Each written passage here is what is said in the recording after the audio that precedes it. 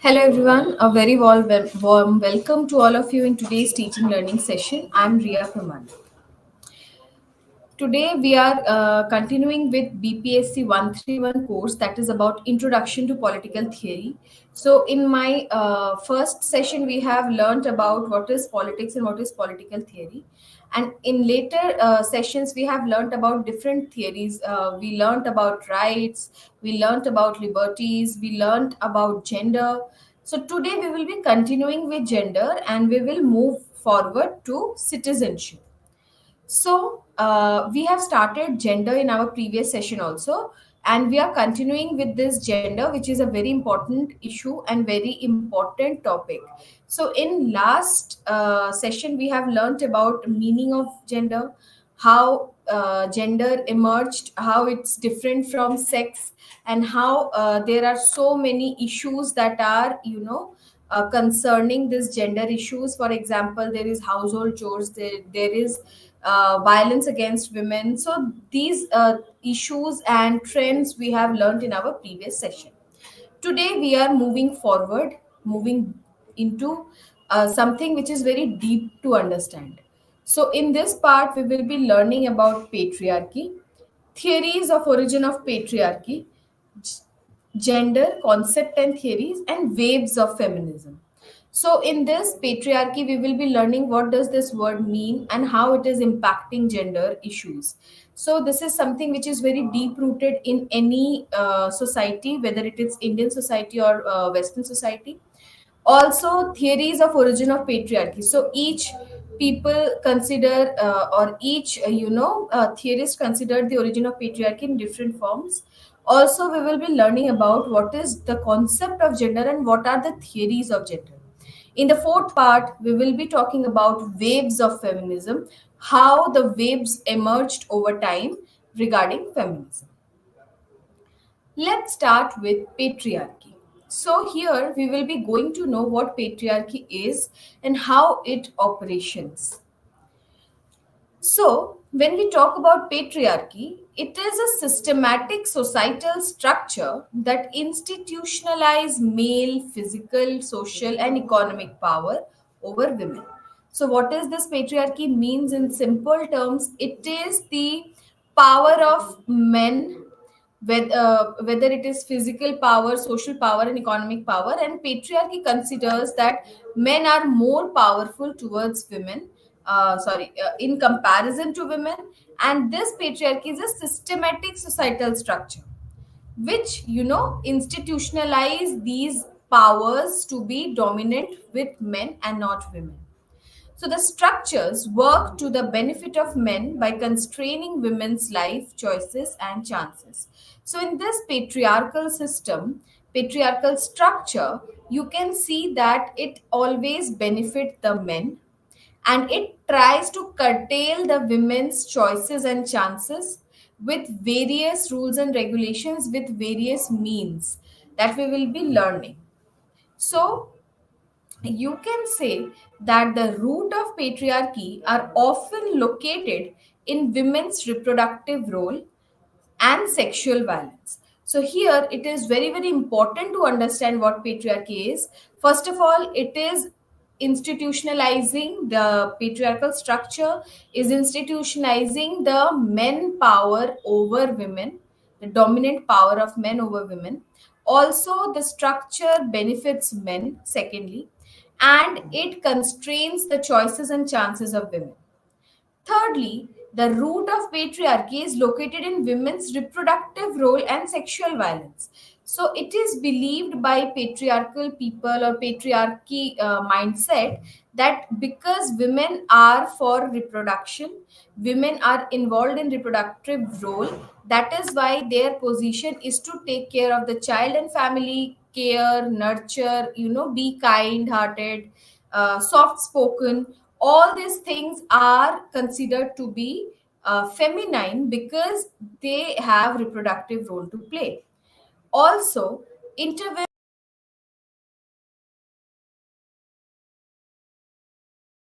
that why women are, subordinate to men, because they have this reproductive role and they can be exploited sexually. So all these things are interwoven with proper processes of capitalist exploitation. The main sites of patriarchal operation: state, culture, sexuality, and violence. So, where we can find that a woman is being patriarchally oppressed, it could be within household, when her housework is not being considered as a work because she is not getting money in return of that. Next comes paid work. When she is getting paid, it is the unequal pay that comes forefront.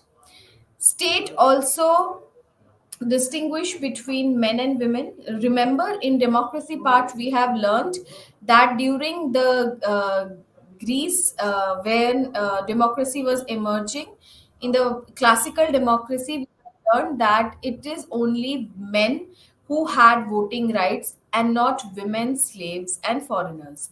So here we can say that it is also state who distinguishes between men and women because of their roles that they play in society.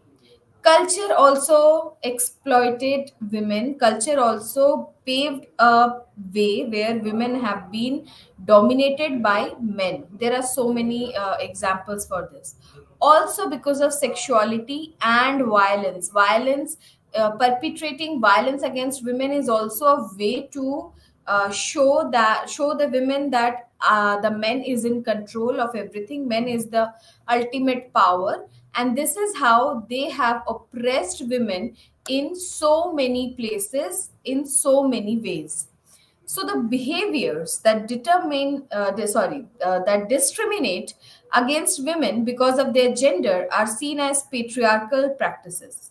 So the behavior, when we are not, considering women at par with men, we are discriminating. At that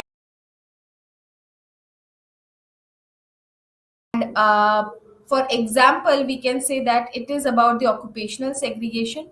When a particular job is considered to be female specific and men are not, they are not bothered to do that.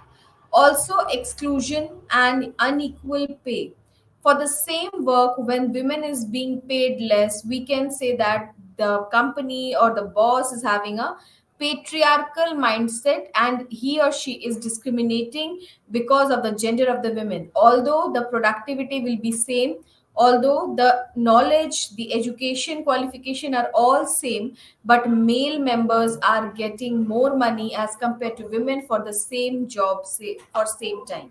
So this is what we can see, that are the examples where we can see people practice patriarchal mindsets. So the concept of patriarchy has been drawn into gender and development theorizing. So feminists who explain gender inequality in terms of patriarchy often reject male biased societal structures and practices and proposes greater female autonomy or even separatism as a strategy.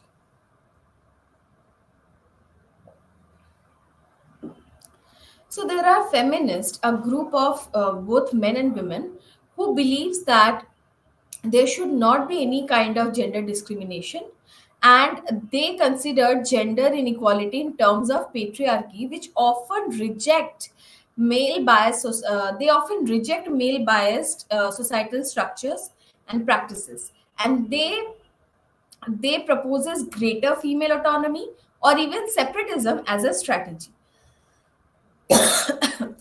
Sorry. This entails a trade off between women's autonomy and men's responsibility for their wives and children. So there is a clash. Why? Because the society considered male members or the men in the responsibility of taking care of their wives and children. Whether the feminist groups, the one strand of feminist group, they considered that women should be left free. Women are that much capable to take care of themselves. So they ask for women's autonomy. A rigid and universal concept of patriarchy denies women space for resistance and strategies for change. So in a concept patriarchy where the practices are very rigid, and there is everyone practicing patriarchy, they deny women the space for resistance. Women cannot even raise their voices against discrimination, inequalities and exploitation, because it is believed that women are meant to experience those tasks, those exploitations, those discriminations, because of their reproductive functions and their role that is being assigned by the society.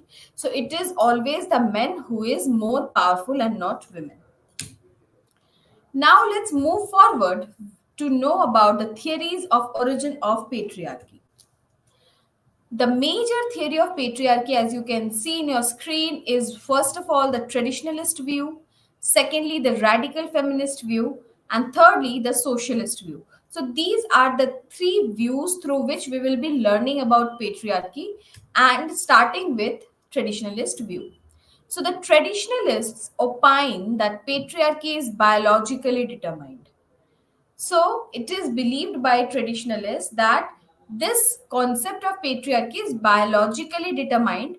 Men and women are born different and are consequently assigned different roles and tasks. So they believe that because women are born as a women with reproductive role to play, that is why they are assigned a separate job for both men and women. Since their biological functions are distinct, men and women must naturally have different social roles and tasks. So, traditionalist view talks about the patriarchy, where they say that because the biological functions is different for each of the genders, that is why they naturally adopt a role. They naturally adopt for social roles and tasks that they are meant to be. So, according to traditionalists, since women produce children, their chief goal in life is to become mothers, and their chief goal in life is to become, their chief task is to childbearing and child rearing. So, what happens is they believe that because it is women who is producing a child, she has the only responsibility to take care of the child, to become a best mother to their child and rear the child. So, this theory talks about male supremacy, and it has been challenged by many since there is no historical or scientific evidence of such as an explanation. So, because there is no scientific evidence which talks about that it is only women who can rear a child, who can, take care of a child and not a father, that is what this traditionalist theory has been challenged, because there apart from the reproductive role, no any social role can only be played by women and not men. Both of them can do that except the reproductive role, and that is why it is being challenged. The traditionalist view has been challenged by others. So it is now recognized that patriarchy is man made and historical processes have created it. So, with this, we can see that there is no scientific evidence to prove that yes, they are different. There is no science, there is no, you can give reference to. That means we can understand that patriarchy is created by man, by society, and not by any biological or scientific conditions. Now let's move on to radical feminist view. So according to radical feminist view, patriarchy preceded private property. The original and the basic contradiction they believe is between sexes and not between classes. So according to radical feminists, all women to be a class and not believe that patriarchy is natural. They don't believe. According to some radical feminists, there are two systems of social classes. So, the economic class system, which is based on relations of production, the sex class system, which is based on relations of reproduction. This is what this radical feminist view talks about.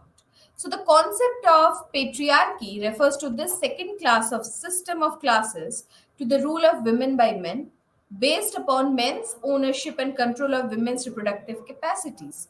So it is also believed by radical feminists that it is the man who has the control and ownership of women's reproductive capacities. It is man who will decide the women will be bearing the child of whom. So, consequently, women have become physically and psychologically dependent on men because everything of them is controlled by men around them. Now, let's come to socialist view. The socialist feminist combine both Marxist and the radical feminist position. So, this is also very important point to note. So, socialist feminists combine both Marxist and the radical feminist positions. Patriarchy for them is not universal or unchanging. They believe that it is not universal concept. They view the struggle between women and men as changing historically with changes in means of production. So socialist view says that from time to time, whenever the modes of production changed, the relationship between a men and women also changed. And according to them, patriarchy is related to the economic system, to the relations of production, but it is not casually related. So they believe that patriarchy is related to the economic system of the society. So the type of economic system will prevail in a society will definitely impacting the patriarchy and the relations between men and women in the society. So several other forces influence patriarchy such as ideology. Just as patriarchy is not a consequence only of the development of private property, so it will not disappear when private property is abolished. So they look at both the relations of production and the relations of reproduction in their analysis. So now let's move forward with gender, the concept and theories. So here we will be learning about the concepts and theories of gender. Let's start with feminist theory. Feminist theory aims to understand gender inequality and focuses on gender politics, power relations, and sexuality. So, feminist theory focuses on the promotions of women's right and interest. They believe that there should women should get all the rights, their interest should be taken into consideration, and also they tries to understand what is gender inequality, and they focuses on gender politics, power relations, and sexuality. So the themes that is explored by feminist theory include gender discrimination, stereotyping, and objectification, oppression, and patriarchy. So it is always been seen that these kinds of discrimination, stereotyping is very common in case of women. So the feminist theory talks about that, and they also talks about oppression and patriarchy that is impacting women. So feminism supports social equality of men and women and is against sexism and patriarchy. So many times it is believed that feminist theory is only talking about women and they are demeaning men, but no, the feminist theory is in support of social equality of both men and women, and they are totally against sexism and patriarchy. So, feminism involves political and sociological theories and philosophies which are concerned with the issues of gender differences, as well as movement that advocates gender equality for women and campaigns for women's right and interest. So the term feminism and feminist did not gain widespread use until the 1970s. So whatever theory we are learning here about feminism, that only gained prominence in the 1970s only. So the first feminism signs were seen in 1840s America for protesting of suffering of women and African root American people. So at the end of these protests, they won voting rights in 1920. So first time women got voting rights in the year 1920, but there is still defectiveness in gender equality in the society that is always been seen by all of us. So this feminists focus mainly on five subjects. So what are these five subjects? Let's know. First of all, they focus on working for increasing equality in society. So their focus is on increasing equality in society so that there should not be any kind of gender discrimination, inequalities that persist anyways. So the making large area of choices of people in society. Providing choices is also giving freedom for people to make a choice. So this is also being focused by the feminist. Thirdly, they wanted to destroy the gender stratification. And fourthly, the most importantly, they want to finish sexual violence that women have been victim in a very large number. So the focus of feminists is to finish the sexual violence that is very, not only very painful but very traumatic, psychologically impacting a women. Also, the last focus of feminists were to encourage sexual freedom. They want women to decide with whom they want to get involved and not the men who take charge of their bodies. So, this is what feminists believe. Now let's talk about three waves of feminism. So as we have discussed that waves are mean three time periods where there is evolvement of feminist theories. So we can say that in the first wave, it emerged in the 19th and early 20th century. So this was the time when the first wave of feminism came into being. What does this first wave of feminism known for? It refers mainly to women's suffrage movements that we have already discussed in democracy part, that there was a time when women were not allowed to vote and they were not allowed to take decisions and participate in public sittings. So here in the first wave, the first target of feminists was to achieve women's suffrage. So here it is about universal adult suffrage. We generally know here women's suffrage mean when women have been given right to vote, take part in the political processes. Also, as we have discussed, that mainly this first wave is concerned with women's right to vote. In the 1960s and 1970s, we have seen the rise of the second wave of feminism. And here, the second wave refers to the ideas and actions that is associated with the women's liberation movement beginning in the 1960s.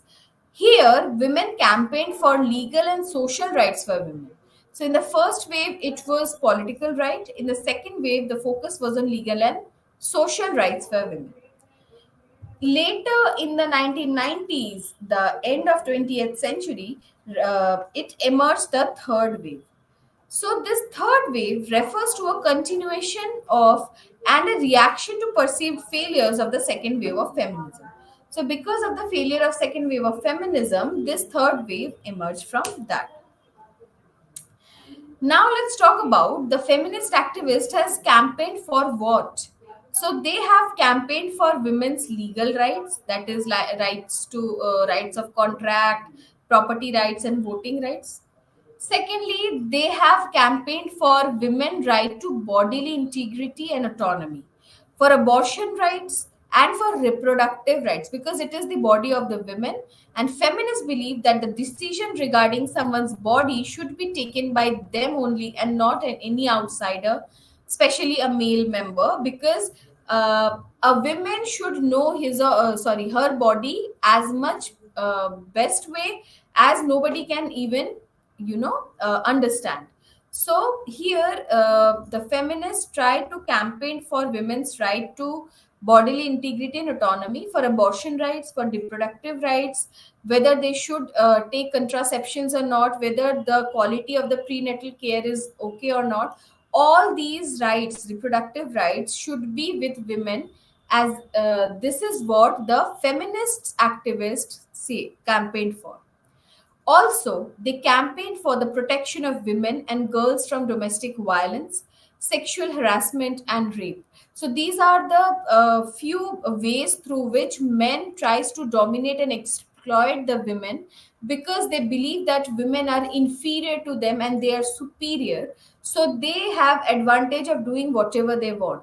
So these social evils like domestic violence, sexual harassment, and rape, they considered as a tool to punish and take revenge from women, and only for enjoyment. So this is what feminist activists wanted to change, bring a change in the society, because women should be protected from these kinds of harmful impacts that patriarchy brings with it.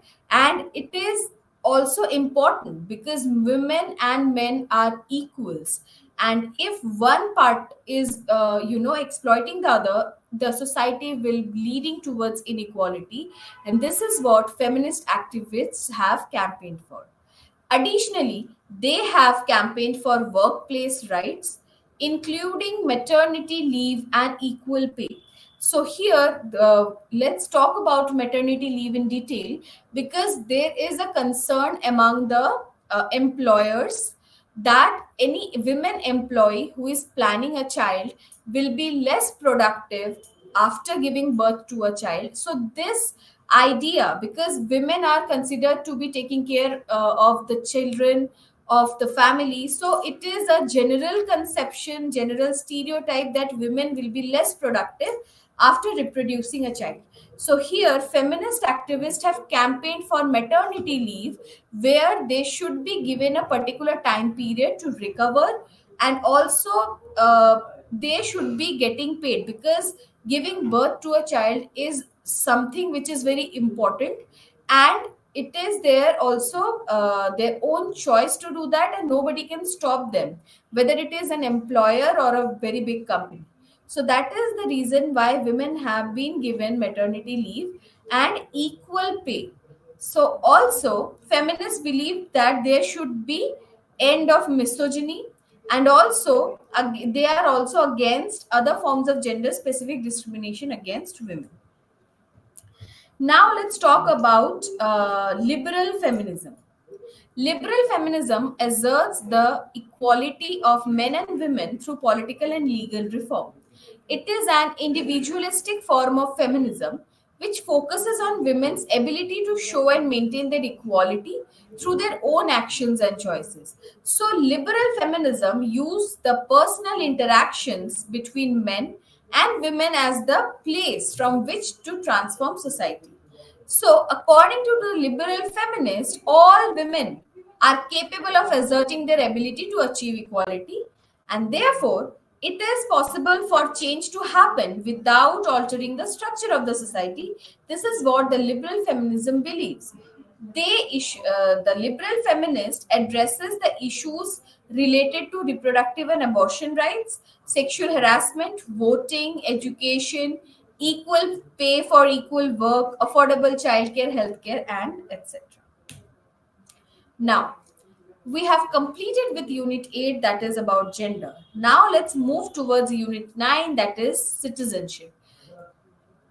So, to introduce citizenship, let's see what does it mean and how it is important for every individual, because this is something which is very very important for a person's identity.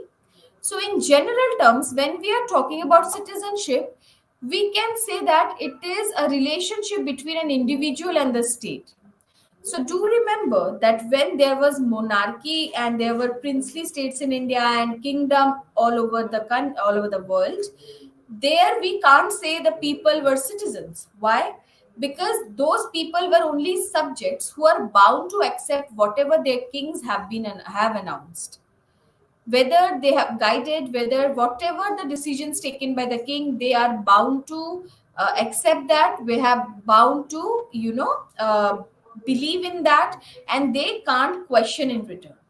When we talk about citizens, they have a right to ask questions to the government, whether they have that much power, because it is them who voted for the government to sit there for representing them. So this is what a general a distinction between kings and subjects and state and citizens.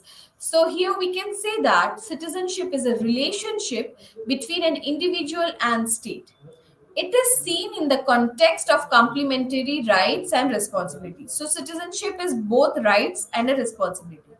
According to T.H. Marshall, citizenship is full and equal membership in a political community. So, do remember this definition, where T.H. Marshall is saying that citizenship is full of equal membership in a political community. So in recent times, citizenship was limited and exclusionary in nature. So there is a limit and an exclusion that functions behind citizenship. So people, only those who had property were given citizenship rights. Women and slaves were excluded from these rights. So initially, in the ancient times, in the earlier times, the citizenship was limited and exclusionary in nature. The people, the aristocrat men who have property with them, they were giving citizenship, but women and slaves were excluded from these rights. It was with the advent of the modern liberal states that the demand for equality gained momentum. So, since the time modern liberal states emerged in our world, from then onwards, there is a demand for equality gained momentum. So it also resulted in socio-economic inclusion of the marginalized section. So in the earlier time, women, slaves cannot become a citizen of a state. But when the modern government or modern state emerged, there is an economic and social inclusion of people coming from the marginalized section of the society. So, for a democracy, the citizenship should take active part in governance, which ensures accountability. So, when we talk about a passive citizenship, it leads to stagnation in any democracy and could further alienate the representatives from the people. So, what have reignited the citizenship issue is it is the globalization which have reignited the debate around the concept of citizenship. So now let's discuss what do we mean by the concept of citizenship. Citizenship is the status of a person recognized under the custom or law as being a legal member of a sovereign state or part of a nation. Do understand this line very clearly and very deep line it is that citizenship is the status of a person who is recognized under the custom or law as being a legal member of a sovereign state or part of a nation. So, here, a person who is a legal member of a sovereign state. What do we mean by a sovereign state? Where the decisions of the state are taken by only the people residing there, not any outside force. So, when India was under the British control, India was not a sovereign state because India's decisions were taken by Britishers and not Indians. But after independence, it was the Indian government, the people who are representative of the population, they were taking decisions on their own without any external influence. Then onwards, India became a sovereign state. So this is an example from for what we mean by a sovereign state. So citizenship is a status of a person who is recognized the custom or under the customs or law as being a legal member of a sovereign state or part of a nation. So a person may have multiple citizenship also. This is also a different and important point that you have to remember. A person may have multiple citizenship, and who does not have citizenship of any state is said to be stateless. So there are so many people who doesn't have citizenship of any state, so they are considered to be as stateless. So the term citizen can be understood in a narrow or in a broad sense. So we can understand citizenship from a narrower point of view and also a broader point of view, starting with the narrower sense. So in narrower sense, it means citizenship means the resident of a city or one who enjoys the privilege of living in a city. So, what is the narrow perspective of citizenship is that it is that a resident of a city have the privilege in living in the city. But in the broader sense, a citizen means a person who resides within the territorial limits of the state. So here we can say that there is a limit, there is a territorial boundary, and a person who is a citizen can reside within the territorial limits of the particular state. So citizenship and nationality are the same in the legal sense. So in legal sense, we can say that whether you are a citizen or whether you are, believe in nationality, it is same. Conceptually, citizenship is focused on the internal political life of the state, and nationality is a matter of international dealings. So, this distinction is very important to understand. If you can, please, write it down in your notebook that what is the difference between citizenship and nationality. So, in first column, you can write citizenship, which is focused on the internal political life of a state. On the right hand side, in the second column, you can write that nationality is a matter of international dealings. So, this, both legally same terms are different in, concept. So, in the modern era, the concept of full citizenship encompasses not only active political rights but full civil and social rights. This is also very important to note down that the concept of full citizenship encompasses not only active political right for that individual but also full civil and social rights. So, historically, the most significant difference between a national and a citizen is that the citizen has the right to vote for elected officials and to be elected. So, if you say that I am a citizen or I am a national of this particular country, so there is a difference. A citizen has the right to vote for elected officials and to be elected. He or she can also get elected if he or she is a citizen of a particular country. So until 19th and 20th century, it was typical for only a small percentage of people who belonged to a city or state to be full citizens. So it is, a very long time in our past that not all people were citizen of a particular state. It is a very less number of percentage who can say that yes, we are citizens of the particular country. So in the past, most people were excluded from citizenship on the basis of their gender, class, ethnicity, religion, and other factors.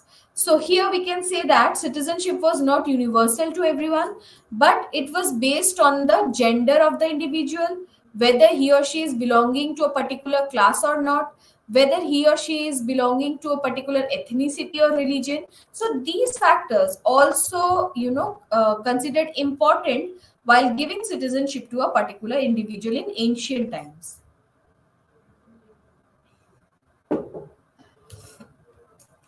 Now, let's talk about the three types of rights that is associated with citizenship. So when we talk about citizenship, there are three types of rights we can associate it with. Firstly, it is the civil rights. Secondly, political rights. And third is social rights. Let's start with civil rights. Civil rights are related to individual freedoms like liberty, freedom of speech and expression, etc. So these rights can be seen as power against the state as they safeguard dissent in a democracy.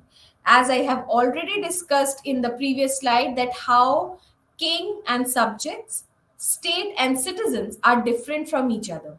Why? Because the state is something which gives, the citizens living in that particular state have liberty and freedom of speech and expression against state also, but in limited form. So these rights of the individual, the civil rights, can be seen as a power against the state because they safeguard dissent in a democracy. Now let's move forward towards political rights, which are the rights which an individual takes part in political life of his or her country, like the right to vote, right to form and join a political party, etc. So these are the political rights that is given to a particular citizen. Now let's see that how these rights are associated with parliamentary institutions in a democracy. So ultimately, these political rights are giving, advantage and weightage towards establishing democracy in a particular society. Now let's move towards social rights. What are social rights? The social rights refer to the right to share social and cultural heritage. People also has their own culture and they share their culture with so many people. So the welfare state idea gained around after the Second World War, and it is the state's duty to guarantee a minimum living standard in order to iron out inequalities between the citizens. So not all citizens are on same, class. They belong to different classes. So it is believed that there should be a welfare state who will take care that at least guarantee they can guarantee a minimum living standard so that inequalities can be meted out. Let's talk about the determining factors of citizenship. So each country has its own policies, regulations, and criteria as to who is entitled to a citizenship. So each country can have different, policies to understand and to, they can classify citizens on their own basis, different from each to others. So a person can be recognized or granted citizenship on a number of grounds. Usually, citizenship based on the place of birth is automatic. In other cases, an application may be required that we are going to learn in deep in our upcoming slides. So, citizens are of two types: natural born citizens and naturalized citizens. So, what is the difference? So, natural born citizens are those who are the citizens of a state by virtue of their birth or blood relations. So, if a person get birth in India and they have blood relations with India, so he or she will become naturally a citizen of India. Naturalized citizens are those who are foreigners in nature and who are granted the citizenship of the country on the fulfillment of some conditions that are laid down by the respective country. Now, let's see what we mean by citizenship by birth. So, if one or both of a person's parents are citizen of a given state, then the person may have the right to be a citizen of that state as well. So, do understand, learn this, because this is a way through how you describe, and differences can be seen in how the citizenship is being granted to a particular individual. The first category, the first determining factor is the citizenship by birth, where if one or both the parents of a citizen, both the parent of the child is belong to a particular country and is a citizen of that country, then the person may have the right to be a citizen of that state as well. So states normally limit the right to citizenship by descent to a certain number of generations born outside the state. So this form of citizenship is not common in civil law countries. This is also a very important point to note it down. Now let's talk about the person who born within a country. So some people are automatically citizens of the state in which they are born. And this form of citizenship originated in England, where those who were born within the realm were the subjects of the monarch and is common in common law countries.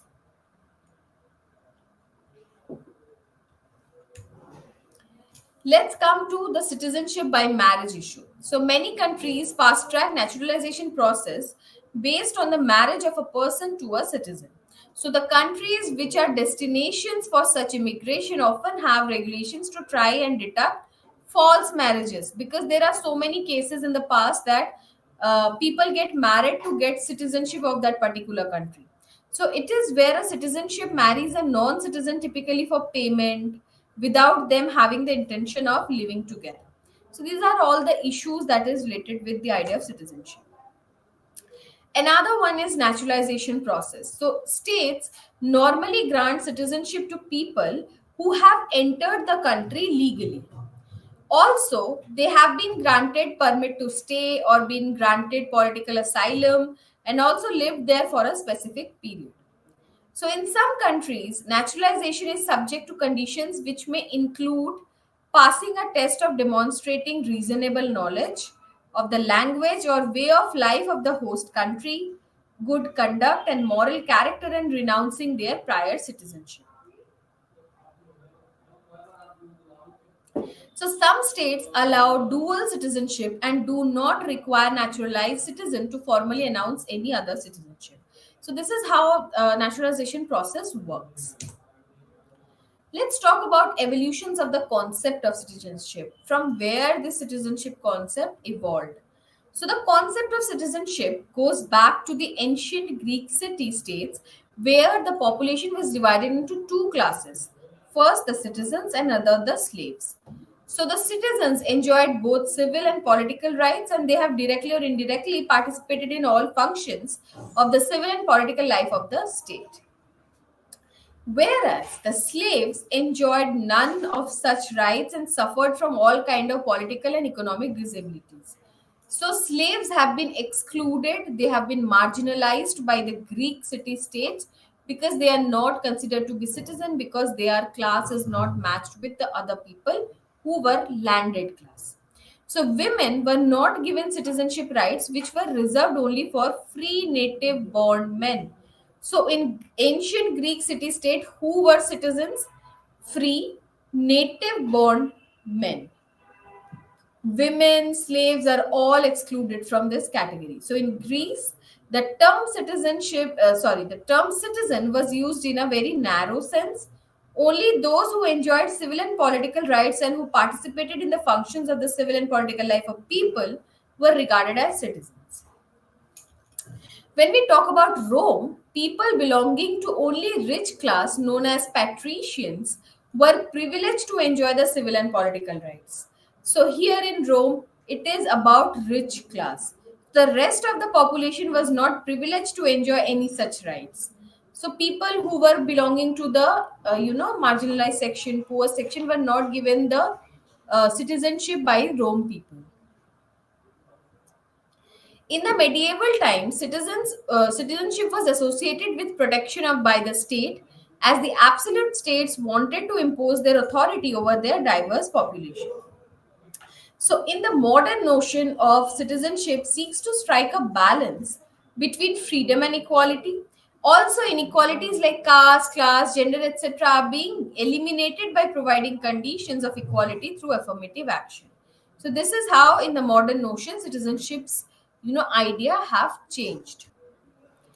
Now, let's talk about theories of citizenship. So here you can see a list of theories that talks about citizenship in their own perspective. So here are liberal theory, republican theory, libertarian theory, communitarian theory, Marxist theory, pluralist theory, feminist perspective, and Gandhi's view. So these are the theories, these are the perspective through which citizenship is being studied. Let's start with liberal theory. So, according to this theory, liberal rights constitute the foundation of citizenship and it revolves around the notion of individualism. So, liberal theory always talks about the individual as the basic unit. So, here also the citizenship's idea is being revolved around individualism by liberal theorists.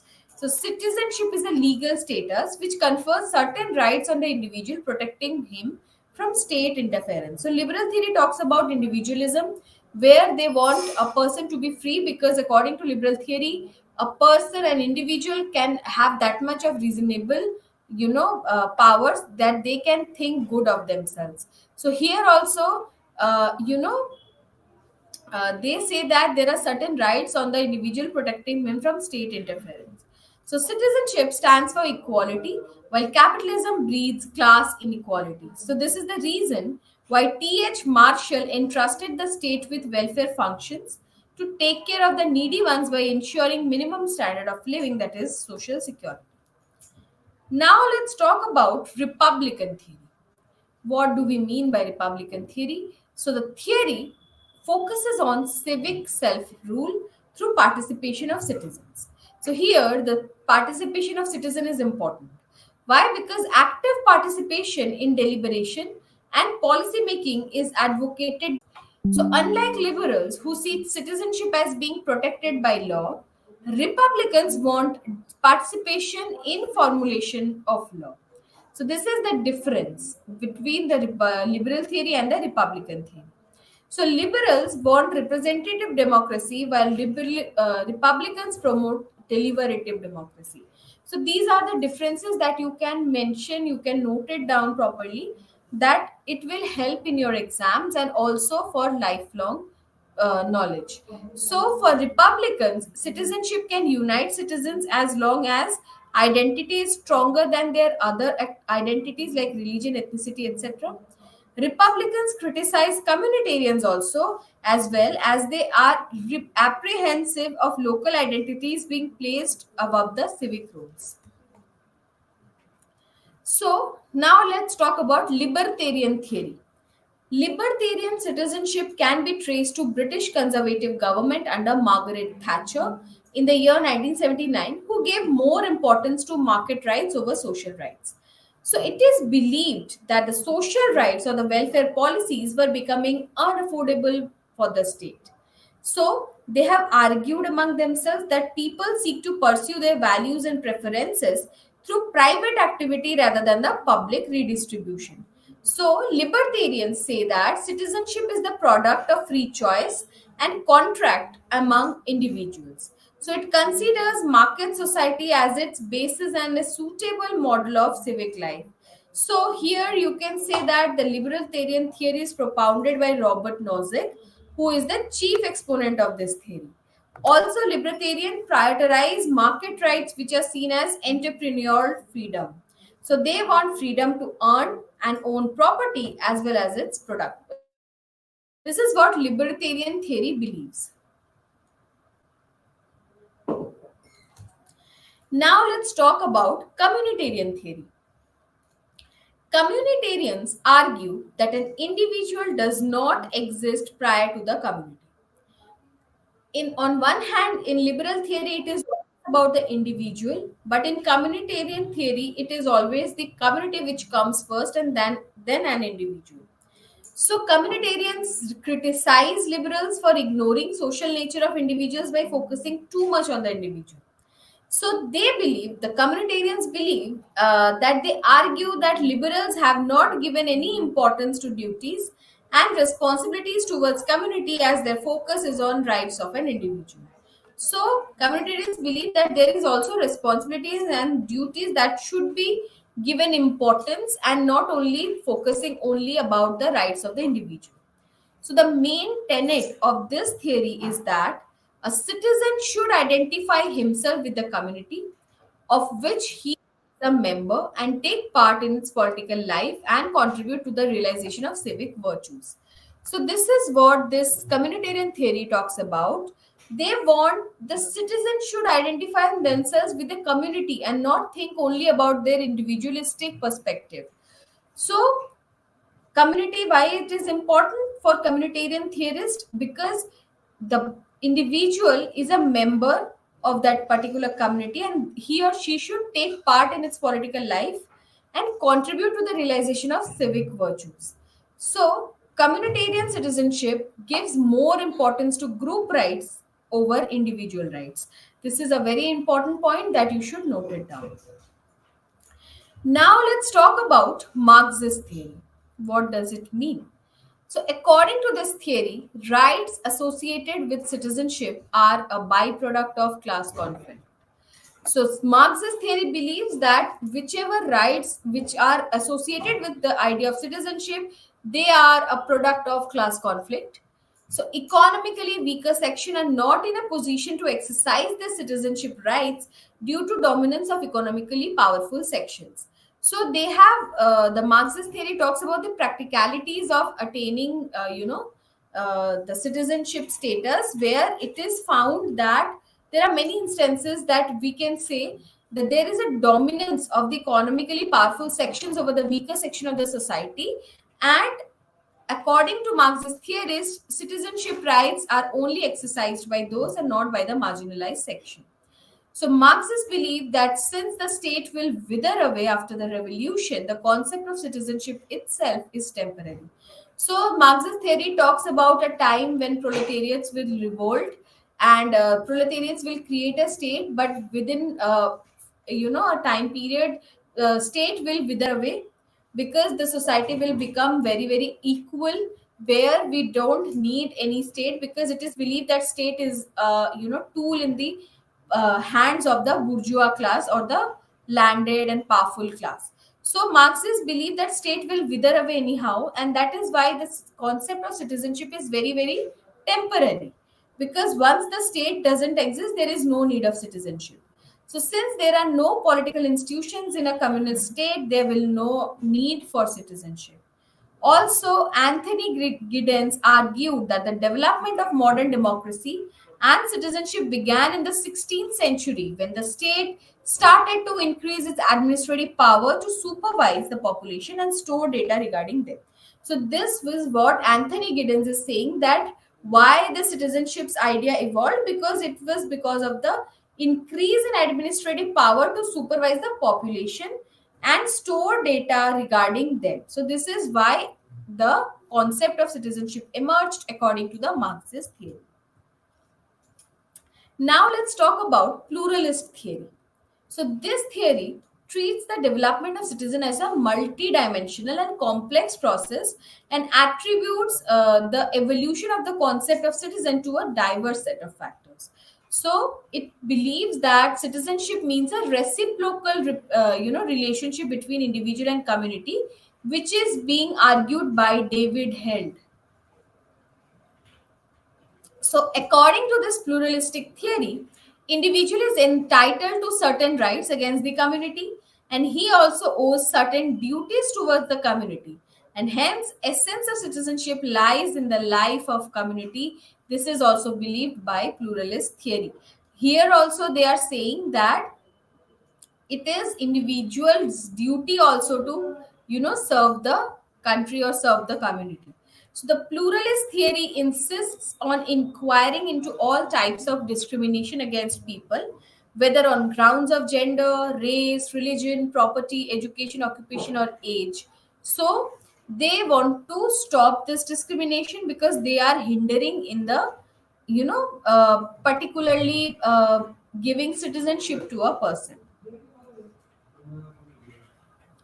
Now let's talk about feminist theory of citizenship. So in our previous chapter, we have learned about feminist theory, how they, see patriarchy, how they deal with the gender issues, discriminations. So here in feminist theory, we will be talking about how they see citizenship. So feminists have argued that women are second-class citizens world over due to dominance of men in civil, political, cultural, economic, and social spheres of life. So what does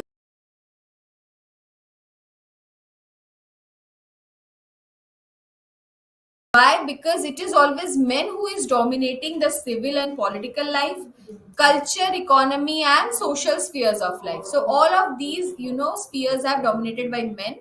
That is why women are treated as second class citizens. So women have less level of political participation in any country, while they also have less political representation also as compared to men. So they have also questioned the distinction between the public, that is about the political participation, and the private, that is about domestic spheres, which is a tool to perpetuate male dominance at the cost of women's rights. So feminist theory believes that there should not be any kind of distinctions between the public and the private sphere. It is believed that men are for public sphere. They can politically participate, they can go out, they can hang out, they can discuss political issues outside. But women are considered to be remain in the private sphere, the domestic sphere, where they will be taking care of the household chores, the children, the aged family members. So women have been restricted to the only private sphere, and men's domain is considered to be the public sphere. So this is something which feminists believe, that because of this distinction, it became a tool to perpetuate male dominance at the cost of women's rights. So this is what feminist theory believes about citizenship ideals. Now, let's know about Gandhi's view.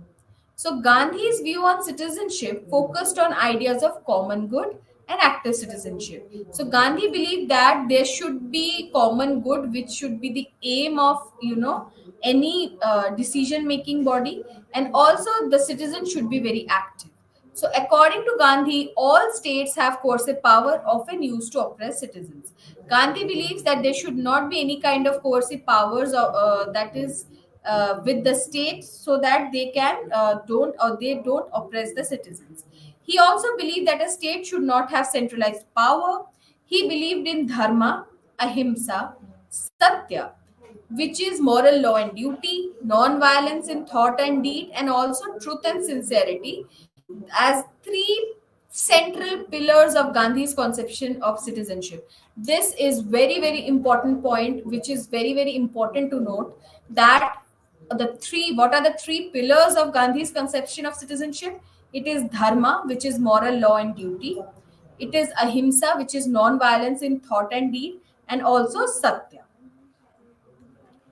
Now, while ending the chapter, let's talk about the idea of global citizenship. So, the supporters of this global citizenship believe that people have certain rights and responsibilities by virtue of being a citizen of this world. So, the territorial limit of idea of citizenship is being challenged by the global citizenship activists. That is why the migration, transnational economic, and social and cultural exchange are being encouraged.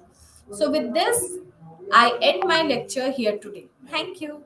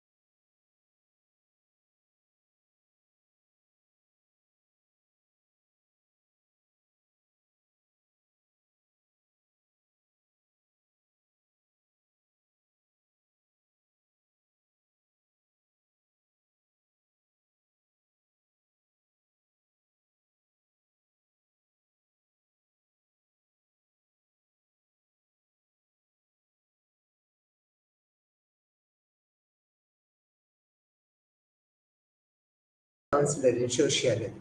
ఈరోజు మనము BSOE 144 readings of ఎథ్నోగ్రఫీస్ అనే book నుంచి unit number 6 Argonauts of the Western Pacific అనేది B Malinowski రాసిన ఈ యొక్క unit చదువుకుంటున్నాము.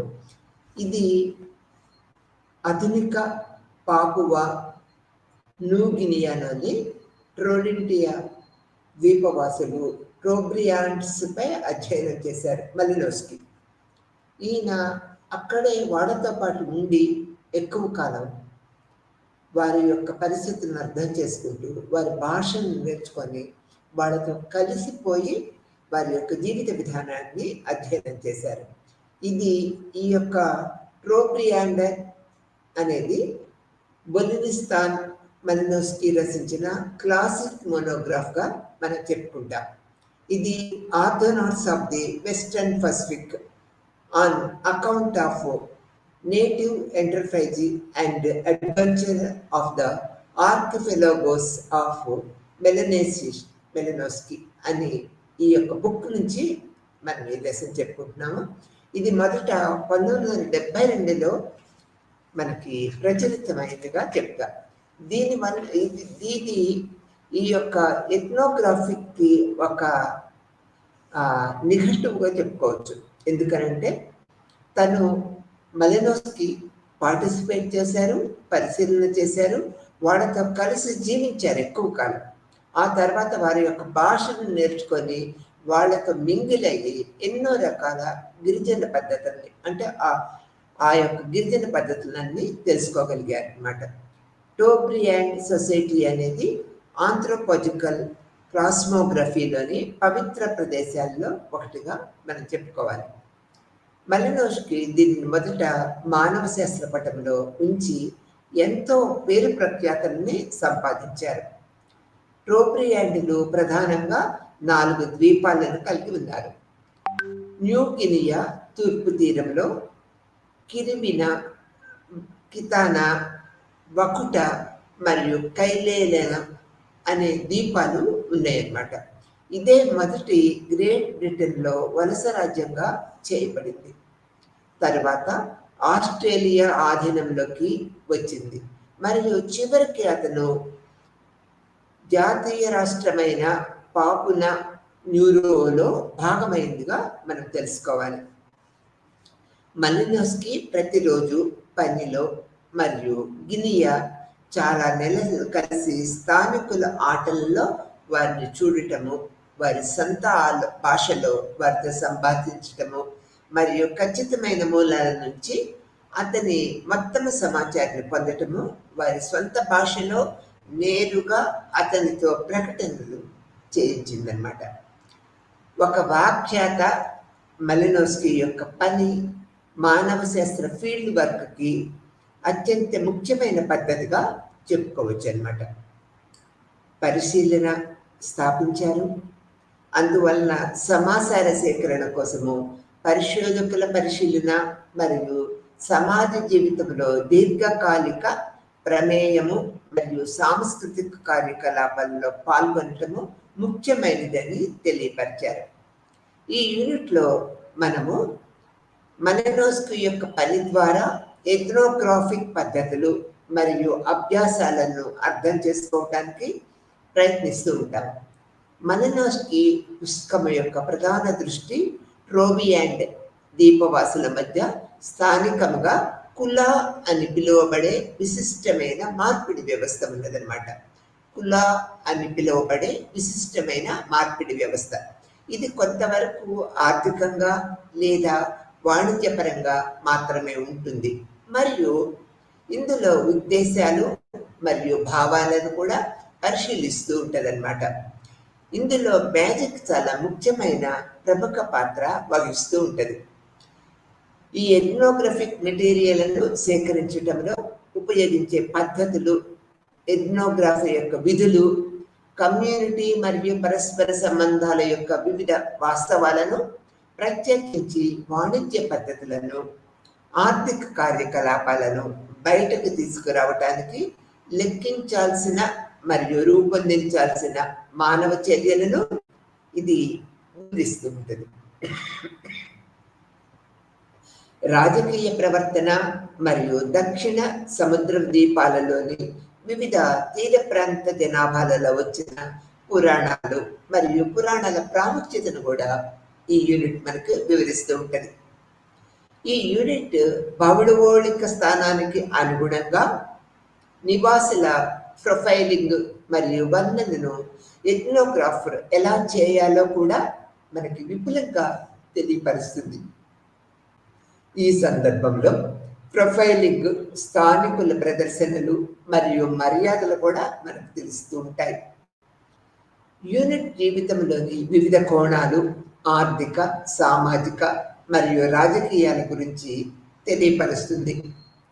ఈ యొక్క టోటెం పునాదులు మరియు చట్టాలు మరియు నివాసాల మధ్య పనులను నియంత్రించటంలో మాయాజాలం యొక్క పాత్రను గురించి కూడా ఇది విపులీకరిస్తుంది అన్నమాట. వంశ వ్యవస్థ గురించి కూడా వివరంగా చెప్తుంది. ఈ యూనిట్ కుల వ్యవస్థలు మరియు చుట్టుపక్కల ఉన్న వారి వివిధ అభ్యాసాల ద్వారా ఎథ్నోగ్రాఫిక్ పద్ధతులు చాలా వివరంగా వివరించబడుతూ ఉంటాయి. ఉదాహరణకు తీసుకున్నట్లయితే టోబ్రియాండ్స్ యొక్క వివిధ మాయామతపరమైన ఆలోచనలు అన్వేషించబడ్డాయి. తెలుసుకోవడానికి ఈ యొక్క మార్గదర్శకము ఏర్పరిచారు మలినోస్కి. ఈ యొక్క నిర్దిష్ట సాంస్కృతిక అభ్యాసం యొక్క వివరణ ద్వారా ప్రత్యక్ష ప్రమేయము మరియు భాగస్వామ్యం ద్వారా సేకరించిన డేటా మరియు ఇతర మార్గాలు మరియు మూలాల ద్వారా సేకరించిన వాటి మధ్య స్పష్టమైన వ్యత్యాసము ఉంటూ ఉంటుంది. ఈ అన్వేషణలో ఎథ్నోగ్రాఫిక్ అధ్యయనాలలో ఈ వివరాలను సంగ్రహించడానికి పరిశోధకులు నిజాయితీగా వివరించడము చాలా అవసరము అనే దృక్పథాన్ని దీని తర్వాత ఏర్పరచుకున్నారు. దీని విషయము మరియు పద్ధతి విచారణ ఎలా ఉందో ఇప్పుడు తెలుసుకుందాం. దక్షిణ సముద్ర తీర ప్రాంత జనాభా చాలా తక్కువ. మినహాయింపులతో అవి అంతరించిపోయే ముందు నిపుణులైన నావిగేటర్లు మరియు వ్యాపారులు అనేక మంది వీరి ప్రాంతాన్ని సందర్శిస్తూ ఉండేవారు అన్నమాట. ఇటువంటి పద్ధతులలో వాటిలో అద్భుతమైన సముద్రం వెళ్ళే పడవలు అభివృద్ధి చేయబడ్డాయి మరియు సుదూర వాణిజ్య యాత్రలు లేదా యుద్ధము మరియు ఆక్రమణల దాడుల్లో వాటిని ప్రారంభించేందుకు ఈ యొక్క పడవలను ఉపయోగించేవాళ్ళు అన్నమాట. ఈ తీర ప్రాంతము మరియు శ్రమతో కూడిన తయారీ కేంద్రాలు ఈ నియమాలు మినహాయింపు కాదు. అంటే పడవల తయారీ అన్నమాట. సాధారణంగా వారు సాహసోపేతమైన మరియు ఆసక్తికర వ్యాపారులు వెలుపలి ద్వీపాలలో నివసిస్తున్నారు. న్యూ గినియా నావికులు కుండలు, రాతి పనిముట్లు, పడవలు, చక్కని బుట్టలు, విలువైన ఆభరణాలు వంటి ముఖ్యమైన వస్తువులు, నివాసుల నైపుణ్యము, వారి వారసత్వంగా వచ్చిన గిరిజన సాంప్రదాయము మరియు అందించే ప్రత్యేక సౌకర్యాల ప్రకారము అనేక ప్రదేశాలలో స్థానికీకరించబడ్డారు. అక్కడ వారు విస్తృత ప్రాంతాలలో వర్తకం చేసేవారు. కొన్నిసార్లు 100 మైళ్ళ కంటే ఎక్కువ ప్రయాణం చేస్తూ ఉండేవాళ్ళు. వివిధ తెగల మధ్య నిర్దిష్టమైన వాణిజ్య మార్గాలలో మార్పిడి యొక్క నిర్దిష్ట రూపాలు ఏర్పాటు చేయబడ్డాయి. ఇక్కడ అత్యంత విశేషమైన రూపము మోటో లకటోయ్ అని పిలువబడే బరువైన విపరీతమైన పడవలలో 100 మైళ్ళ పాటు ప్రయాణిస్తూ ఉండేవారు. ఇవి పీత, పంజా, తెరచాపలతో అందించబడతాయి. వారు కుండలు మరియు షెల్ ఆభరణాలను, పాత రోజుల్లో స్లోమ్ బ్లేడలను, గల్ పావువాన్లను తీసుకువస్తూ ఉంటారు. వీరి నుంచి వాటికి బదులుగా సాగో మరియు థాడ్ హెవీ డగ్ అవుటలను పొందుతూ ఉంటారు. వస్తు మార్పిడి అనుకోవచ్చు దీన్ని. వీటిని మోటో వారి లకటోయి పడవల నిర్మాణం కోసము ఉపయోగిస్తూ ఉండేవారు. పడవల నిర్మాణం కోసము ఉపయోగిస్తూ ఉండేవారు. తరువాత న్యూగినియా యొక్క తూర్పు చివరకు సెంట్రల్ కోస్ట్ తెగలు కలుపుతూ ఉంటాయి. చివరికి ఈస్ట్ ఎండ్ చుట్టూ చెల్లాచెదరముగా ఉన్న ద్వీపాలు మరియు ద్వీప సమూహాలు స్థానికులు ఒకరితో ఒకరు స్థిరమైన వ్యాపార సంబంధాలను కలిగి ఉన్నారని మలినోస్కీ తన యొక్క పరిశోధనలో తెలుసుకున్నారు. ఇక్కడ ఇది గణనీయమైన సైద్ధాంతిక ప్రాముఖ్యత కలిగిన ఆర్థిక దిగ్విషయంగా మనం చూడవచ్చు. దాని సర్క్యూట్లో నివసించే స్థానికులు గిరిజన జీవితంలో చాలా ముఖ్యమైనది మరియు ప్రాముఖ్యత కలదుగా గిరిజనులు పూర్తిగా గ్రహిస్తూ ఉన్నారు. వారి ఆలోచనలు, ఆశయాలు, కోరికలు మరియు వర్ణాలు ఈ యొక్క కులముతో చాలా ముడిపడి ఉన్నాయి అనేది మనము ఈ పరిశోధన పద్ధతుల్లో గ్రహిస్తూ ఉంటాము. ఆ తర్వాత కుల ఖాతా వెళ్లే ముందు ఎథ్నోగ్రాఫిక్ మెటీరియల్ సేకరణలో ఉపయోగించే పద్ధతులను మనం ఇప్పుడు తెలుసుకుందాం. ఆ తర్వాత మలినోస్కీ గుర్తించినట్లుగా ఎథ్నోగ్రాఫర్ ఫీల్డ్లో ఉన్నారు. గిరిజన జీవితంలోని అన్ని నియమాలు మరియు క్రమబద్ధతను రూపొందించటము అతని ముందు బాధ్యత. శాశ్వతమైనది మీరు స్థిరమైనది కూడా అని మనము గ్రహించాలి.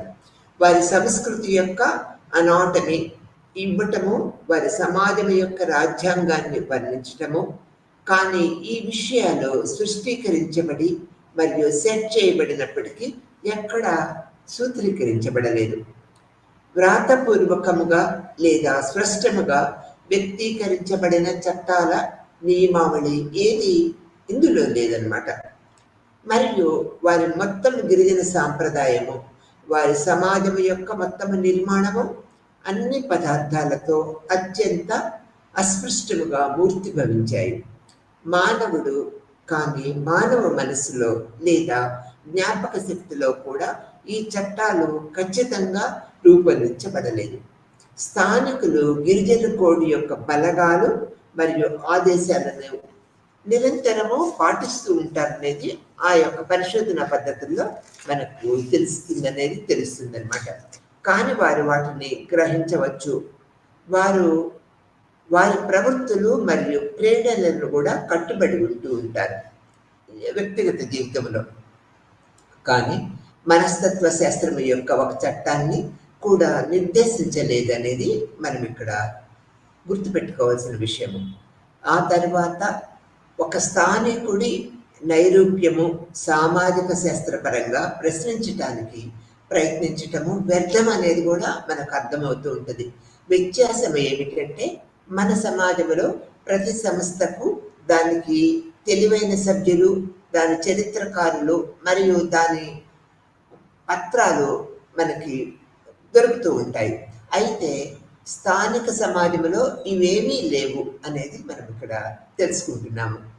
ఈ యొక్క కష్టాన్ని అధిగమించడానికి ఒక ప్రయోజనాన్ని కనుగొనవలసి ఉంటుందని ఎథ్నోగ్రాఫర్కి ఈ ఉపయోగకర సాక్ష్యం యొక్క నిర్దిష్ట డేటాను సేకరించటము మరియు అతని కోసము సాధారణ అనుమానాలు తీయటము జరుగుతూ ఉంటుంది.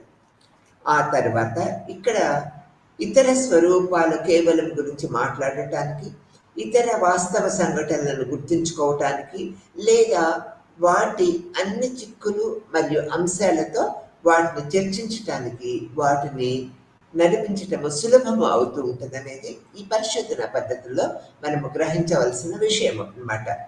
ఆ తర్వాత ఈ యొక్క ఒక విద్యార్థి సర్వే యొక్క సంపూర్ణత మరియు సూక్ష్మత పద్ధతిలో మరింత విస్తరింప చేస్తూ ఉంటారు ఈ పరిశోధన పద్ధతిలో.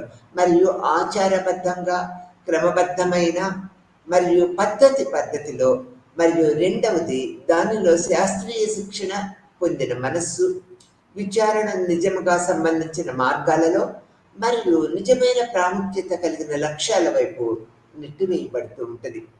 వాస్తవానికి శాస్త్రీయ శిక్షణ యొక్క లక్ష్యము అనుభావిక పరిశోధకుడికి మానసిక చార్టర్ అందించటము, దానికి అనుగుణంగా అతను బేరింగులను తీసుకొని తన కోర్సును కంప్లీట్ చేయవచ్చు అన్నమాట. విస్తృత శ్రేణి వాస్తవాలపై ఖచ్చితమైన డేటాను సేకరించడము క్షేత్ర పద్ధతి యొక్క ప్రధాన అంశాలలో ఒకటిగా మనం తెలుసుకోవాలి. కొన్ని ఉదాహరణలు మాత్రమే ఇది పేర్కొంటూ ఉంటుంది. కానీ అందుబాటులో ఉన్న అన్ని కేసులను పూర్తి చేయటము మరియు కేసుల కోసము ఈ పరిశోధకుడు మానసిక చార్ట్ స్పష్టంగా ఉన్న వాటిలో ఎక్కువ స్కోప్ చేస్తూ ఉంటారు. అతని మానసిక చార్ట్ నిజమైనదిగా మార్చబడాలి.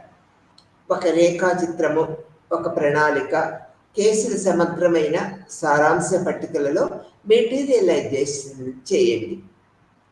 సమాచారాన్ని వీలైతే చార్టులు లేదా సినోఫిట్ పట్టికలో తగ్గించిన పద్ధతిని స్థానిక జీవితంలోని అన్ని అంశాలను ఆచరణాత్మకంగా అధ్యయనం చేయడానికి విస్తరిస్తూ ఉండాలి.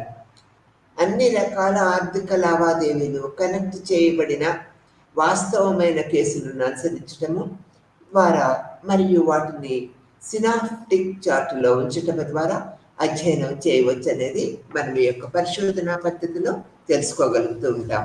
ఈ విధంగా మలినోష్కి అనేక రకాల పద్ధతుల్లో ఈ యొక్క గిరిజన తెగల యొక్క జీవిత విధానాన్ని ప్రపంచవ్యాప్తంగా వెలుగులోకి తెచ్చి ఎంతో ప్రాముఖ్యత సంపాదించుకున్నాడని మనం చెప్పుకోవచ్చు. అలానే మ్యాజిక్ వ్యవస్థలు వేడుక శ్రేణిని అనుసంధానిస్తూ ఉంటాయి, అంటే లింక్ చేస్తూ ఉంటాయి. చట్టపరమైన చర్యలలో అన్నింటికీ చార్ట్ చేయవచ్చు.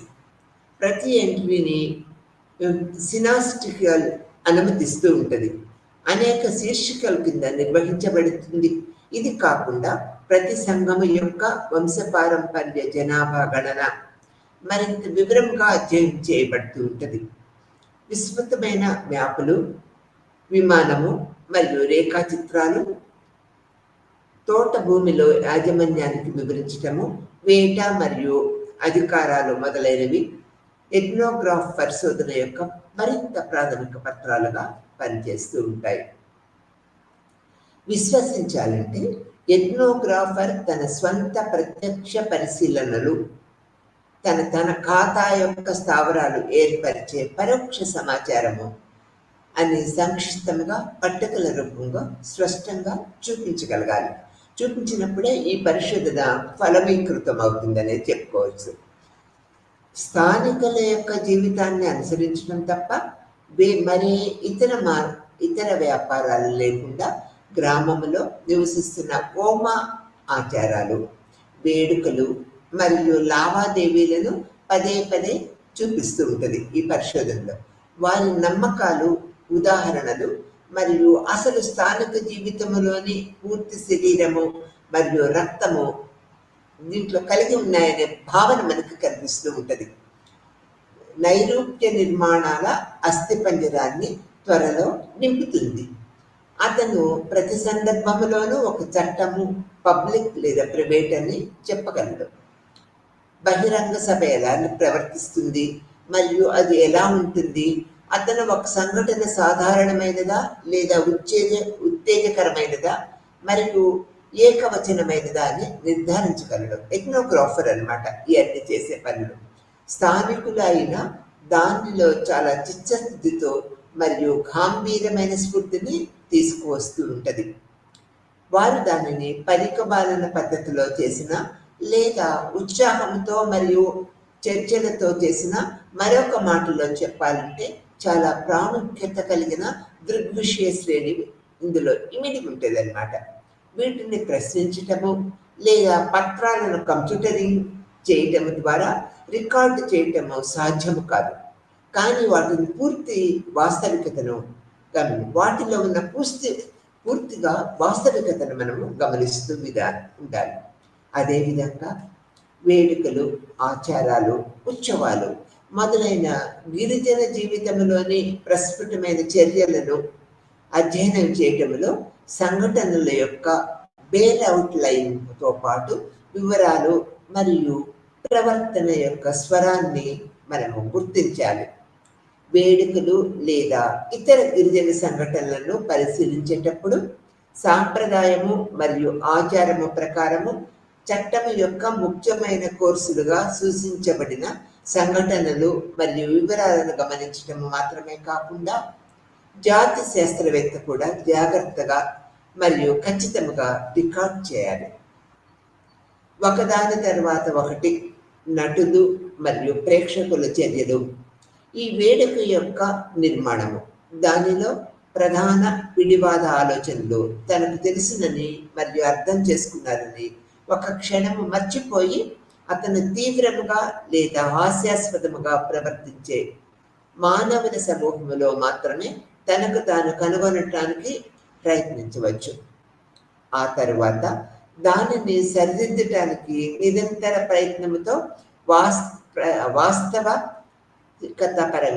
వ్యక్తీకరించడానికి మంచి నమ్మకమైన మరియు భావ వ్యక్తీకరణ అంశాలను అతను నోట్స్లోకి ప్రవేశపెడుతూ ఉంటాయి.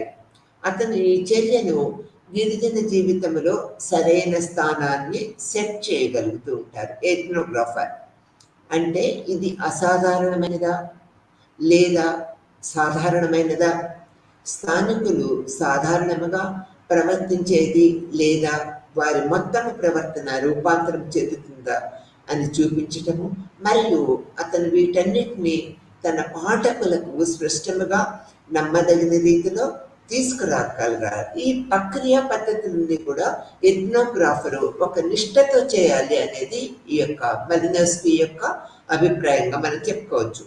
ఎథ్నోగ్రాఫర్ కొన్నిసార్లు కెమెరా, నోట్బుక్ మరియు పెన్సిల్ పక్కన పెట్టడము మరియు ఏమి జరుగుతుందో దానిలో చేరటము మంచిదన్నమాట.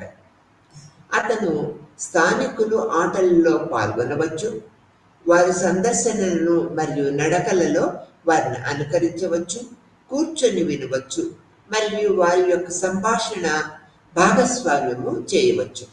ఈ విధమైన పద్ధతులన్నీ కూడా ఎథ్నోగ్రాఫర్ చేసినట్లయితే ఆ గిరిజన యొక్క సమాజం యొక్క సామాజిక పద్ధతుల్ని మనము వడిచి పట్టుకోవచ్చు అనేది ఈ యొక్క అభిప్రాయ భావన. క్షాత్రియ క్షేత్ర పని యొక్క మూడవ మరియు చివరి లక్ష్యానికి వెళ్దాము. స్థానిక సంస్కృతి యొక్క పూర్తి మరియు తగినంత చిత్రాన్ని అందించడానికి రికార్డ్ చేయవలసిన వివిధ రకములైన దృగ్విషయానికి మనం తెలుసుకోవాలి. గిరిజన రాజ్యాంగం యొక్క దృఢమైన రూపురేఖలు మరియు అస్థి పంజరాన్ని ఏర్పడిచే స్ఫటికీకరించబడిన సాంస్కృతిక అంశాలతో పాటు అనేక రకాలైన సామాజిక అంశాలని మనము అనేక వారి యొక్క భావ వ్యక్తీకరణని మనము తెలుసుకోవాల్సిన విషయం ఉంది. రోజువారీ జీవితము మరియు సాధారణ ప్రవర్తన యొక్క డేటా చెప్పాలంటే దాని మాంసము మరియు రక్తము, స్థానికుల అభిప్రాయాలు మరియు ఉచ్చారణ, ఆత్మని ఇంకా రికార్డ్ చేయాల్సి ఉంటుందన్నమాట. ఈ ఆలోచనలు, భావాలు, ప్రేరణలు ఏ సంస్కృతిలో మరియు వాటి ద్వారా మలచబడతాయి మరియు షరతులతో కూడుకున్నవి అనేది మనం గుర్తుపెట్టుకోవాల్సిన విషయం. అందువల్ల ఇవి ఇచ్చిన సమాజము యొక్క జాతి విశిష్టత కాబట్టి వాటిని అధ్యయనం చేసి ప్రయత్నం చేయాలి. ఇవన్నీ ఇప్పుడు మనం ముందు చెప్పుకున్న విషయాలన్నీ ఎథ్నోగ్రాఫర్ ఆ గిరిజన సమాజాన్ని తెలుసుకోవాలని వాటి గురించి పరిశోధనా పద్ధతుల్లో ఇవన్నీ కూడా మనం ముందు చెప్పిన విషయాలను కూడా పరిగణలోకి తీసుకొని అలా ప్రవర్తించినట్లయితే ఆ గిరిజన సమాజాల యొక్క జీవిత విధానాన్ని మనము పరిపూర్ణంగా తెలుసుకోగలుగుతామనేది మలినోవ్స్కీ యొక్క అభిప్రాయం. ఎందుకంటే ఇతను పార్టిసిపేషన్ అండ్ అబ్జర్వేషన్కి ఎక్కువ ప్రాముఖ్యత ఇచ్చారు. అందుకని ఆ తెగలో అతను కలిసి నివసిస్తూ ఆ భాష నేర్చుకొని ఎంతో వారి జీవిత విధానాన్ని ప్రపంచవ్యాప్తంగా ఎథ్నోగ్రాఫర్కి మార్గదర్శక అయ్యారనేది మనము చెప్పుకోవచ్చు అనమాట. ఈ యొక్క కులు జిల్లా యొక్క ప్రాముఖ్యత, ప్రాచీన పద్ధతులు, సామాజిక పద్ధతులు మనం ఇప్పుడు తెలుసుకుందాము. కుల వ్యాపార వ్యవస్థలో పరిధిలో నివసించే తెగలు మరియు అందరూ బహుశా రోసెల్ ద్వీపము స్థానికులు మినహా ఒకే జాతి సమూహము. ఈ తెగలు న్యూ గినియా ప్రధాన భూభాగం యొక్క తూర్పు చివరలో మరియు ఆ ద్వీపములో నివసిస్తూ ఉంటారు.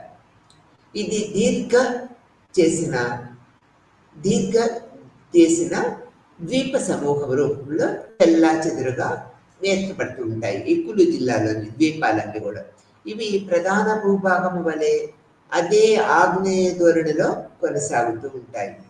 న్యూ మధ్య అంతర్భాగాన్ని అధిగమించడానికి గినియా మరియు సోలమన్లు ఒక పర్వత ద్వీప ఖండము. దాని అంతర్భాగములో మరియు తీరములోని కొన్ని ప్రాంతాలలో కూడా ప్రవేశించడం చాలా కష్టమైన పద్ధతి. ఇక్కడ అవరోధ దిబ్బలు, చిత్తడి నేలలు మరియు రాళ్లు ఆచరణాత్మకంగా ల్యాండింగు లేదా స్థానిక క్రాఫ్ట్లను చేరుకోకుండా నిరోధిస్తూ ఉంటాయన్నమాట. తీరము మరియు బయట ద్వీపాలలో సులభముగా చేరుకోగల భాగాలు ఖచ్చితంగా అధిక స్టాక్ ఉన్న వలసదారులకు ఆతిథ్యము అందిస్తూ ఉంటాయి. కానీ మరొక వైపు ఎత్తైన కొండలు, చిత్తడి ప్లాట్లు మరియు ల్యాండింగ్ కష్టతరమైన మరియు ప్రమాదకరమైన తీరాలలో అతీతమైన వేగము ఆదివాసులను సులభంగా రక్షణ కల్పిస్తూ ఉంటుంది. మరియు వలసదారులు ప్రవాహాన్ని నిరుత్సాహపరుస్తూ ఉంటుంది. అంటే ఆ ప్రదేశానికి మనము చేరాలంటే ఎవరైనా వలసదారులు, ఇతర ద్వీపాల వాళ్ళు అనేక రకాల ఈ యొక్క ఆటంకాల వల్ల నిరోధిస్తూ అక్కడున్న ప్రజలకి రక్షణ కల్పిస్తూ ఉంటుంది అనేది మనము తెలుసుకోవచ్చు. న్యూగినియాలోని జాతులు వాస్తవ పంపిణీ న్యూగినియాలోని ప్రధాన ద్వీపము మరియు ద్వీప సమూహాల తూర్పు భాగాన్ని మరియు స్థానిక జాతి పంపిణీని చూపుతుంది. ఖండములోని అంతర్భాగము పాపువా గల్ఫ్లోని తక్కువ సాగో చిత్తడి నేలలు మరియు డెల్టాలు బహుశా ఉత్తర తీరము మరియు న్యూ గినియా యొక్క నైరుతి తీరము యొక్క ఎక్కువ భాగంగా మనం చెప్పుకోవచ్చు. సాపేక్షకంగా పొడుగాటి ముదురు రంగు చర్మం గల మెత్తగా ఉండేవి. ఇక్కడ ఎక్కువగా ఈ జంతువులు బొచ్చు జాతి జంతువులు ఎక్కువగా ఉంటూ ఉంటాయనేది మనం తెలుసుకుంటున్నాం. కులు జిల్లా ప్రధాన ద్వీపం యొక్క తూర్పు చివర ఉన్నది మరియు ద్వీప సమూహాలు దాని తూర్పు మరియు ఈశాన్య దిశలో ఉన్నాయి. ప్రొఫెసర్ సిజి సెరిగ్లాన్ ఎలా చెప్పారంటే ఈ ప్రాంతాలు 2 భాగాలుగా విభజించవచ్చు. ట్రోవియాన్స్ మళ్ళీ మురువా అనే లాఫన్స్ వంటి అనేక చిన్న ద్వీపాలు కలిగిన ఉన్న చిన్న ఉత్తర భాగముగా ఆ ప్రదేశాన్ని 2 ద్వీపాలుగా ఈ యొక్క ఎథ్నోగ్రాఫర్ మనకు తెలియపరిచారనమాట.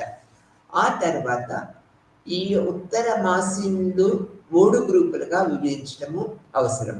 మొదటిది ట్రోవియాన్ ద్వీపవాసులు, తర్వాత ఈ యొక్క స్థానికులు, మూడవది అఫ్లాంటి స్థానికులు, చిన్న సమూహాలు.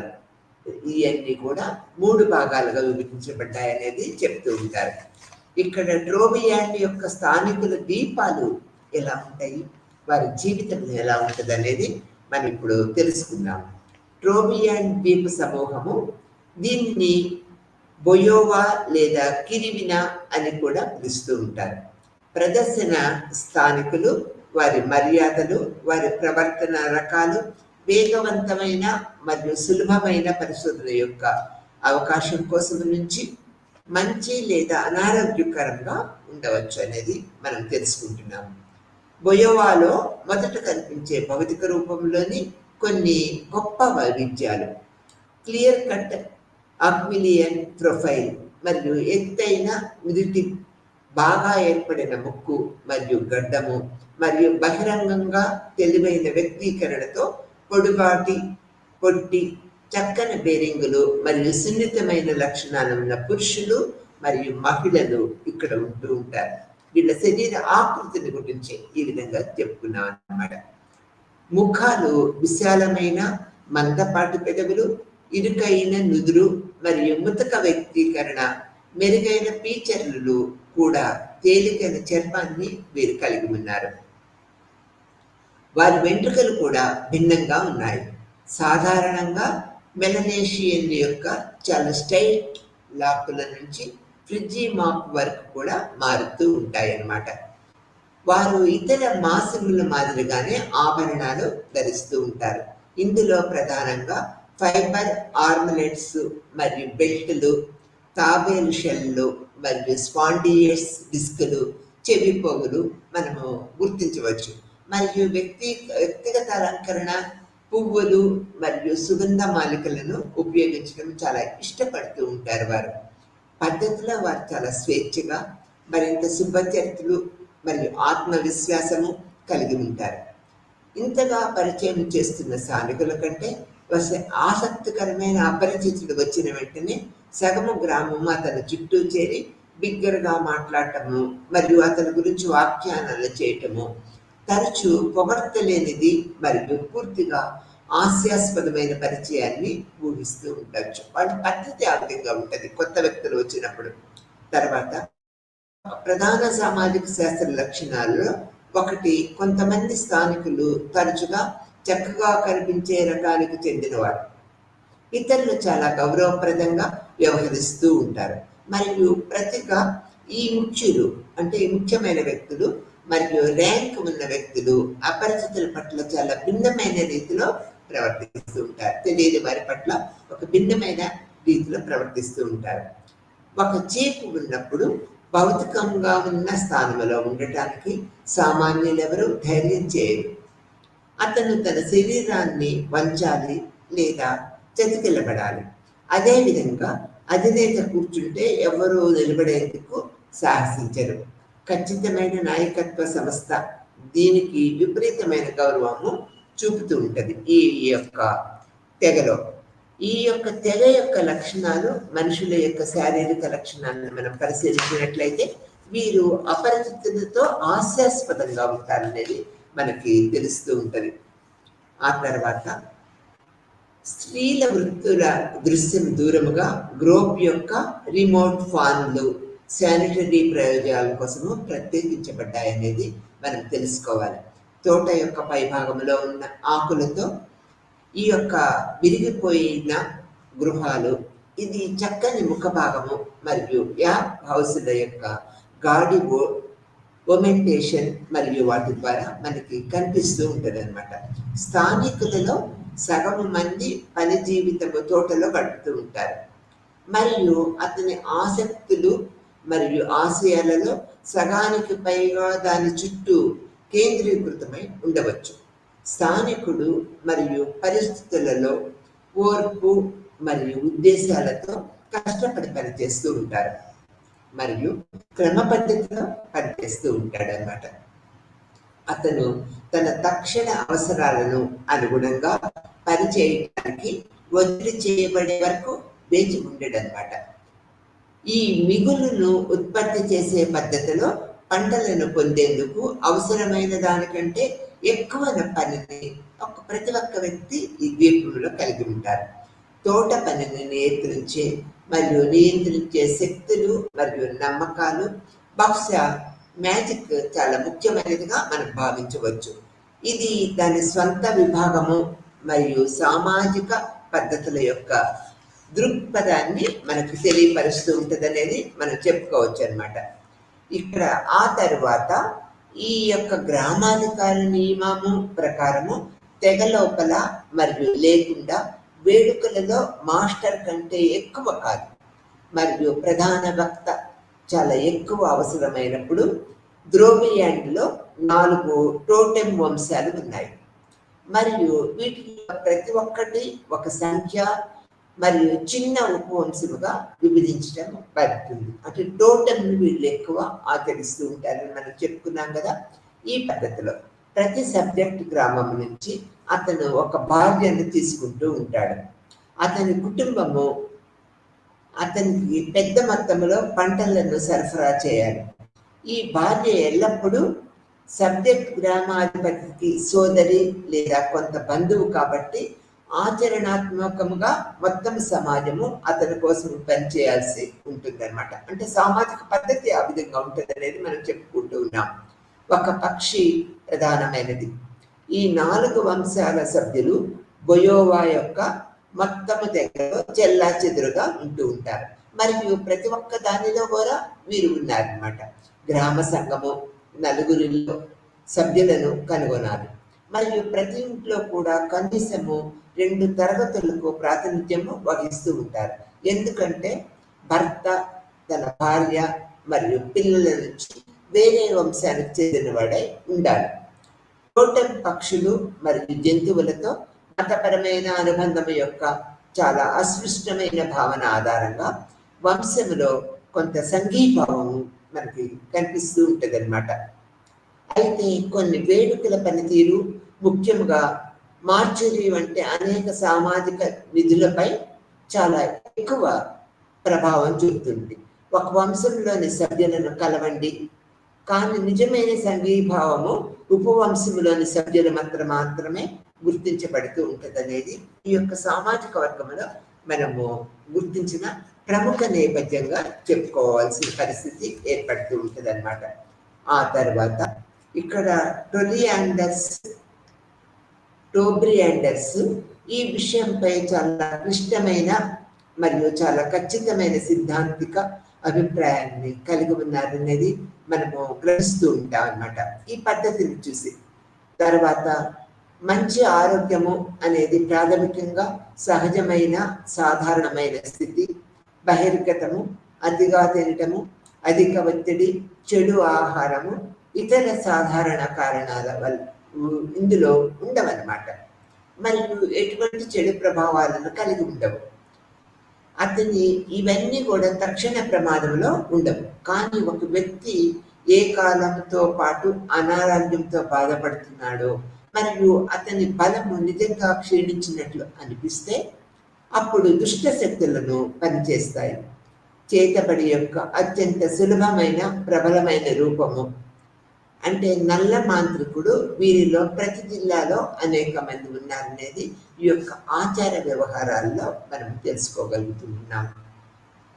ఆ తర్వాత కుల యొక్క ముఖ్య అంశాలను మనం పరిశీలించినట్లయితే ఇది ఉత్తరాన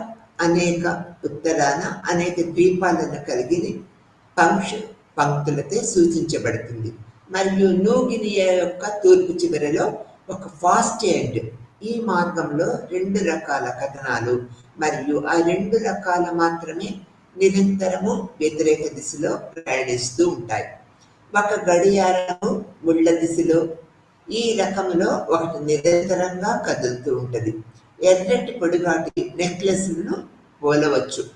ఇది మనం ఒక ఉదాహరణగా చెప్పుకోవచ్చు అనమాట.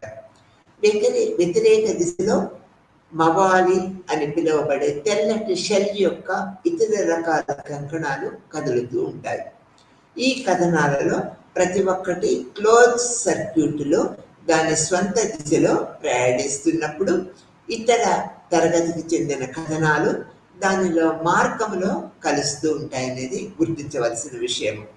ప్రతి ద్వీపంలో మరియు ప్రతి గ్రామంలో ఎక్కువ లేదా తక్కువ పరిమితి సంఖ్యలో పురుషులు కులములో పాల్గొంటూ ఉంటారు.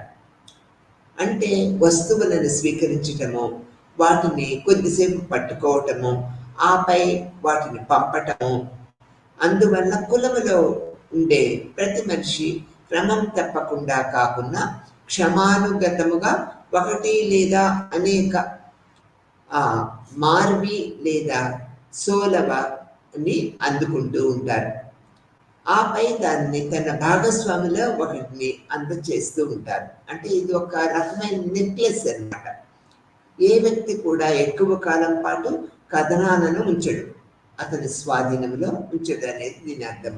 కుల అనే రహస్య మరియు అనిశ్చిత మార్పిడి రూపము కాదు. ఇది చాలా విరుద్ధముగా పురాణాలతో పాతుకుపోయి ఉంటుంది. సాంప్రదాయ చట్టంచే మద్దతు ఇవ్వబడింది మరియు మాయా ఆచారాలతో చుట్టుముట్టబడింది. దాని ప్రకారము లావాదేవీలన్నీ పబ్లిక్ మరియు ఉత్పన్నమైన మరియు ఖచ్చితమైన నియమాల ప్రకారము నిర్వహించబడుతూ ఉంటాయి. ఇది క్షణికావేశములో జరగదు, కానీ క్రమానుగతముగా ముందుగానే స్థిరపడిన తేదీలలో జరుగుతూ ఉంటుంది అన్నమాట. మరియు ఇది నిర్దిష్ట మార్గాలలో కొనసాగుతూ ఉంటుంది అన్నమాట. ఇది స్థిరమైన ప్రయత్నాలను దారితీస్తూ ఉంటుంది. ఈ భాగస్వామ్యము జీవితకాల సంబంధము, ఇది పరస్పరము వాటి యొక్క అభిప్రాయాలను మనకి సూచిస్తూ ఉంటుంది అనేది మనం ఇక్కడ గ్రహించవలసిన విషయంగా చెప్పుకుంటూ ఉన్నాం. ఈ విధమైన తెగ సాంప్రదాయాలను మలినోస్కీ అనేక రకాల పరిశోధనలు వివిధ దశల్లో పరిశోధించి మనకు వినూతనమైన విషయాలను అందించారనేది చెప్పుకోక తప్పదు. ఆ తర్వాత వీళ్ళ యొక్క జీవన విధానంలో పడవలు మరియు సైలింగ్ అనేది ప్రముఖ పాత్ర వహించిందనేది మనం ఇక్కడ గుర్తుపెట్టుకోవాల్సిన విషయం అన్నమాట. ఇక్కడ ఒక నిర్దిష్ట ఉపయోగము కోసము మరియు ఒక నిర్దిష్ట ప్రయోజనంతో తయారు చేయబడింది ఈ పడవలు అనేవి.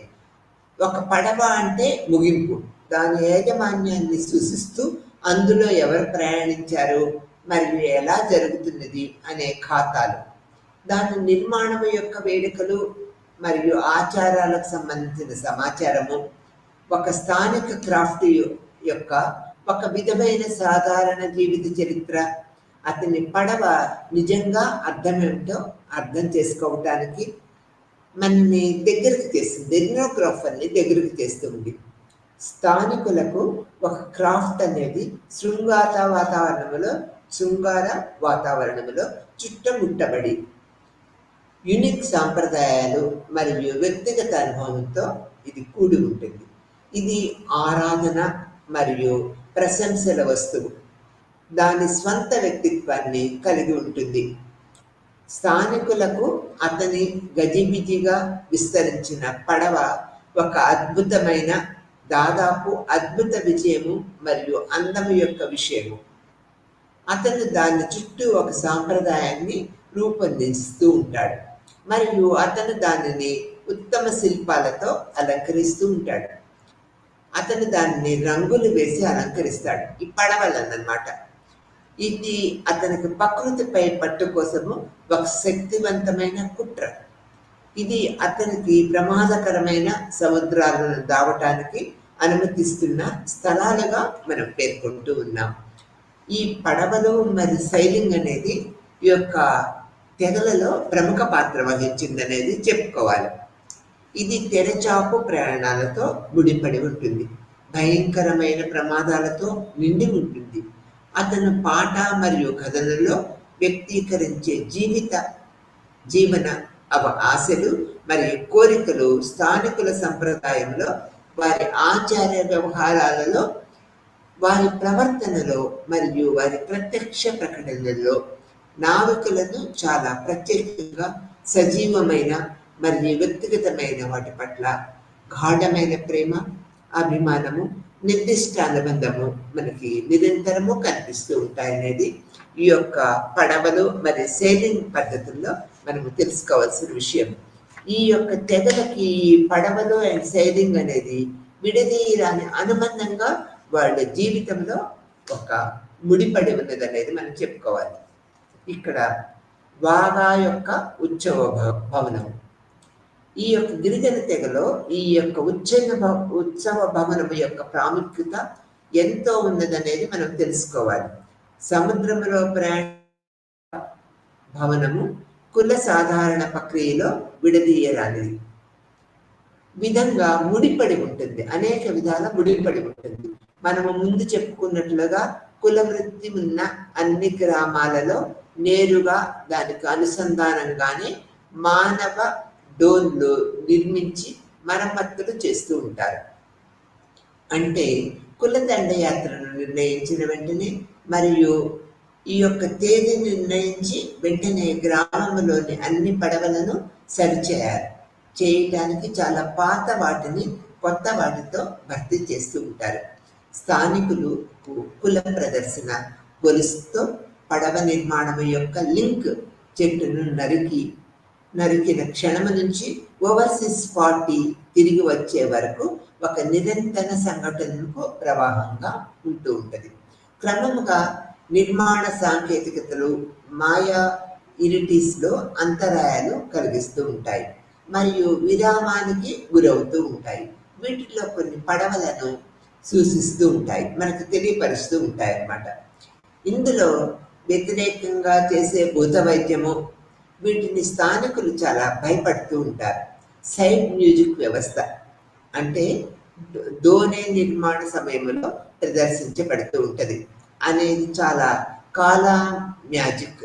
దానికి స్వంత పౌరాణిక చక్రము ఆధారముగా మరియు పడవపై ప్రదర్శించినప్పటికీ అతని కాలా ఎన్సాక్షన్లో తొలి భాగాను విజయాన్ని అందించడము లక్ష్యంగా పెట్టుకుంటూ ఉంటుంది. చివరిగా ప్రాసెసింగ్ ప్రొసీడింగ్స్ ప్రారంభంలో బోకవే ప్రాణాంతకమైన కలప సైడ్ను ఉద్దేశించి కొంత ఓయిక్ ఉంటుందనేది మనము చెప్పుకోవాలి. పడవ నిర్మాణము 2 ప్రధాన దశల్లో జరుగుతూ ఉంటుంది. ఇది పని యొక్క పాత్రలో దానితో కూడిన మాయాజాలములో మరొక దానితో భిన్నంగా ఉంటుంది మరియు అది సాధారణ సామాజిక నైపుణ్యము. మొదటి దశలో పడవ యొక్క భాగాలు తయారు చేయబడుతూ ఉంటాయి. ఒక పెద్ద చెట్టును కత్తిరించి, ఒక లాగ్లా కత్తిరించి, ఆపై బోలుగా చేసి ప్రాథమిక తవ్వకాలలో తయారు చేస్తూ ఉంటారు. పలకలు, స్తంభాలు మరియు కర్రలు సిద్ధం చేయబడుతూ ఉంటాయి. ఇవి నెమ్మదిగా తీరికగా పనిచేయటం ద్వారా సాధించబడుతూ ఉంటుంది మరియు ఇది బిల్లర్ ద్వారా కొంతమంది సహాయకుల సహాయంతో చేయబడుతూ ఉంటుంది అన్నమాట. రెండవ దశను మనం తీసుకున్నట్లయితే తీవ్రమైన శ్రామిక శ్రమ ద్వారా చేయబడుతుంది. నియమము ప్రకారము ఈ దశ తక్కువ సమయంలో వ్యాప్తిస్తుంది. బహుశా 1 వారము లేదా 2 మాత్రమే పని మధ్య విరామంతో సహా మొత్తము శక్తివంతముగా నిమగ్నమై ఉన్న అసలు శ్రమకు కేవలము 3 నుంచి 5 రోజులు మాత్రమే పడుతూ ఉంటుంది. ఈ పనిలో పలకలు మరియు ఫ్లోబోర్డ్లు కలిపి ముక్కలు చేయటము మరియు ఇవి సరిగ్గా సరిపోకపోతే వాటిని తగిన విధంగా కత్తిరించటము, ఆపై వాటిని కొరడాతో కొట్టడము వంటివి చేస్తూ ఉంటారు. తర్వాత యొక్క ఫైసింగ్ మరియు కొరడా దెబ్బలు, కానో యొక్క పెయింటింగ్ మరియు పెయింటింగ్ వస్తూ ఉంటుంది అన్నమాట. ఈ సమయంలో నెయిల్ మేకింగ్ కూడా జరుగుతుంది మరియు ఈ దశని చెందిన నియమం ప్రకారము కానో యొక్క ప్రధాన భాగము ఒకదానిలో కుదించబడుతూ ఉంటుంది అనేది ఈ ప్రక్రియ పద్ధతిలో మనం చెప్పుకుంటూ ఉంటాము. ఈ యొక్క పడవల తయారీలో వాగా యొక్క ఉత్సవ భావనము అనేది ఏ విధంగా ఉంటుంది అనేది ఈ ప్రక్రియ పద్ధతిలో మనకు తెలుస్తూ ఉంటుంది. వాటి పడవలు ఎలా తయారు చేసుకుంటారు, ఏ విధమైన శ్రమ విభజన ఉంటుంది, అందరూ కలిసికట్టుగా ఎలా ఉంటారు అనేది మనం ఇక్కడ చెప్తూ ఉంటాం అన్నమాట.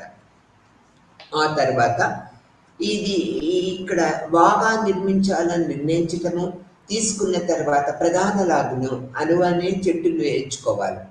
చెట్టును ఎంచుకున్న తర్వాత తొలి నాగా బిల్డర్లు మరియు కొంతమంది సహాయకులు ఆ ప్రదేశానికి మరమ్మతులు చేస్తారు మరియు వారు దాన్ని నరికివేయటము ప్రారంభించే ముందు ఒక ప్రాథమిక ఆచారము చేయాలి.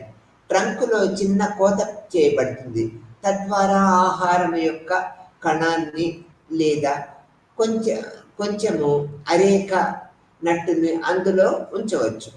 ఈ యొక్క నైవేద్యం ఇస్తూ మాంత్రికుడు ఒక మంత్రము పలుకుతూ ఉంటాడు. ఆచారం చేసిన తర్వాత చెట్టు నరికి వేయబడుతుంది. చెట్టు మీద విన్న తర్వాత గ్రౌండ్ ట్రిమ్మింగ్ అక్కడికక్కడే జరుగుతూ ఉంటుంది అనేది మనం చెప్పుకుంటూ ఉండాలి. అంటే పడవ తయారు చేయడానికి కూడా ఒక ఆచార పద్ధతులను వీళ్ళు ఏర్పరచుకున్నారు అనేది మనం ఇక్కడ చెప్తూ ఉన్నాను. చిట్టాను చివరికి గ్రామంలోకి తీసుకువచ్చి ప్రధాన కేంద్ర ప్రదేశమైన బాకుపై వదిలిపెట్టి తర్వాత దానిని లాగిన లత మరియు ఈ కనెక్షన్లకు పిలుస్తూ ఉంటారు. ఆ తర్వాత ఒకసారి కత్తిరించబడదు. ఇది మరుసటి రోజు ఉదయం ఆచారబద్ధంగా జరుగుతూ ఉంటుంది. కొన్నిసార్లు 2 లేదా 3 రోజులు గడిచిన తర్వాత కూడా సంఘములోని పురుషులు సమావేశం అవుతారు మరియు బయటకు తీసే వ్యక్తి పడవ బిల్డర్ ఒక మాయా ఆచారాన్ని నిర్వహిస్తూ ఉంటారు అనేది ఈ యొక్క పడవ నిర్మాణ విధానంలో వీళ్ళు ఆచార పద్ధతులకి ఎక్కువ ప్రాముఖ్యత ఇస్తూ ఉంటారు అనేది మనం ఇక్కడ తెలుసుకుంటూ ఉన్నాము. ఆ తర్వాత బహుమతులు, చెల్లింపులు మరియు వాణిజ్య లావాదేవీల జాబితా ఎలా ఉన్నది అనేది మనం ఇప్పుడు తెలుసుకుంటాం. ట్రొబియాండ్ గిరిజన జీవితాల్లో ఈ బహుమతులు, చెల్లింపులు మరియు వాణిజ్య లావాదేవీల జాబితా అనేది ప్రముఖ పాత్ర వహిస్తుందనేది ఈ యొక్క మన ఎథ్నోగ్రాఫర్ మలినోస్కి మనకు తెలియపరిచారు. ట్రొబియాండర్ గిరిజన జీవితంలో చాలా తరచు కలుసుకునే లావాదేవీల రకం కాదు, తరచుగా కలుసుకోదు అనమాట. అప్పుడప్పుడు అంటే టైం ఎక్కువ కాలం తీసుకుంటూ ఉంటారు. భిక్ష లేదా అరటీలు వంటి ప్రమాదవశాస్తు లేదా ఆకస్మిక బహుమతులు ఉండవని మనం ఇక్కడ గుర్తుపెట్టుకోవాలి. ఎందుకంటే అవసరమైన ప్రతి ఒక్కరూ అతనికి లేదా ఆమె కుటుంబ సభ్యులచే నిర్వహించబడుతూ ఉంటారు. మళ్ళీ చాలా నిర్వహించబడిన ఆర్థిక బాధ్యతలను కలిగి ఉంటారు. బంధుత్వము మరియు అత్తవారింటితో అనుసంధానించబడి ఉంటూ ఉంటాయి. ఎవరైనా ఒక వస్తువును లేదా సేవను కోరుకునే వారికి ఎక్కడికి వెళ్ళి అడగాలో తెలుసుకుంటారు. ఆపై వాస్తవానికి నేను ఉచిత బహుమతిని కాను, కానీ కొన్ని సామాజిక బాధ్యతలచే విధించబడినది. తర్వాత బహుమతుల వస్తువులను ప్రసారం చేయటం కంటే సామాజిక అర్థంతో ఖచ్చితమైన చర్యలుగా భావించబడుతూ ఉంటాయి. కాబట్టి సోసిన్ విధులు నేరుగా వాటిని విధించని చోట బహుమతులు చాలా అరుదుగా ఉంటాయన్నమాట. ఐటీఎఫ్లను విడిగా కలిగి ఉంటారు. పురుషులు మరియు స్త్రీల యొక్క స్వాధీనత అనేది బహుమతుల మీద వీరి యొక్క స్వాధీనత అనేది ప్రముఖ పాత్ర వహిస్తుంది అనేది మనము తెలుసుకుంటూ ఉన్నాం అన్నమాట. మరియు ప్రతి ఇద్దరి భాగస్వాములు నియంత్రణలో ఉన్న గృహోపకరణాలు ప్రత్యేక భాగాన్ని కలిగి ఉంటూ ఉంటారు. వారిలో ఒకరు చనిపోయినప్పుడు అతని లేదా ఆమె సంబంధాల వస్తువులను వారసత్వంగా పొందుతూ ఉంటారన్నమాట. కానీ ఆస్తులు ఉమ్మడిగా లేనప్పటికీ వారు చాలా తరచుగా ఒకరినొకరు బహుమతులు ఇచ్చిపుచ్చుకుంటూ ఉంటారన్నమాట. ముఖ్యంగా భర్త తన భార్యకు, పిల్లలకు, తల్లిదండ్రులకు బహుమతుల విషయానికి వస్తే మాతృస్వామ్య సమాజము తల్లి తన పిల్లలకు అత్యంత సన్నిహిత బంధువుగా పేర్కొంటూ ఉంటాము. మన సమాజంలో దానికి భిన్నంగా ఉంటూ ఉంటుంది. వారు ఆమె ఆస్తులన్నింటికీ ఆమె నుంచి పంచుకుంటూ ఉంటారు మరియు వారసత్వంగా పొందుతూ ఉంటారు అనేది మనం ఇక్కడ చెప్పుకోవాల్సిన విషయం. ఆ తర్వాత కస్టమరీ చెల్లింపులు సక్రమంగా మరియు ఖచ్చితమైన సమానత్వం లేకుండా తిరిగి చెల్లించబడతాయి. ఈ తెగలో ఒక వ్యక్తి తన భార్య సోదరుల నుంచి పంట సమయంలో పొందే వార్షిక చెల్లింపులు వీటిలో చాలా ముఖ్యమైనవి. ఈ సాధారణ మరియు విఫలమైన బహుమతులు ఇవి సామాజిక శాస్త్రపరంగా ఆహారంలో మనిషి యొక్క ఆదాయంలో ఎక్కువ భాగాన్ని ఏర్పరుస్తూ ఉంటాయి. ఈ టోబ్రియాన్స్ గిరిజన రాజ్యాంగం యొక్క ఫాబ్రిక్లో బలమైన తంతు. వారు తన బంధువులు మరియు వారి కుటుంబాల కోసము పనిచేయటము ప్రతి మనిషి యొక్క జీవితకాల బాధ్యతను కలిగి ఉంటూ ఉంటారు. ఒక బాలుడు తోటను ప్రారంభించినప్పుడు అతను దానిని తన తల్లి కోసం చేస్తాడు. అతని సోదరీమణులు పెరిగి పెద్ద అయ్యాక అతను వారి కోసం సోదరీమణుల కోసం పనిచేస్తూ ఉంటాడు. అతనికి తల్లి లేదా సోదరీమణులు లేకుంటే అతని దగ్గర స్త్రీ రక్త సంబంధికులు అతని శ్రమ ద్వారా వచ్చే ఆదాయాన్ని క్లెయిమ్ చేస్తారు. ఈ బహుమతులలో పరస్పరము వాటి పూర్తి విలువను ఎప్పటికీ సరిపోదు, కానీ గ్రహీత ఎప్పటికప్పుడు తన భార్య సోదరుడికి ఒక విలువైన బహుమతి ఇవ్వాలి. అది ఒక పందెని ఇస్తూ ఉంటారన్నమాట. ఈ తెగవాళ్ళు, ఈ ట్రోబియాండ్ గిరిజన తెగవాళ్ళు అందించిన సేవలకి చెల్లింపు ఏ విధంగా ఉంటుందో మనం ఇప్పుడు తెలుసుకుందాం. సేవ నిర్వహించబడిన ప్రతిసారి అది అందించబడాలి, కానీ ఇక్కడ ప్రత్యక్ష ఆర్థిక సమానత్వం గురించి మాట్లాడలేము. ఎందుకనంటే ఈ యొక్క వీటిలో ముఖ్యమైనవి నిస్సందేహంగా మాంత్రికుడు సేవలు. తోట మాంత్రికుడు ఉదాహరణ తీసుకున్నట్లయితే సంఘము నుంచి మరియు నిర్దిష్ట వ్యక్తుల నుంచి ఖచ్చితమైన బహుమతులు అందుకుంటూ ఉంటారు. మాంత్రికుడు తనను చంపమని అడిగే వ్యక్తి లేదా స్వస్థత పొందాలనే కోరికని వ్యక్తి ద్వారా చెల్లింపబడుతూ ఉంటాడు. ఆ తర్వాత బహుమతులు ఆర్థికంగా సమానమైన రూపంలో తిరిగి ఇవ్వబడుతూ ఉంటాయి.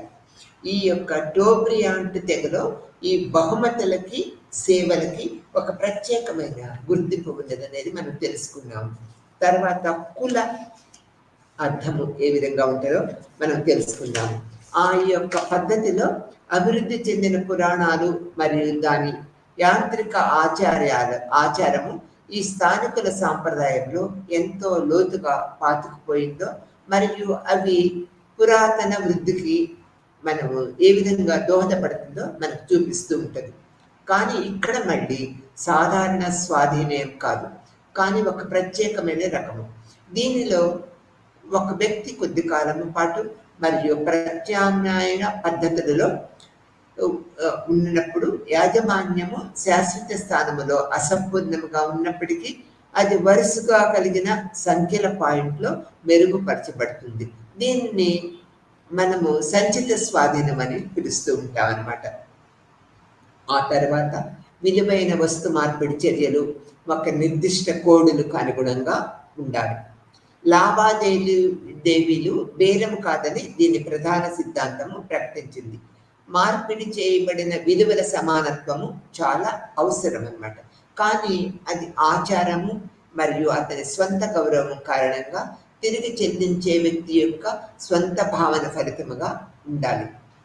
ఇచ్చే చర్యలతో అనుబంధించబడిన ఉత్సవము, మోసుకెళ్లే మరియు నిర్వహించే విధానము ఇది కేవలము ఈ సరుకుగా కాకుండా మరొకటిగా పరిగణించబడుతుంది. స్పష్టంగా మనకి చూపిస్తుంది అన్నమాట. నిజానికి ఇది స్థానికుల గౌరవాన్ని ఇచ్చేది, అతని అమూల్యత్యాన్ని చేసేది. అందువల్ల అతను ఆరాధన మరియు ఆప్యాయతతో వ్యవహరిస్తూ ఉంటారు. ఆ తర్వాత ఈ యూనిట్ నిశిత పరిశోధకుడుగా మరియు పరిశీలకుడుగా మన నైపుణ్యము మరి అభివృద్ధి చేసుకోవడానికి మనకు అనేక రకాల సూచనలు చేస్తూ ఉంటుంది. ఎథ్నోగ్రాఫర్ ఎలా ఉండాలి అనేది ఇక్కడ ఎథ్నోగ్రాఫిక్ పరిశోధనలో పాల్గొన్న ప్రక్రియ ద్వారా మనకు ముందుకు తీసుకువెళ్తూ ఉంటుంది. మరియు ఫీల్డ్ స్టడీ సమయంలో కనిపించే చిక్కరైన డేటాను ప్రాసెసింగ్ చేయడానికి మైండ్ మ్యాప్లు మరియు టేబుల్ని ఎలా తయారు చేయాలో కూడా మనకి వివరిస్తూ ఉంటుంది అన్నమాట. డేటాను నిశ్చితంగా ఫీడ్ చేయడానికి మరియు దాన్ని మరింత సమగ్రంగా చేయటానికి వివిధ సంబంధించిన కేటగిరీలు క్రింద దాన్ని సంభావితం చేయటానికి ఇది బీట్ గురించి మనకి అవగాహన కల్పిస్తూ ఉంటుంది. వివిధ సామాజిక, మత, రాజకీయ మరియు ఆర్థిక విధానాలను హైలైట్ చేయటానికి ఎథ్నోగ్రాఫిక్ పరిశోధన యొక్క ఆవశ్యకత మరియు వాటి పరస్పర అనుసంధానత యూనిట్లో మనకి ఈ లెసన్ మొత్తం వ్యక్తీకరిస్తూ ఉంటుంది. ఈ యూనిట్ పరిశోధకులు మరియు అభ్యాసకులు, ఒక ప్రాంతము మరియు సాంస్కృతిక సమూహాల స్థానికులు మరియు నివాసులు గౌరవభావాన్ని సున్నితంగా ఉండాలని విజ్ఞప్తి చేస్తూ ఉంటుంది. ఫీల్డ్లో ఎథ్నోగ్రాఫర్ యొక్క ఎడ్యుటీ అనేది నియమాలు మరియు క్రమబద్ధతను స్పష్టంగా మనకు తెలియపరుస్తూ ఉంటుంది.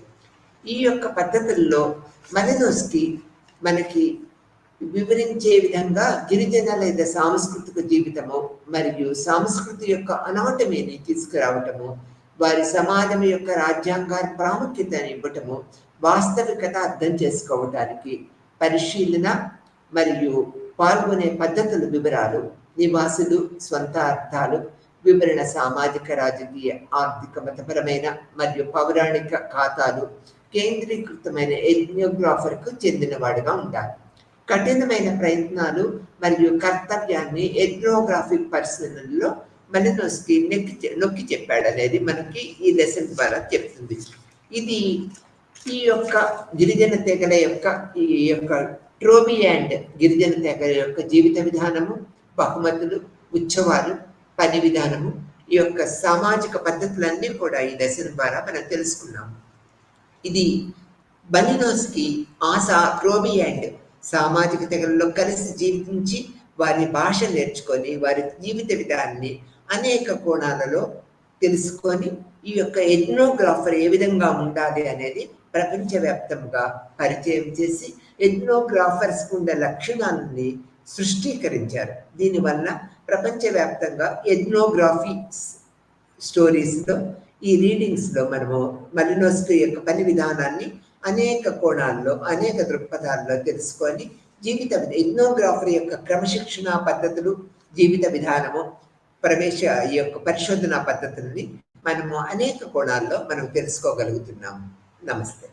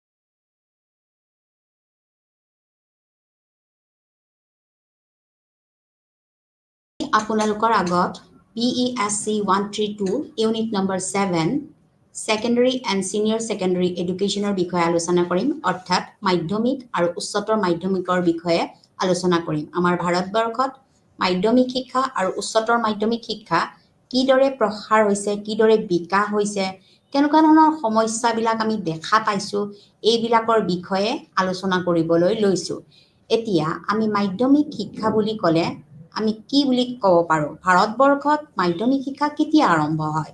ভাৰতবৰ্ষত মাধ্যমিক শিক্ষা আৰম্ভ হয় প্ৰাথমিক শিক্ষাৰ পিছতেই আমাৰ মাধ্যমিক শিক্ষা আৰম্ভ হয়। কিন্তু ভাৰতবৰ্ষৰ এই মাধ্যমিক শিক্ষা অতিকৈ গুৰুত্বপূৰ্ণ, কিয়নো মাধ্যমিক শিক্ষা হৈছে আমাৰ সকলো ছাত্ৰ ছাত্ৰী, সকলো ল'ৰা ছোৱালীৰ জীৱনৰ আটাইতকৈ গুৰুত্বপূৰ্ণ এটা বিষয়। গতিকে মাধ্যমিক শিক্ষা বুলি ক'লে আমি জানো যে যিসকল ছাত্ৰ ছাত্ৰীয়ে প্ৰাথমিক বিদ্যালয়ৰ শিক্ষা সমাপ্ত কৰিয়ে মাধ্যমিক বিদ্যালয়লৈকে আহে, অৰ্থাৎ 11-12 বছৰৰ পৰা 17 আৰু 18 বছৰলৈকে আমাৰ মাধ্যমিক শিক্ষা ল'ব পাৰে বা সেইখিনি বয়স অন্তৰ্ভুক্ত কৰা হয়। গতিকে মাধ্যমিক শিক্ষা হৈছে জীৱনৰ আটাইতকৈ গুৰুত্বপূৰ্ণ শিক্ষা। মাধ্যমিক শিক্ষা অবিহনে কোনো ধৰণৰ শিক্ষা ব্যৱস্থা তেওঁলোকে আগবাঢ়িব নোৱাৰে। উদাহৰণস্বৰূপে এজন ছাত্ৰই প্ৰাথমিক শিক্ষা লাভ কৰাৰ পিছত তেওঁ মাধ্যমিক শিক্ষা গ্ৰহণ কৰিলে আৰু মাধ্যমিক শিক্ষা গ্ৰহণ কৰাৰ পিছতে তেওঁ যিকোনো এটা দিশত তেওঁ নিজকে নিৰ্বাচন কৰি ল'ব পাৰে।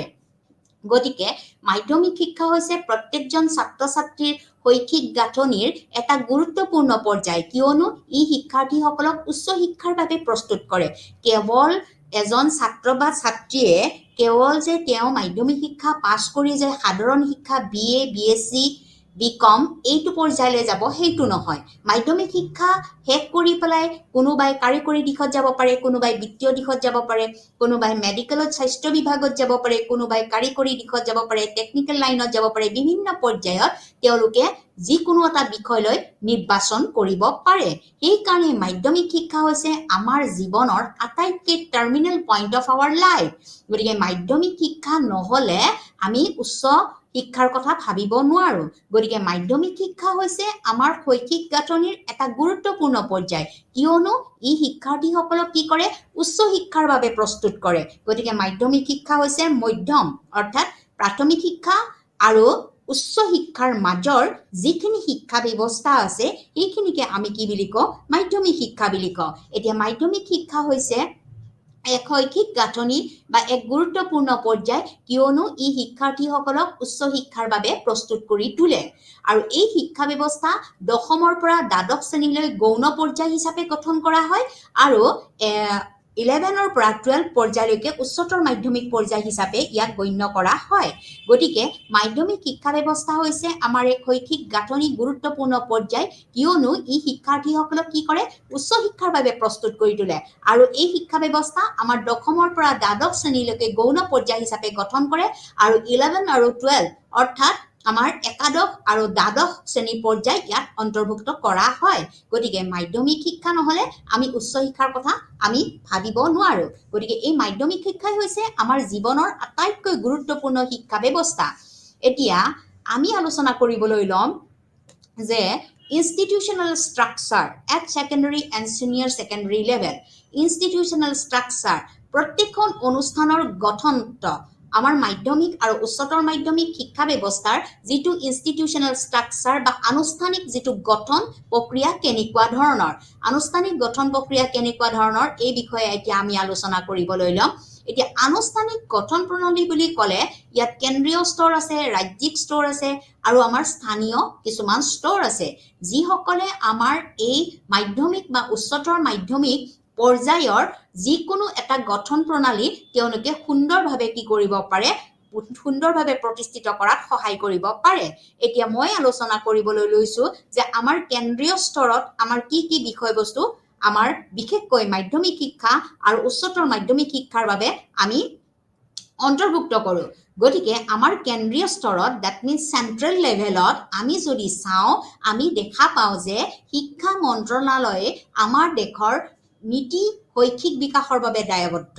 গতিকে আমাৰ যিটো মিনিষ্ট্ৰী অফ এডুকেশ্যন আছে আমাৰ দেশত অৰ্থাৎ ভাৰতবৰ্ষৰ নীতি শৈক্ষিক বিকাশৰ বাবে দায়বদ্ধ গোটেইখিনি আমাৰ মাধ্যমিক শিক্ষা বা উচ্চতৰ মাধ্যমিক শিক্ষাৰ ক্ষেত্ৰত যিখিনি নীতি থাকিব বা ফাণ্ডামেণ্টেলছ প্ৰিন্সিপলছ থাকিব এডুকেশ্যনেল ফাণ্ডামেণ্টেল প্ৰিন্সিপলছ থাকিব এইখিনিৰ কাৰণে দায়বদ্ধ হৈছে আমাৰ কোন শিক্ষা মন্ত্ৰালয় মিনিষ্ট্ৰী অফ এডুকেশ্যন ইয়াৰ পৰৱৰ্তী পৰ্যায়ত এই মন্ত্ৰালয়ৰ নেতৃত্ব দিছে আমাৰ কোন শিক্ষামন্ত্ৰী নামৰ কেবিনেটৰ মন্ত্ৰীৰ দ্বাৰা য'ত ৰাজ্যৰ মন্ত্ৰীসকললৈ যায় আমাৰ কেন্দ্ৰ চৰকাৰত আমাৰ যিজন কেন্দ্ৰীয় আমাৰ শিক্ষামন্ত্ৰী আছে বিভাগীয় শিক্ষামন্ত্ৰী আছে তাৰ উপৰিও আমাৰ যিবিলাক বিভিন্ন ৰাজ্যৰ শিক্ষামন্ত্ৰী আছে এই শিক্ষামন্ত্ৰীসকলে লগ হৈ পেলাই আমাৰ কেবিনেট পৰ্যায়ত কি কৰিব পাৰে কোনো এটা শৈক্ষিক আঁচনি বিশেষকৈ মাধ্যমিক পৰ্যায়ৰ আমাৰ গঠন প্ৰণালীত তেওঁলোকে কি কৰিব পাৰে অংশগ্ৰহণ কৰিব পাৰে গতিকে আমাৰ যিটো দ্বিতীয়তে তাৰ পৰৱৰ্তী পৰ্যায়ত হৈছে যিটো বিদ্যালয় শিক্ষা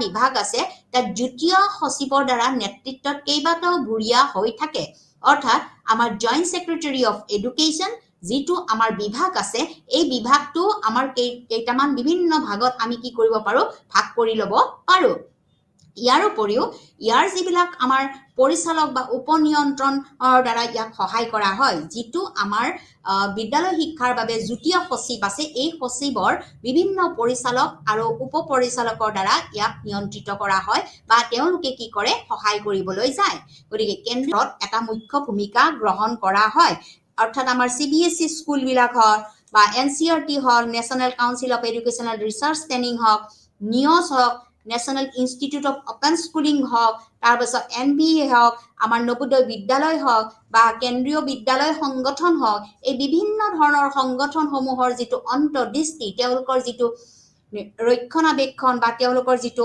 আভ্যন্তৰীণ বিষয়ৰ সকলোবিলাক বিষয়বস্তু তদাৰক কৰাৰ দায়িত্ব আৰু সংগঠনৰ দায়িত্ব আমাৰ কেন্দ্ৰ চৰকাৰৰ ওপৰত দায়বদ্ধ হৈ থাকে ঠিক সেইদৰে আমাৰ যিবিলাক মাধ্যমিক বিদ্যালয় আছে বা উচ্চতৰ মাধ্যমিক বিদ্যালয় আছে এই বিদ্যালয়সমূহ আকৌ ৰাজ্যিক স্তৰতো কি কৰা হয় সেইমতে কিছুমান কাম-কাজ গ্ৰহণ কৰা হয় বা কাম-কাজৰ তদাৰক কৰা হয় প্ৰথমটো হৈছে যে ৰাজ্য চৰকাৰে শিক্ষাৰ বাবে মন্ত্ৰালয়ৰ বাবে পৃথকভাৱে আমাৰ গঠন কৰা হৈছে যেনেকৈ কেন্দ্ৰ চৰকাৰ আছে ঠিক সেইদৰে ৰাজ্য চৰকাৰৰ শিক্ষাৰ যিটো মন্ত্ৰালয় এই মন্ত্ৰালয় পৃথকভাৱে গঠন কৰা হৈছে গতিকে এখন নিৰ্দিষ্ট ৰাজ্যৰ শিক্ষা মন্ত্ৰালয়ত কেবিনেট মন্ত্ৰী আৰু তাৰ পিছত ৰাজ্যিক মন্ত্ৰী থাকে কিছুমান নিৰ্দিষ্ট ৰাজ্যত আমাৰ কি থাকে শিক্ষা মন্ত্ৰালয় থাকে কেবিনেট মন্ত্ৰী থাকে আৰু তাৰ পিছত ৰাজ্যিক কিছুমান মন্ত্ৰী থাকে যিসকলে আমাৰ কি কৰিব পাৰে ৰাজ্যৰ শিক্ষা মন্ত্ৰালয়ক সহায় কৰিব পাৰে আৰু তাৰ পিছত ৰাজ্যিক মন্ত্ৰীসকলকো সহায় কৰাৰ এটা তদাৰক ব্যৱস্থা আমাৰ আছে ইয়াৰ উপৰিও আমাৰ ৰাজ্যিক পৰ্যায়ৰ বিদ্যালয়ৰ শিক্ষা গাঁথনি আমাৰ বিভিন্ন প্ৰকাৰে আমি কি কৰিব পাৰো ভাগ কৰিব পাৰো গতিকে ৰাজ্য চৰকাৰৰ যিটো শিক্ষা বিভাগ এই বিভাগৰ যিটো আন্তঃগাঁথনি এই আন্তঃগাঁথনিটো আমি নিম্নলিখিত ধৰণে আমি কি কৰিব পাৰো ভাগ কৰিব পাৰো প্ৰথমটো হৈছে যে মিনিষ্ট্ৰী অফ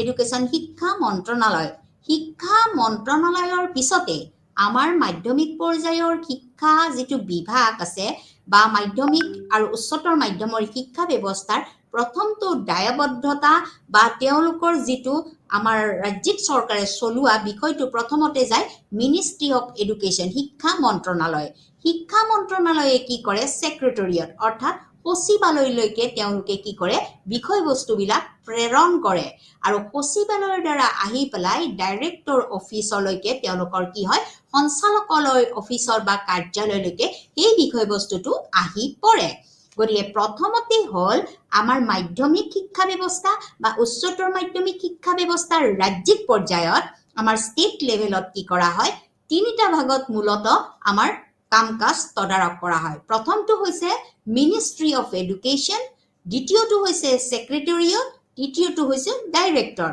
অৰ্থাৎ শিক্ষা মন্ত্ৰালয়ৰ পিছত সচিবালয়ৰ পিছত সঞ্চালকালয়ৰ কাৰ্যালয়কে এই বিষয়বস্তুটো প্ৰেৰিত হয় এতিয়া আমাৰ সঞ্চালকৰ কাৰ্যালয় আকৌ তিনিটা ডিপাৰ্টমেণ্টত আমাৰ কি কৰা হয় তিনিটা বিভাগীয় কৰ্তৃপক্ষত ইয়াক ভাগ কৰা হয় প্ৰথমটো এই ভাগ হৈছে যে বোৰ্ড অফ ছেকেণ্ডাৰী এডুকেশ্যন অৰ্থাৎ মাধ্যমিক পৰ্যায়ৰ শিক্ষাৰ বাবে আমাৰ এখন কি আছে বোৰ্ড আছে এই বোৰ্ডখনৰ কাৰ্য বিষয়বস্তুসমূহ কোনে লিড লয় SCRT লয় state council of educational research and training এতিয়া আমাৰ ৰাজ্যিক চৰকাৰৰ যিটো শিক্ষা গৱেষণাৰ কাৰ্যালয় আছে এই কাৰ্যালয়ে কি কৰে আমাৰ দুটা বিষয়বস্তুৰ ওপৰত তদাৰক কৰে এটা হৈছে বোৰ্ড অফ সেকেন্ডাৰী এডুকেশ্যনক তেওঁলোকে নিৰ্দেশনা দিব পাৰে তেওঁলোকে সাজেশন দিব পাৰে তেওঁলোকে ৰেকমেন্ডেশন কৰিব পাৰে পৰামৰ্শ দিব পাৰে গতিকে এইখিনি দায়িত্ব হৈছে আমাৰ কাৰ SCRT আকৌ আমাৰ যেটো টেক্সট বুকস আমাৰ যেটো পাঠ্যপুথি নিয়ন্ত্ৰণ পাঠ্যপুথি গঠন পাঠ্যপুথি পৰিচালনা পাঠ্যপুথি কি নতুন বস্তু আমি অন্তৰ্ভুক্ত কৰিম এনেকুৱা ধৰণৰ বিষয়বিলাকৰ বাবেও আমাৰ এখন কি আছে টেক্সট বুক বোৰ্ড আছে যিখন বোৰ্ডৰ দ্বাৰা আমাৰ কি হয় মাধ্যমিক পৰ্যায়ৰ পাঠ্যক্ৰমত কি বিষয়বস্তু আমি অন্তৰ্ভুক্ত কৰিম কি নতুন বিষয়বস্তু তাত সংলিষ্ট কৰিম এই বিষয়খিনি কি কৰা হয় তদাৰক কৰা হয় গতিকে এই বিষয়বস্তু গোটেইখিনি আমাৰ আকৌ কোনে তদাৰক কৰে ৰিজনাল অফিস আঞ্চলিক আমাৰ কি আছে কাৰ্যালয় আছে এই গোটেইখিনি বিষয়বস্তু আমাৰ আঞ্চলিক কাৰ্যালয়ে কি কৰে লিড লয় প্ৰথমে হৈছে আমাৰ শিক্ষাৰ মাধ্যমিক শিক্ষা ব্যৱস্থাৰ প্ৰথমটো ডিপাৰ্টমেন্ট হৈছে যে মিনিষ্ট্ৰি অফ এডুকেশ্যন তাৰ পিছত হৈছে যে সেক্ৰেটাৰিয়েট তাৰ পিছত হৈছে ডাইৰেক্টৰ অফিচৰ পৰা আমাৰ এই নিৰ্দেশনা কলৈকে যায় SCRT লৈ যায় গতিকে SCRT এ কি কৰে দুটা বিষয়বস্তুৰ ওপৰত তেওঁলোকে গুৰুত্ব প্ৰদান কৰে এটা হৈছে বোৰ্ড অফ সেকেন্ডাৰী এডুকেশ্যন আৰু নেক্সটটো হৈছে টেক্সট বুক বোৰ্ড আৰু এই সম্পূৰ্ণৰূপে এই সকলোখিনি বিষয়বস্তু চোৱাৰ দায়িত্ব কাৰ হাতত আছে আমাৰ ৰিজনাল অফিস আঞ্চলিক কাৰ্যালয়ৰ আমাৰ এই সকলোখিনি বস্তু কি কৰা হয় তদাৰক কৰা হয় ইয়াৰ উপৰিও আমাৰ আৰু কিছুমান এনেকুৱা হয় জিলাই আমাৰ কিছুমান জিলা পৰিষদ আছে য'ত ডিস্ট্ৰিক্ট এডুকেশ্যন অফিচাৰ আমাৰ প্ৰত্যেকখন ডিস্ট্ৰিক্টৰে প্ৰত্যেকখন জিলাৰে আমাৰ শিক্ষাৰ এজন বিষয়া থাকে এই শিক্ষা বিষয়াই আকৌ কি কৰে দুটা বিষয়ৰ ওপৰত গুৰুত্ব প্ৰদান কৰি তেওঁলোকে মাধ্যমিক পৰ্যায়ৰ কামকাজ তদাৰক কৰে বা বিভিন্ন বিষয়বস্তু এসেস কৰে তাৰ বাবে জিলা পৰিষদলৈকে তেওঁলোকে কামকাজৰ বিষয়বস্তু প্ৰেৰণ কৰিব পাৰে আৰু দ্বিতীয়তে তেওঁলোকে কি কৰে ডায়েটৰ লগত ডিস্ট্ৰিক্ট ইনষ্টিটিউট অফ এলিমেন্টাৰী ট্ৰেইনিংৰ লগতো তেওঁলোকে কি কৰিব পাৰে আমাৰ মাধ্যমিক পৰ্যায়ৰ বিষয়বস্তু বিশেষকৈ প্ৰশিক্ষণৰ লগত জড়িত বিষয়বস্তুসমূহৰ লগত এটা ভূমিকা বা সংলগ্ন হৈ পেলাই সংযোজন কৰি পেলাই আমাৰ ডিস্ট্ৰিক্ট এডুকেশ্যন অফিচাৰ জনে কি কৰিব পাৰে এইখিনি কাম কৰিব পাৰে গতিকে আমাৰ যেটো ডিস্ট্ৰিক্ট এডুকেশ্যন অফিচাৰ আছে এই ডিস্ট্ৰিক্ট এডুকেশ্যন অফিচাৰ জিলা শিক্ষা বিষয়া আমাৰ দুই ভাগত আছে এটা হৈছে আৰবান আমাৰ চহৰ অঞ্চলতো আছে আৰু ৰুৰেল আমাৰ গ্ৰাম্য অঞ্চলতো আছে এতিয়া চহৰ অঞ্চলৰ যেটো আমাৰ শিক্ষা ব্যৱস্থাৰ গাঁথনি মাধ্যমিক পৰ্যায়ৰ শিক্ষা ব্যৱস্থাৰ যেটো তদাৰক কৰাৰ বিষয় এই বিষয়টো আমাৰ মিউনিসিপালিটিয়ে কি কৰে তদাৰক কৰা বা মিউনিসিপালিটিৰ আন্ডাৰত বা তেওঁলোকৰ অন্তৰ্গত এটা বিষয়বস্তু আৰু আমাৰ গ্ৰাম্য অঞ্চলত আমাৰ কি কৰে BEO ব্লক এডুকেশ্যন অফিচাৰ প্ৰত্যেকখন গাঁৱতে একোটা ব্লকত কি কৰা হয় এজন এডুকেশ্যনেল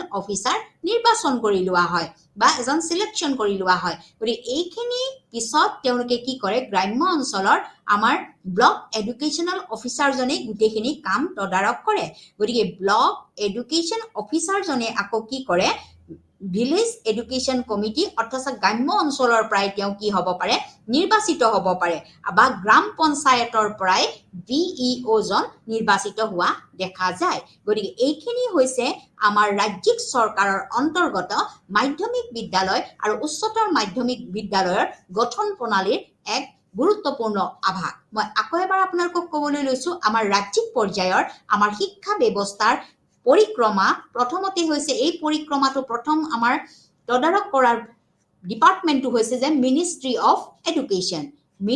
অফ এডুকেশ্যনে কি কৰিব সকলোবিলাক বিষয়বস্তু সেক্ৰেটাৰিয়েটলৈকে পঠাব সেক্ৰেটাৰিয়েটে নিৰ্দিষ্ট নিয়ম অনুযায়ী তেওঁলোকে আমাৰ শিক্ষা ব্যৱস্থাৰ দৰ্শন অনুযায়ী ডাইৰেক্টৰ অফিচলৈকে কি কৰিব সেই বিষয়বস্তুখিনি প্ৰেৰণ কৰিব ডাইৰেক্টৰ অফিচে সম্পূৰ্ণৰূপে মাধ্যমিক পৰ্যায় তদাৰক কৰিবৰ বাবে আমাৰ SCERT state council of educational research ট্ৰেইনিঙলৈকে তেওঁলোকে পঠিয়াব গতিকে state council of educational research ট্ৰেইনিঙৰ এই বিষয়বস্তুটো দুটা বিষয়ৰ দ্বাৰা আমাৰ সংযোজন হয় যে বোৰ্ড অফ ছেকেণ্ডাৰী এডুকেশ্যন আৰু text book board of secondary education হৈছে মাধ্যমিক পৰ্যায়ৰ আমাৰ শিক্ষা বিভাগ আৰু দ্বিতীয়টো হৈছে যে টেক্সট বুক বোৰ্ড আমি যেটো পাঠ্যক্ৰমৰ যেটো পৰিক্ৰমা আমি পাঠ্যক্ৰম কিদৰে পৰিচালিত কৰিম আমি পাঠ্যক্ৰমত কি বিষয়বস্তু সংযোজন কৰিম এই বিভিন্ন বিষয়ৰ বিষয়বস্তুসমূহ আমাৰ কি কৰা হয় টেক্সট বুকত সংলগ্ন কৰা হয় গতিকে এই বিষয়বস্তুসমূহ আমাৰ কাৰ দ্বাৰা নিয়ন্ত্ৰিত হয়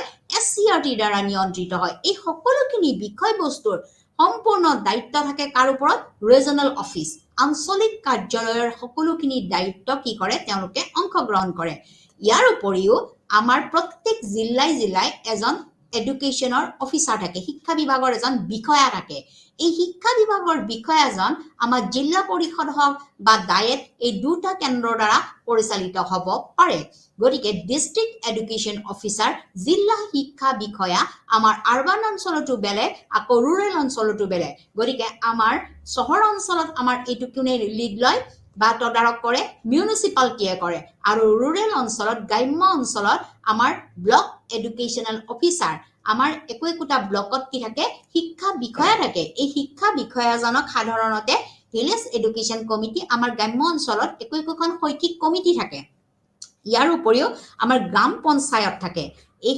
গ্ৰাম্য শিক্ষা কমিটি আৰু গ্ৰাম পঞ্চায়তৰ দ্বাৰা ব্লক এডুকেশ্যনেল অফিচাৰজন কি কৰা হয় আমাৰ নিৰ্বাচিত কৰা হয় গতিকে আমাৰ ষ্টেট লেভেলৰ আমাৰ যেটো শৈক্ষিক পৰিক্ৰমা মাধ্যমিক শিক্ষাৰ শৈক্ষিক পৰিক্ৰমা আমি এই উপৰোক্ত ধৰণে আমি কি কৰিব পাৰো আমি অৱগত কৰাব পাৰো বা উপৰোক্ত ধৰণে আমি জানিব পাৰো গতিকে আমাৰ কেন্দ্ৰীয় চৰকাৰৰ নিচিনাকৈ ৰাজ্যিক চৰকাৰেও কি কৰে এই সকলোবিলাক ডিপাৰ্টমেণ্টত আমাৰ মাধ্যমিক শিক্ষা আৰু উচ্চতৰ মাধ্যমিক শিক্ষাৰ বিষয়ে আমাৰ সকলোবিলাক বিভাগীয় কাম-কাজ তদাৰক কৰিবলৈ বিভাগীয় কাম-কাজৰ তদাৰক কৰিবলৈ মূল্যায়ন কৰিবলৈকে এই বিভাগসমূহ আমাৰ সৃষ্টি কৰা হয় ইয়াৰ পৰৱৰ্তী পৰ্যায়ত আমাৰ শৈক্ষিক দিশত অন্য এটা সংস্থা হৈছে যে স্থানীয় সংস্থা লোকেল বডিজ এতিয়া স্থানীয় সংস্থাসমূহৰ কাম কি আমাৰ মাধ্যমিক শিক্ষাৰ ক্ষেত্ৰত আমাৰ স্থানীয় সংস্থাসমূহৰ কাম কি আমাৰ ভাৰতবৰ্ষত বিশেষকৈ আমাৰ মাধ্যমিক শিক্ষা হওক বা প্ৰাথমিক শিক্ষাই হওক এই সকলোখিনি বিষয়বস্তু কিন্তু আমাৰ সম্পূৰ্ণৰূপে মেনেজ বা নিয়ন্ত্ৰিত হয় লোকেল বডিজৰ দ্বাৰা স্থানীয় সংস্থাসমূহৰ দ্বাৰা হয় এই স্থানীয় সংস্থাসমূহত বিশেষকৈ আমাৰ পৌৰ পৰিষদ আমাৰ কি হৈ থাকে সংযোজন হৈ থাকে আমাৰ জিলা সংস্থাসমূহ সংযোজিত হৈ থাকে জিলা পঞ্চায়ত সংযোজিত হৈ থাকে আৰু গাঁও পঞ্চায়ত আমাৰ কি হৈ থাকে সংযোজিত হৈ থাকে কিন্তু আমাৰ যিবিলাক বিদ্যালয় আছে এই বিদ্যালয়বিলাকৰ যেটো অৰ্থনৈতিক দিক বা সকলো ধৰণৰ আমাৰ যিবিলাক লোকেল টেক্স থাকে এই সকলো ধৰণৰ লোকেল টেক্স হওক সকলো ধৰণৰ জলপানী হওক গ্ৰান্ট হওক যিখিনি বিষয়বস্তু ৰাজ্যিক চৰকাৰৰ পৰা আহিব এই সকলোখিনি বিষয়বস্তুৰ সকলোবিলাক নীতি নিয়ম কিন্তু আমাৰ স্থানীয় সংস্থাসমূহে কি কৰে তদাৰক কৰে আমাৰ যিবিলাক স্থানীয় অঞ্চলত আমাৰ যিবিলাক বিদ্যালয় আছে এই বিদ্যালয়সমূহৰ যেটো আন্তঃগাঁথনি এই আন্তঃগাঁথনিৰ বিকাশ সাধনৰ ক্ষেত্ৰতো আমাৰ স্থানীয় সংস্থাসমূহে বিভিন্ন ধৰণে পদক্ষেপ হাতত লয় গতিকে স্থানীয় সংস্থাসমূহক আমি কি প্ৰকাৰে জানিব পাৰো পৌৰ পৰিষদ জিলা সংস্থা জিলা পঞ্চায়ত আৰু গাঁও পঞ্চায়ত এই চাৰি প্ৰকাৰৰ যেটো আমাৰ স্থানীয় সংস্থা আছে তেওঁলোকে নিজ অঞ্চলৰ মাধ্যমিক শিক্ষা আৰু উচ্চতৰ মাধ্যমিক শিক্ষাৰ বিষয়ে সকলোবিলাক দিশ তেওঁলোকে মূল্যায়ন কৰিব পাৰে সকলোবিলাক দিশ তেওঁলোকে তদাৰক কৰিব পাৰে আৰু এই মাধ্যমিক পৰ্যায়ৰ যিবিলাক বিদ্যালয় আছে তেওঁলোকৰ আন্তঃগাঁথনি সম্পৰ্কেও তেওঁলোকে গুৰুত্ব প্ৰদান কৰিব পাৰে আৰু ইয়াৰ উপৰিও আমাৰ মাধ্যমিক পৰ্যায়ৰ শিক্ষা ব্যৱস্থাৰ যিবিলাক সমস্যা আমি দেখা পাওঁ এই সমস্যাসমূহ স্থানীয় বিদ্যালয়সমূহৰ এই সমস্যাসমূহ আমি স্থানীয় এই সংস্থাৰ পৌৰ পৰিষদ হওক জিলা সংস্থা হওক জিলা পঞ্চায়ত হওক গাঁও পঞ্চায়ত হওক আমি কি কৰিব পাৰো জনাব পাৰো গতিকে স্থানীয় সংস্থাসমূহে কি কৰিব পাৰে সকলোবিলাক বিষয়বস্তু বিশেষকৈ মাধ্যমিক হওক বা প্ৰাথমিক বিদ্যালয় হওক তেওঁলোকে তদাৰক কৰাৰ এটা মুখ্য স্থান আমি দেখা পোৱা যায় গতিকে আমাৰ ভাৰতবৰ্ষৰ যিবিলাক শিক্ষা ব্যৱস্থা আছে এই শিক্ষা ব্যৱস্থা আমাৰ তিনি প্ৰকাৰৰ এটা হৈছে কেন্দ্ৰীয় চৰকাৰৰ দ্বাৰা আমাৰ কি কৰা হয় তদাৰক কৰা হয় আনটো হৈছে আমাৰ কি ৰাজ্যিক চৰকাৰৰ দ্বাৰা তদাৰক কৰা হয় আৰু এটা হৈছে স্থানীয় সংস্থাসমূহৰ দ্বাৰা ইয়াক তদাৰক কৰা হয় গতিকে ইয়াৰ পৰৱৰ্তী পৰ্যায়ত আমি জানিব বিচাৰিম যে আমাৰ যিবিলাক বিদ্যালয় আছে এই বিদ্যালয়সমূহ কিমান প্ৰকাৰত মেনেজমেন্ট কৰা হয় বা পৰিচালিত কৰা হয় the types of management of school আমাৰ ৰাজ্যত বা আমাৰ দেশত ভাৰতবৰ্ষত যিমানবিলাক বিদ্যালয় আছে এই বিদ্যালয়সমূহৰ পৰিচালনাৰ ক্ষেত্ৰত আমি কিমান প্ৰকাৰে আমি ভাগ কৰিব পাৰো গতিকে ইতিমধ্যে আমি শিক্ষা ব্যৱস্থা কিদৰে নিয়ন্ত্ৰিত হয় আমি শিক্ষা ব্যৱস্থা আমি কিদৰে আগবঢ়াই নিব পাৰো এই বিষয়ে আমি আলোচনা কৰিলো তাত আমি দেখা পালো যে প্ৰথমটো হাতি হৈছে আমাৰ কাৰ কেন্দ্ৰীয় চৰকাৰৰ দ্বিতীয়টো হৈছে কাৰ ৰাজ্যিক চৰকাৰৰ আৰু তৃতীয়টো হৈছে কাৰ স্থানীয় সংস্থাসমূহৰ ইয়াৰ পিছতে আমি আকৌ জানিব পাৰিম যে আমি কিমান প্ৰকাৰে বিদ্যালয়সমূহ পৰিচালনা কৰাৰ ক্ষেত্ৰত আমি ভাগ কৰিব পাৰো এতিয়া প্ৰথমটোৱে হৈছে যে আমাৰ চৰকাৰৰ দ্বাৰা পৰিচালিত বিদ্যালয় এতিয়া চৰকাৰৰ দ্বাৰা পৰিচালিত বিদ্যালয়সমূহ আমাৰ ভাৰতবৰ্ষত বিশেষকৈ সকলোবিলাক চৰকাৰী গ্ৰেণ্ট হওক চৰকাৰীভাৱে সকলোবিলাক নীতি নিৰ্দেশনা তেওঁলোকে মানি চলিবলগীয়া হয় তেওঁলোকৰ বিদ্যালয়বিলাকৰ শিক্ষকবিলাকক চৰকাৰৰ দ্বাৰাই তেওঁলোকে কি কৰা হয় সিলেকশন বা নিৰ্বাচিত হয় চৰকাৰৰ দ্বাৰাই তেওঁলোকে নিযুক্তিপ্ৰাপ্ত হয় তেওঁলোকে চৰকাৰৰ পৰাই কি কৰিব পাৰে প্ৰশিক্ষণপ্ৰাপ্ত হ'ব পাৰে গতিকে প্ৰথম প্ৰকাৰৰ বিদ্যালয় হৈছে কি চৰকাৰৰ দ্বাৰা পৰিচালিত বিদ্যালয় য'ত চৰকাৰী সকলোবিলাক নীতি নিয়ম নিৰ্দেশনা মানি চলিবলগীয়া হয় চৰকাৰী বন্ধৰ পৰা আদি কৰি হওক চৰকাৰী সকলোবিলাক আমি নিৰ্দেশনা হওক তেওঁলোকৰ পৰা পোৱা পৰামৰ্শ হওক এই চৰকাৰৰ দ্বাৰা পৰিচালিত বিদ্যালয়সমূহে মানি চলিব লাগে গতিকে চৰকাৰৰ দ্বাৰা পৰিচালিত বিদ্যালয়সমূহত চৰকাৰীভাৱে পোৱা গ্ৰেণ্ট চৰকাৰীভাৱে পোৱা জলপানী চৰকাৰীভাৱে পোৱা বৃত্তি চৰকাৰীভাৱে পোৱা পাঠ্যপুথি বা শিক্ষকসকলৰ যিটো প্ৰশিক্ষণৰ ব্যৱস্থা বা শিক্ষকসকলৰ যিটো নিযুক্তিৰ ব্যৱস্থা এই সকলোবিলাক আমাৰ কাৰ পৰা হয় চৰকাৰৰ দ্বাৰাই পৰিচালিত হয় সেইবাবে আমি মেনেজমেন্ট অফ স্কুল পৰিচালনাৰ ক্ষেত্ৰত প্ৰথমটোৱে আমি জানিব পাৰো যে চৰকাৰৰ দ্বাৰা পৰিচালিত বিদ্যালয় দ্বিতীয়টো আমি জানিব পাৰো যে ব্যক্তিগত দ্বাৰা পৰিচালিত বিদ্যালয় আমাৰ চৰকাৰৰ উপৰিও কিছুমান আমাৰ ব্যক্তিগত বিদ্যালয় আছে য'ত ব্যক্তিগতভাৱে কোনোবা অনুষ্ঠান প্ৰতিষ্ঠান বা কেইজনমান ব্যক্তি লগ হৈ বা কোনোবা এজন ব্যক্তিয়ে তেওঁ কি কৰে ব্যক্তিগতভাৱে এখন বিদ্যালয় তেওঁ কি কৰে স্থাপন কৰি লয় গতিকে যেতিয়া তেওঁ ব্যক্তিগতভাৱে বিদ্যালয়খন স্থাপন কৰিব আৰু এইটো সম্পূৰ্ণৰূপে আমাৰ কি হ'ব প্ৰাইভেটলি তাৰমানে ব্যক্তিগতভাৱে সকলোবিলাক বিষয়বস্তু তেওঁলোকে অৰ্থনৈতিক দিশটোৱে হওক বা আন্তঃগাঁথনিক দিশটোৱে হওক সকলোবিলাক বিষয়বস্তু আমাৰ কি কৰে ব্যক্তিগতভাৱে তেওঁলোকে পৰিচালিত কৰে গতিকে ব্যক্তিগতভাৱে যিহেতু তেওঁলোকে পৰিচালিত হয় কিন্তু তেওঁলোকে তথাপিও চৰকাৰী কিছুমান নীতি নিৰ্দেশনা মানি চলে আৰু কেতিয়াবা কি হয় এই ব্যক্তিগত বিদ্যালয়সমূহেও আমাৰ চৰকাৰৰ সহযোগত কিছুমান চৰকাৰী সা সুবিধা তেওঁলোকে পাবলৈ পায় অকল বিদ্যালয় ক্ষেত্ৰতে নহয় মহাবিদ্যালয়সমূহে হওক বা বিশ্ববিদ্যালয়সমূহে হওক আমাৰ চৰকাৰৰ পৰা কিছুমান সাহায্য পায় গতিকে এই ক্ষেত্ৰত আমি ক'ব পাৰো যে ব্যক্তিগতভাৱে পৰিচালিত বিদ্যালয়সমূহে যদিও ব্যক্তিগতভাৱে তেওঁলোকে সৃষ্টি কৰে বা ব্যক্তিগতভাৱে তেওঁলোকে সকলো নীতি নিৰ্দেশনা মানি চলে তথাপিও তেওঁলোকে চৰকাৰৰ লগত কি কৰিব পাৰে যোগসূত্ৰ স্থাপন কৰিব পাৰে বা চৰকাৰী নীতি নিয়ম তেওঁলোকে গ্ৰহণ কৰিব পাৰে আৰু চৰকাৰেও কেতিয়াবা কি কৰিব পাৰে এই ব্যক্তিগত বিদ্যালয়সমূহক আমাৰ কিছুমান অৰ্থনৈতিকভাৱে তেওঁলোকে সহায় কৰিব পাৰে বা বিভিন্ন পৰ্যায়ৰ তেওঁলোকৰ কৰ্মৰাজিৰ বাবে উপযুক্ত কৰ্মৰাজিৰ বাবে তেওঁলোকে কি কৰিব পাৰে ব্যক্তিগতভাৱে বিষয়বস্তুসমূহ পৰিচালিত কৰিব পাৰে ইয়াৰ পৰৱৰ্তী পৰ্যায়ত হৈছে যে সংখ্যালঘুসকলৰ অন্তৰ্দৃষ্টিৰ দ্বাৰা পৰিচালিত বিদ্যালয় সংখ্যালঘুসকলৰ অন্তৰ্দৃষ্টিৰ দ্বাৰা পৰিচালিত বিদ্যালয় গতিকে আমাৰ কিছুমান এনেকুৱা ইনষ্টিটিউট আছে বা অনুষ্ঠান আছে যি সংখ্যালঘু মানে কম সংখ্যক সেই কোনো এটা জাতি বা কোনো এটা ধৰ্ম বা জাতি বা উপজাতি কিছু সংখ্যক ব্যক্তিৰ দ্বাৰা পৰিচালিত হোৱা কিছুমান বিদ্যালয় আছে যিসমূহ বিদ্যালয় আমাৰ কি কৰে ধৰ্মীয় ভিত্তিতহে সেই অনুষ্ঠানটো কি কৰা হয় স্থাপন কৰা হয় গতিকে তেওঁলোকেও কি কৰিব পাৰে কিছুমান বিদ্যালয় নিজৰ মতে চলাব পাৰে গতিকে আমাৰ ভাৰতবৰ্ষৰ যিখন সংবিধান আছে এই সংবিধানত আমাৰ আৰ্টিকল নম্বৰ 28 আৰু 29 আমাৰ আৰ্টিকল নম্বৰ 28 29 আৰু 30 আমাৰ ভাৰতবৰ্ষৰ যিখন ভাৰতীয় সংবিধান আছে এই সংবিধানৰ আমাৰ অনুচ্ছেদ নম্বৰ 28 29 আৰু 30ত কি কৰা হৈছে কিছুমান প্ৰভিজন ৰখা হৈছে কিছুমান সুবিধা দিয়া হৈছে এই সুবিধাটো বিশেষকৈ কাক দিয়া হৈছে সংখ্যালঘুসকলক দিয়া হৈছে কিহৰ বাবে দিয়া হৈছে তেওঁলোকে নিজ নিজ ধৰ্মৰ কি কৰিব পাৰে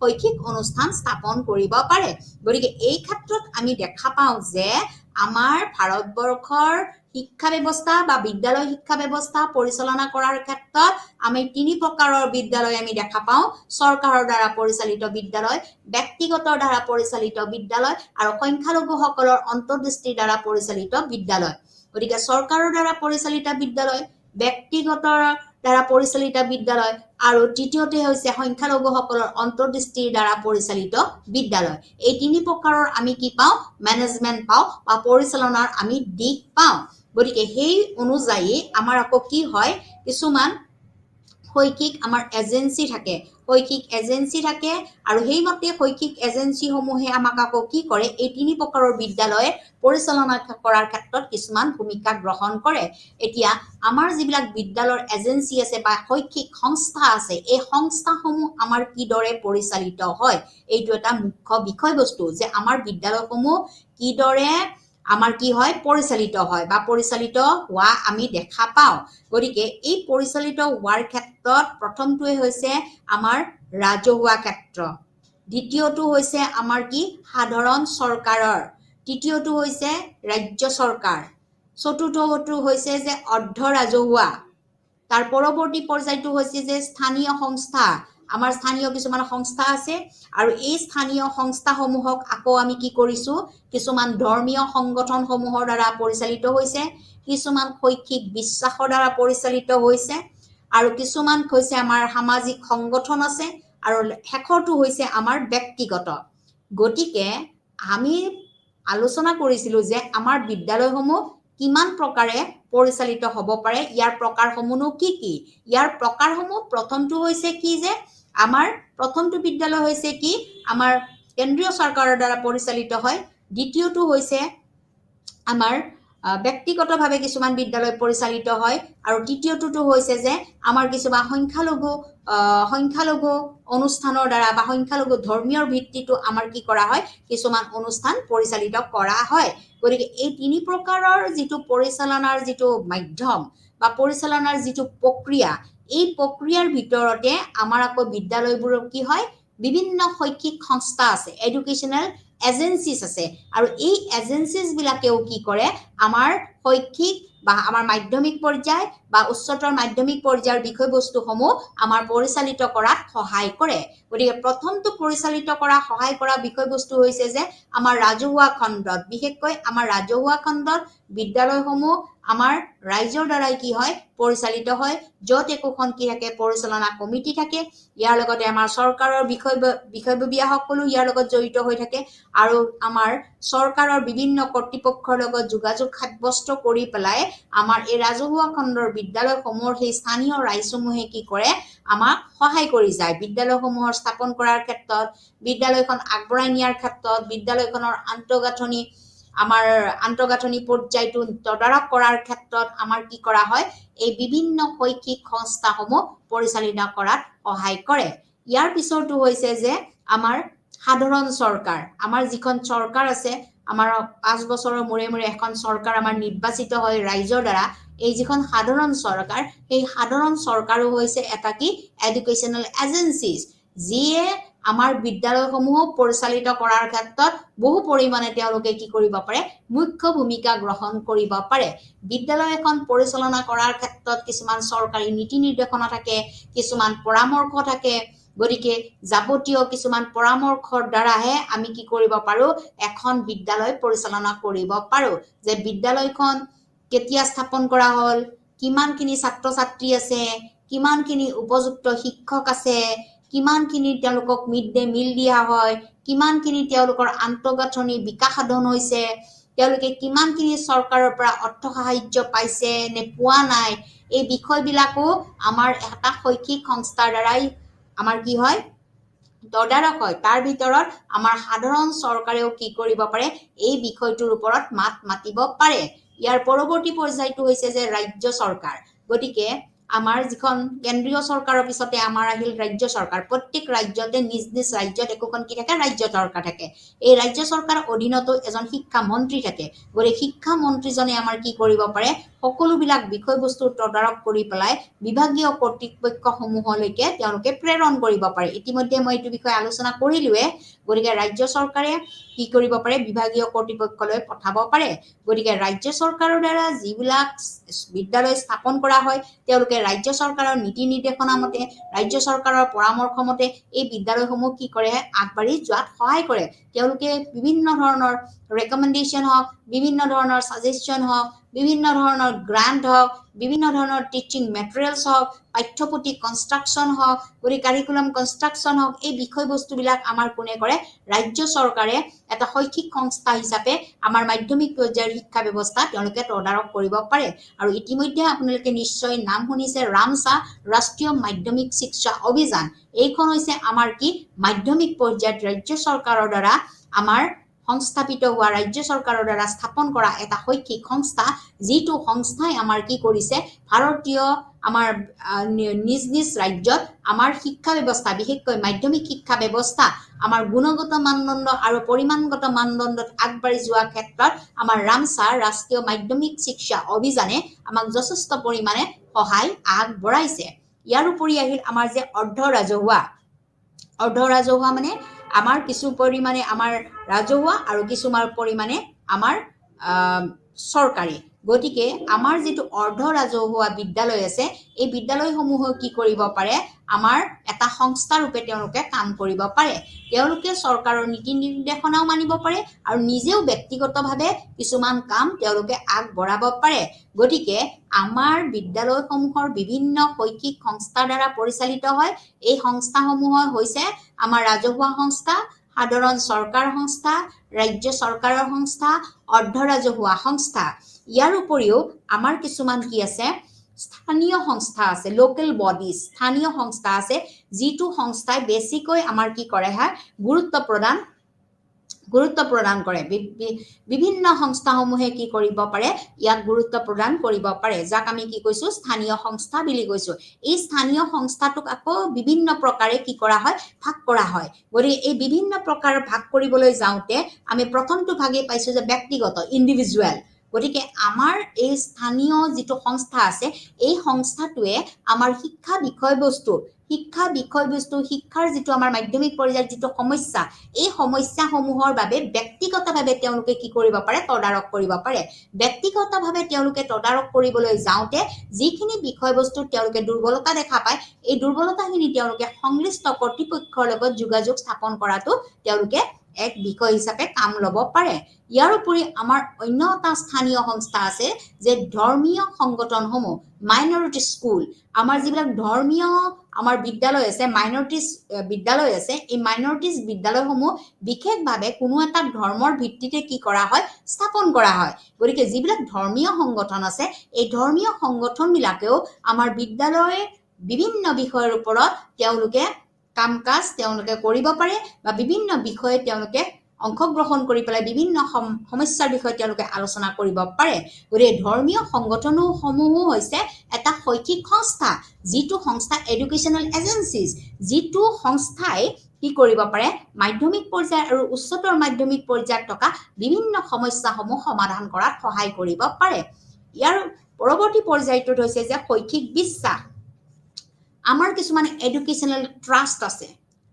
কিছুমান এডুকেশ্যনেল ট্ৰাষ্ট আছে এই ট্ৰাষ্টৰ অধীনতো কি কৰা হয় বহুতো বিদ্যালয় আমাৰ চলি থাকে গতিকে এই ট্ৰাষ্টটোৱে কি কৰিব সেই বিদ্যালয়সমূহৰ সকলোবিলাক বিষয়বস্তু তেওঁলোকে তদাৰক কৰিব যদি এইটো এটা ব্যক্তিগত তথাপিও তেওঁলোকে কি কৰিব পাৰে মাধ্যমিক পৰ্যায় বা উচ্চতৰ মাধ্যমিক পৰ্যায়ৰ সকলোবিলাক দিক তেওঁলোকে কি কৰিব পাৰে তদাৰক কৰিব পাৰে তেওঁলোকে বিভিন্ন পৰামৰ্শ আগবঢ়াব পাৰে এই পৰামৰ্শৰ ভিত্তিত তেওঁলোকে সাজেশনছ দিব পাৰে এই সকলোবিলাকক আমি কি কওঁ ধৰ্মীয় সংগঠন বুলি কওঁ গতিকে ধৰ্মীয় সংগঠনৰ ভিত্তিটো আমাৰ কি কৰা হয় কিছুমান বিদ্যালয় স্থাপন কৰা হয় আৰু এই বিদ্যালয়সমূহৰো কিছুমান কি আছে শৈক্ষিক বিশ্বাস আছে বা এডুকেশ্যনাল ট্ৰাষ্ট আছে এই ট্ৰাষ্টসমূহে সকলোবিলাক দায়বদ্ধতা সকলোবিলাক ৰেসপন্সিবিলিটি বা ভূমিকা গ্ৰহণ কৰি পেলাই তেওঁলোকে সমাজৰ লগত কি কৰিব পাৰে বা চৰকাৰৰ লগত যোগসূত্ৰ স্থাপন কৰি পেলাই শৈক্ষিক নীতি নিৰ্দেশনা তেওঁলোকে পালন কৰিব পাৰে গতিকে শৈক্ষিক বিশ্বাসো হৈছে কি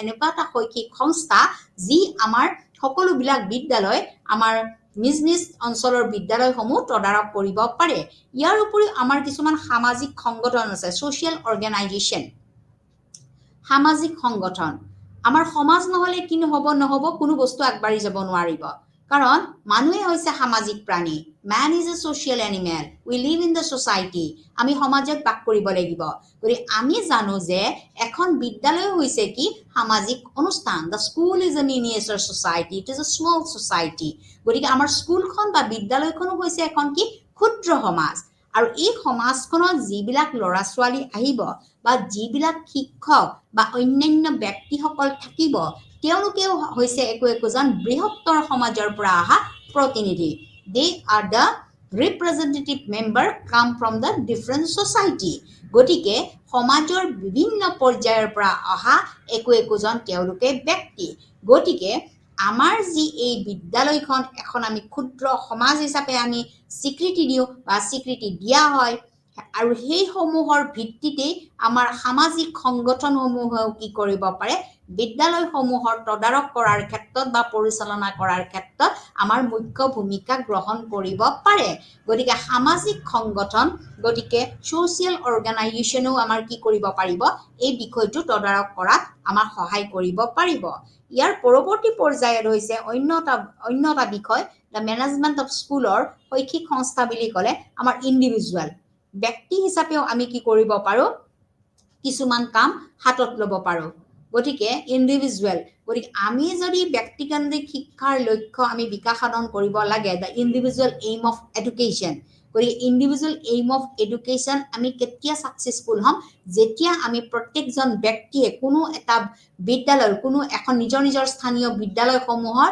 শৈক্ষিক সংস্থাটোৰ লগত আমি জড়িত হৈ পৰো যে আমি কেনেকৈ জড়িত হৈ পৰিম আমিও একোজন কি সেইখন বিদ্যালয়ৰে একোজন সদস্য বুলি ভাবি সেই বিদ্যালয়খনৰ আন্তঃগাঁথনি আদি কৰি পেলাই নামভৰ্তিকৰণৰ ক্ষেত্ৰৰ পৰা বা শিক্ষকসকলক বিভিন্ন দিহা পৰামৰ্শ দি পেলাই আমি বিদ্যালয়খন আগবঢ়াই নিয়াত আমাৰ সহায় হ'ব পাৰে গতিকে আমি ব্যক্তিগতভাৱেও কি কৰিব পাৰো আমি বিদ্যালয়সমূহৰ কাম কাজবিলাক আমি আগবঢ়াই নিব পাৰো গতিকে আমাৰ বিদ্যালয়সমূহ স্থাপনৰ ক্ষেত্ৰত আমাৰ বিভিন্ন শৈক্ষিক সংস্থাসমূহে কি কৰিব পাৰে আমাৰ বিদ্যালয়বোৰ পৰিচালিত কৰিব পাৰে গতিকে এই পৰিচালিত দিশসমূহ হৈছে কি প্ৰথমটো মই আলোচনা কৰিলোৱে ৰাজহুৱা তাৰ পিছত হৈছে সাধাৰণ চৰকাৰ তাৰ পিছত হৈছে ৰাজ্য চৰকাৰ তাৰ পিছত হৈছে অৰ্ধ ৰাজহুৱা তাৰ পিছত হৈছে স্থানীয় সংস্থাসমূহ লোকেল এজেন্সিজ যিবিলাক লোকেল এজেন্সিজ আকৌ কি কৰে ব্যক্তিগতভাৱেও কিছুমান কাম কাজ আৰম্ভ কৰে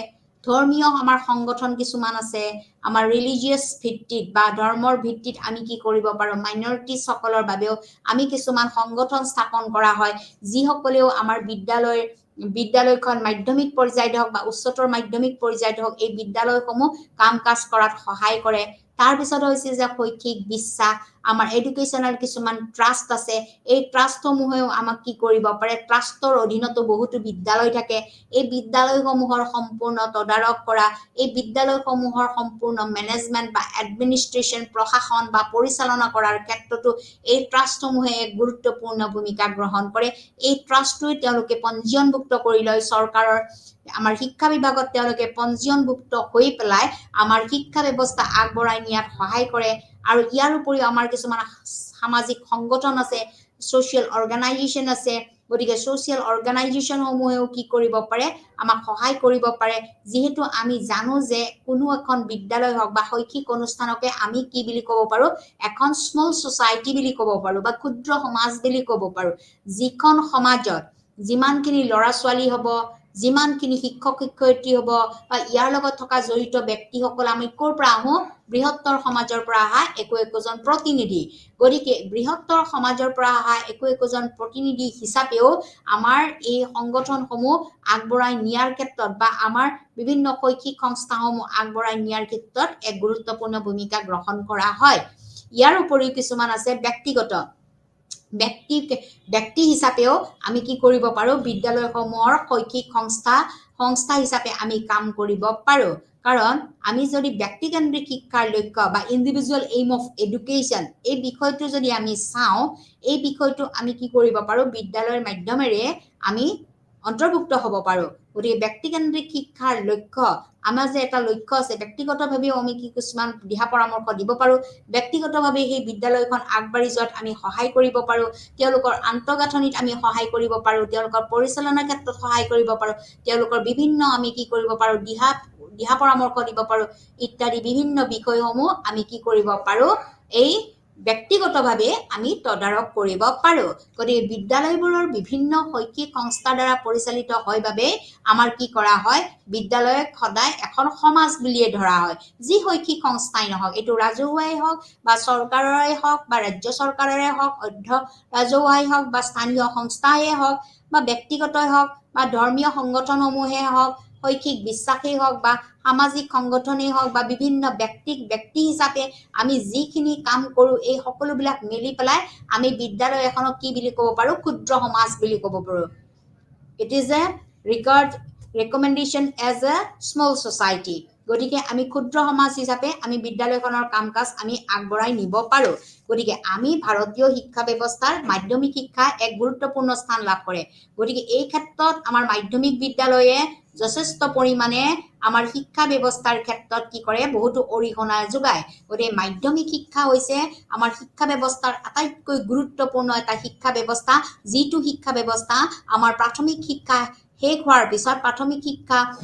হোৱাৰ পিছতে তাৰ পৰৱৰ্তী পৰ্যায়ত আমাৰ মাধ্যমিক শিক্ষা ব্যৱস্থা আৰম্ভ হয় মাধ্যমিক বুলি এইকাৰণে আমি স্বীকৃতি দিছো যে এই মাধ্যমিক শিক্ষা ব্যৱস্থা আমাৰ মধ্যম খণ্ডৰ শিক্ষা ব্যৱস্থা অৰ্থাৎ আমাৰ প্ৰাথমিক শিক্ষা শেষ হ'ব আৰু ইতিমধ্যে আমি মাধ্যমিক শিক্ষা শেষ হোৱাৰ পিছত আমি ক'ত যাম হায়াৰ এডুকেশ্যনত যাম গতিকে এই দুটা শিক্ষাৰ মাজত থকা বাবে এই শিক্ষাটোক আমি কি কৈছো ছেকেণ্ডাৰী এডুকেশ্যন বুলি কৈছো গতিকে মাধ্যমিক শিক্ষা ব্যৱস্থা হৈছে প্ৰত্যেকজন ছাত্ৰ ছাত্ৰীৰ জীৱনৰ এক গুৰুত্বপূৰ্ণ শিক্ষা ব্যৱস্থা কাৰণ এইখিনি সময়তে প্ৰত্যেকজন ল'ৰা ছোৱালীয়ে মেচিউৰিটি হয় তেওঁলোকে এডোলেচেন্স ডিউৰিং দ্য টাইম অফ এডোলেচেন্স আমাৰ এই শিক্ষা ব্যৱস্থাটো আমাৰ কি হয় প্ৰতিস্ফুট হয় এইখিনি শিক্ষা ব্যৱস্থাৰ জৰিয়তে তেওঁলোকে ব্যক্তিত্বৰ বিকাশ সাধন কৰিব পাৰে যিহেতু এইখিনি সময়ত প্ৰত্যেকজন ছাত্ৰ ছাত্ৰীৰ এটা কালাৰফুল চেঞ্জ হয় এটা ৰংচঙীয়া পৰিৱৰ্তন হয় তেওঁলোকৰ জীৱনত এটা ৰংচঙীয়া পৰিৱৰ্তন হয় শাৰীৰিকভাৱেই হওক মানসিকভাৱেই হওক নৈতিকভাৱেই হওক সামাজিকভাৱেই হওক বা আধ্যাত্মিকভাৱেই হওক যিহেতু আমাৰ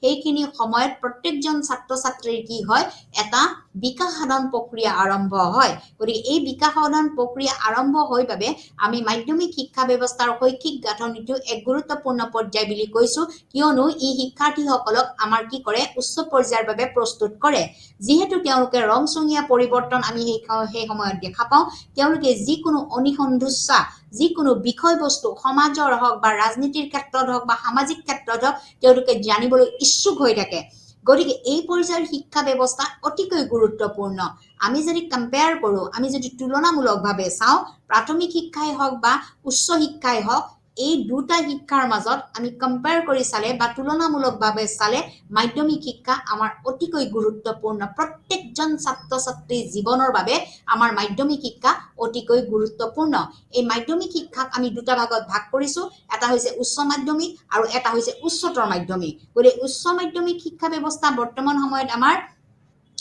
আমাৰ অষ্টম সপ্তম অষ্টম নৱম আৰু দশম এই চাৰিটা পৰ্যায়ত লোৱা হৈছে আৰু 11 আৰু 12ক আমি উচ্চতৰ মাধ্যমিক পৰ্যায় হিচাপে আমি কি কৰিছো স্বীকৃতি প্ৰদান কৰিছো গতিকে আমাৰ উচ্চতৰ মাধ্যমিক হওক বা নিম্ন মাধ্যমিকেই হওক দুটা মাধ্যমিক শিক্ষা ব্যৱস্থা আমাৰ জীৱনৰ বাবে অতিকৈ গুৰুত্বপূৰ্ণ শিক্ষা ব্যৱস্থা এজন ছাত্ৰ বা ছাত্ৰীয়ে তেওঁৰ দ্বাদশ শ্ৰেণীৰ দশম শ্ৰেণীৰ শিক্ষা ব্যৱস্থা তেওঁলোকে শেষ কৰি পেলাই তেওঁলোকে নিজ অনুযায়ী তেওঁলোকৰ নিজৰ ৰুচি অনুযায়ী তেওঁলোকে কলা শাখা হওক তেওঁলোকে বিজ্ঞান শাখা হওক বা তেওঁলোকে কমাৰ্চ শাখা হওক বাণিজ্য শাখা হওক তেওঁলোকে কি কৰিব পাৰে নিৰ্বাচিত হৈ পেলাই তেওঁলোকে সেই ডিপাৰ্টমেণ্ট বিলাকত যাব পাৰে গতিকে আমাৰ উচ্চতৰ মাধ্যমিক যেটো পৰ্যায় এই পৰ্যায়টো অতিকে গুৰুত্বপূৰ্ণ কাৰণ after completing the higher secondary education they may be choose according to their needs according to their choice of the subject according to the choice of their department গতিকে তেওঁলোকে নিজ নিজ একটা ডিপাৰ্টমেণ্টত তেওঁলোকে যাব পাৰে যদি তেওঁ ভাবিছে যে মই কলাত্মক দিকটোৰ প্ৰতি মই আগ্ৰহী গতিকে তেওঁ কি কৰিব পাৰে কলা বিষয়ত অন্তৰ্ভুক্ত হ'ব পাৰে কোনোবাই যদি ভাবিছে নহয় মই সমাজৰ যিকোনো এটা বস্তু কেনেকৈনো সৃষ্টি হয় কিয়নো ইয়াৰ অন্তৰালত কি আছে যদি তেওঁ বিজ্ঞান ভিত্তিক হ'বলৈ বিচাৰে বিজ্ঞানৰ তথ্যসমূহ উদ্ঘাটন কৰিবলৈ বিচাৰে তেতিয়া হলে তেওঁ বিজ্ঞানৰ ছাত্ৰ বা ছাত্ৰী হ'ব পাৰে বা আমাৰ দেশৰ অৰ্থনীতিৰ বিষয়ে বা আমাৰ দেশৰ টকা পইচাৰ লেনদেনৰ লগত যদি জড়িত হোৱা এটা বিষয় তেওঁ ভাল পায় তেতিয়া হলে তেওঁ ক'ত যাব পাৰে বাণিজ্য শাখালৈ যাব পাৰে ইয়াৰ উপৰিও আমাৰ মাধ্যমিক শিক্ষা ব্যৱস্থাটো বিভিন্ন কমিশন আৰু কমিটিয়ে কৈছে যে সেকেন্ডাৰী এডুকেশন মাস্ট বি ভকেশনালাইজেশন গতিকে আমাৰ মাধ্যমিক শিক্ষা কি হ'ব লাগিব বৃত্তিমুখীকৰণ হ'ব লাগিব কিহৰ কাৰণে বৃত্তিমুখীকৰণ হ'ব লাগিব অকল যদি সকলো ল'ৰা ছোৱালীয়ে যদি আমাৰ টেকনিক্যাল লাইন হওক বা মেডিকেল লাইন হওক বা কলা বিজ্ঞান বা বাণিজ্যত গুচি যায় এনেকুৱা কিছুমান ছাত্ৰ ছাত্ৰী আছে যিসকলৰ ঘৰৰ অৱস্থা অৰ্থনৈতিকভাৱে তেওঁলোকে বহুত পিছপৰা গতিকে অৰ্থনৈতিক বা আৰ্থসামাজিকভাৱে পিছপৰা ল'ৰা ছোৱালীখিনি তেওঁলোকে নিজে কোনো এটা বৃত্তিৰ জৰিয়তে বা এটা কোনো বৃত্তি গ্ৰহণ কৰি পেলাই বা বৃত্তীয় সাবজেক্ট এটা লৈ বিষয় এটা লৈ পেলাই তেওঁলোকে পৰৱৰ্তী পৰ্যায়ত তেওঁলোকে কোনো এটা কৰ্ম যোগান ধৰি পেলাই আত্মনিৰ্ভৰশীল বাদ দেখুৱাৰ বাবে আমাৰ মাধ্যমিক শিক্ষা অতিকৈ গুৰুত্বপূৰ্ণ গতিকে মাধ্যমিক শিক্ষা আমাৰ প্ৰত্যেকজন ল'ৰা ছোৱালীৰ জীৱনৰ বাবে অতিকৈ গুৰুত্বপূৰ্ণ বুলি আমি ভাবো গতিকে ইয়াৰ যেটো শিক্ষা শৈক্ষিক গাঁথনি ই এটা গুৰুত্বপূৰ্ণ পৰ্যায় কিয়নো ই শিক্ষাৰ্থীসকলক কি কৰিব পাৰে উচ্চ শিক্ষাৰ বাবে প্ৰস্তুত কৰিব পাৰে আৰু ইয়াৰ উপৰিও আৰ্থসামাজিকভাৱে যিবিলাক পিছপৰা ছাত্ৰ ছাত্ৰী আছে বা আৰ্থসামাজিকভাৱে তেওঁলোকে দুখীয়া বা ঘৰৰ অৱস্থাও ইমান ভাল নহয় এই ক্ষেত্ৰতো তেওঁলোকে কি হ'ব পাৰে কোনো এটা বৃত্তিমূলক বিষয় লৈ পেলাই বা কৃষি হওক বা অন্যান্য ধৰণৰ তেওঁলোকৰ হোম সায়েন্স হওক গৃহস্থ বিজ্ঞান হওক গতিকে এনেকুৱা বিষয় কিছুমান তেওঁলোকে নিৰ্বাচন কৰি পেলাই তেওঁলোকে পঢ়ি পেলাই কি কৰিব পাৰে কোনো এটা বৃত্তি গ্ৰহণ কৰি পেলাই আত্মনিৰ্ভৰশীল হোৱাৰ পথৰ বাবে আমাৰ মাধ্যমিক শিক্ষা অতিকৈ গুৰুত্বপূৰ্ণ গতিকে মাধ্যমিক শিক্ষাটো যেহেতু আমাৰ অতিকৈ গুৰুত্বপূৰ্ণ গতিকে আমি জানিব লাগিব ইয়াৰ গঠন প্ৰণালী কেনেকুৱা মাধ্যমিক শিক্ষাৰ ক্ষেত্ৰত হওক বা উচ্চতৰ মাধ্যমিক পৰ্যায়ৰ ক্ষেত্ৰত হওক ইয়াৰ গঠন প্ৰণালী কেনেকুৱা হ'ব পাৰে গতিকে আমি গঠন প্ৰণালী বুলি ক'বলৈ যাওঁতে আমি তিনিটা প্ৰকাৰৰ গঠন প্ৰণালী ইয়াত আমি দেখা পাওঁ এটা হৈছে কেন্দ্ৰীয় স্তৰ সেন্ট্ৰেল লেভেল অন্যটো হৈছে আমাৰ ৰাজ্যিক স্তৰ ষ্টেট লেভেল আৰু এটা হৈছে লোকেল বডিজ আমাৰ স্থানীয় যিবিলাক দিক আছে গতিকে কেন্দ্ৰীয় স্তৰৰ যিবিলাক আমাৰ স্ট্ৰাকচাৰ বা গঠন প্ৰণালী আছে এই গঠন প্ৰণালী আমাৰ কি হয় শিক্ষা মন্ত্ৰণালয় আমাৰ দেশত যিবিলাক নীতি আছে শৈক্ষিক নীতি বিকাশৰ বাবে আমাৰ দায়বদ্ধ আমাৰ মাধ্যমিক শিক্ষাৰ আমাৰ গঠনৰ ক্ষেত্ৰত হওক বা মাধ্যমিক শিক্ষাৰ বিকাশ সাধনৰ ক্ষেত্ৰত হওক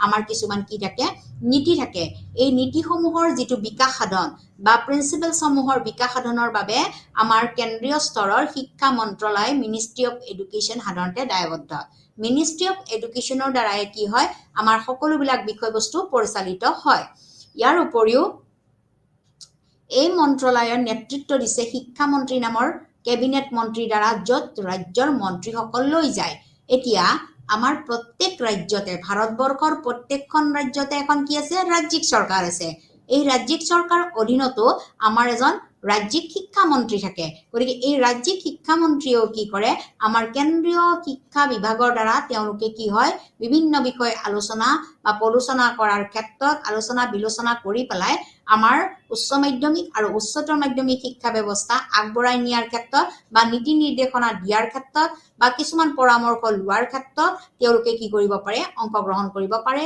যাৰ বাবে এই ৰাজ্যিক চৰকাৰৰ ৰাজ্যৰ মন্ত্ৰীসকলে কি হ'ব পাৰে একত্ৰিত হোৱা আমি দেখা পাওঁ ইয়াৰ উপৰিও আমাৰ যিবিলাক বিদ্যালয় শিক্ষা বিভাগ আছে আমাৰ যে department of school different department of the school এই স্কুল বিলাকক পৰিচালনা কৰাৰ ক্ষেত্ৰত আমাৰ যুটীয়া সচিব অৰ্থাৎ joint secretary of the government গতিকে তেওঁৰ দ্বাৰা আমাৰ কি হয় বিভিন্ন ভাগ বা বিভিন্ন আমি প্ৰক্ৰিয়া অংশগ্ৰহণ কৰিব পাৰো গতিকে বিদ্যালয় শিক্ষা বিভাগত আমাৰ যুটীয় সচিবৰ নেতৃত্বত বহুকেইটা আমাৰ কাম কাজ পৰিচালিত হয় আৰু ইয়াৰ উপৰিও আমাৰ যিবিলাক পৰিচালক বা উপ নিহৰণৰ দ্বাৰা সহায় কৰা হয় পৰিচালক থাকে আৰু উপ পৰিচালকৰ দ্বাৰাও আমাৰ কি কৰা হয় মাধ্যমিক পৰ্যায় হওক বা উচ্চতৰ মাধ্যমিক বিদ্যালয় আমাৰ পৰিচালিত হয় ইয়াৰ উপৰিও আমাৰ কেন্দ্ৰীয় চৰকাৰত কি থাকে কিছুমান ডিপাৰ্টমেন্ট আছে আমাৰ শিক্ষা বিভাগৰ কিছুমান বোৰ্ড আছে যিবিলাক বোৰ্ড হৈছে আমাৰ CBSE board KV Kendriya Vidyalaya NCERT national council of teacher education NIOS national institute of open school NVS Navodaya Vidyalaya আৰু এনেকুৱা বিভিন্ন বিভাগসমূহৰ কি হয় অন্তৰ্দৃষ্টি আৰু সংগঠন সৃষ্টি কৰাৰ বাবে ই গুৰুত্বপূৰ্ণ ভূমিকা গ্ৰহণ কৰে গতিকে নেক্সট হৈছে যে ৰাজ্যিক স্তৰ গতিকে ষ্টেট লেভেল গতিকে ৰাজ্যিক চৰকাৰেও কি কৰে আমাৰ শিক্ষাৰ বাবে কিছুমান মন্ত্ৰালয় পৃথক কৰা হৈছে আমাৰ ৰাজ্য চৰকাৰৰো কিছুমান কি আছে মিনিষ্ট্ৰি অফ এডুকেশ্যন আছে গতিকে মিনিষ্ট্ৰি অফ এডুকেশ্যনো আমাৰ কেন্দ্ৰীয় স্তৰৰ দ্বাৰা আমাৰ পৃথকিত এটা বিষয়বস্তু গতিকে ৰাজ্যিক চৰকাৰৰ মিনিষ্ট্ৰি অফ এডুকেশ্যন বা শিক্ষা মন্ত্ৰালয়ে কি কৰে আমাৰ ৰাজ্য চৰকাৰৰ যিবিলাক বিদ্যালয় আছে এই বিদ্যালয়সমূহৰ তদাৰক কৰাৰ ক্ষেত্ৰত বা তেওঁলোকক দিহা পৰামৰ্শ দিয়াৰ ক্ষেত্ৰত সকলোবিলাক গুৰুত্বপূৰ্ণ ভূমিকা গ্ৰহণ কৰে ইয়াৰ উপৰিও এখন নিৰ্দিষ্ট ৰাজ্যত শিক্ষা মন্ত্ৰালয়ত কেবিনেট মন্ত্ৰী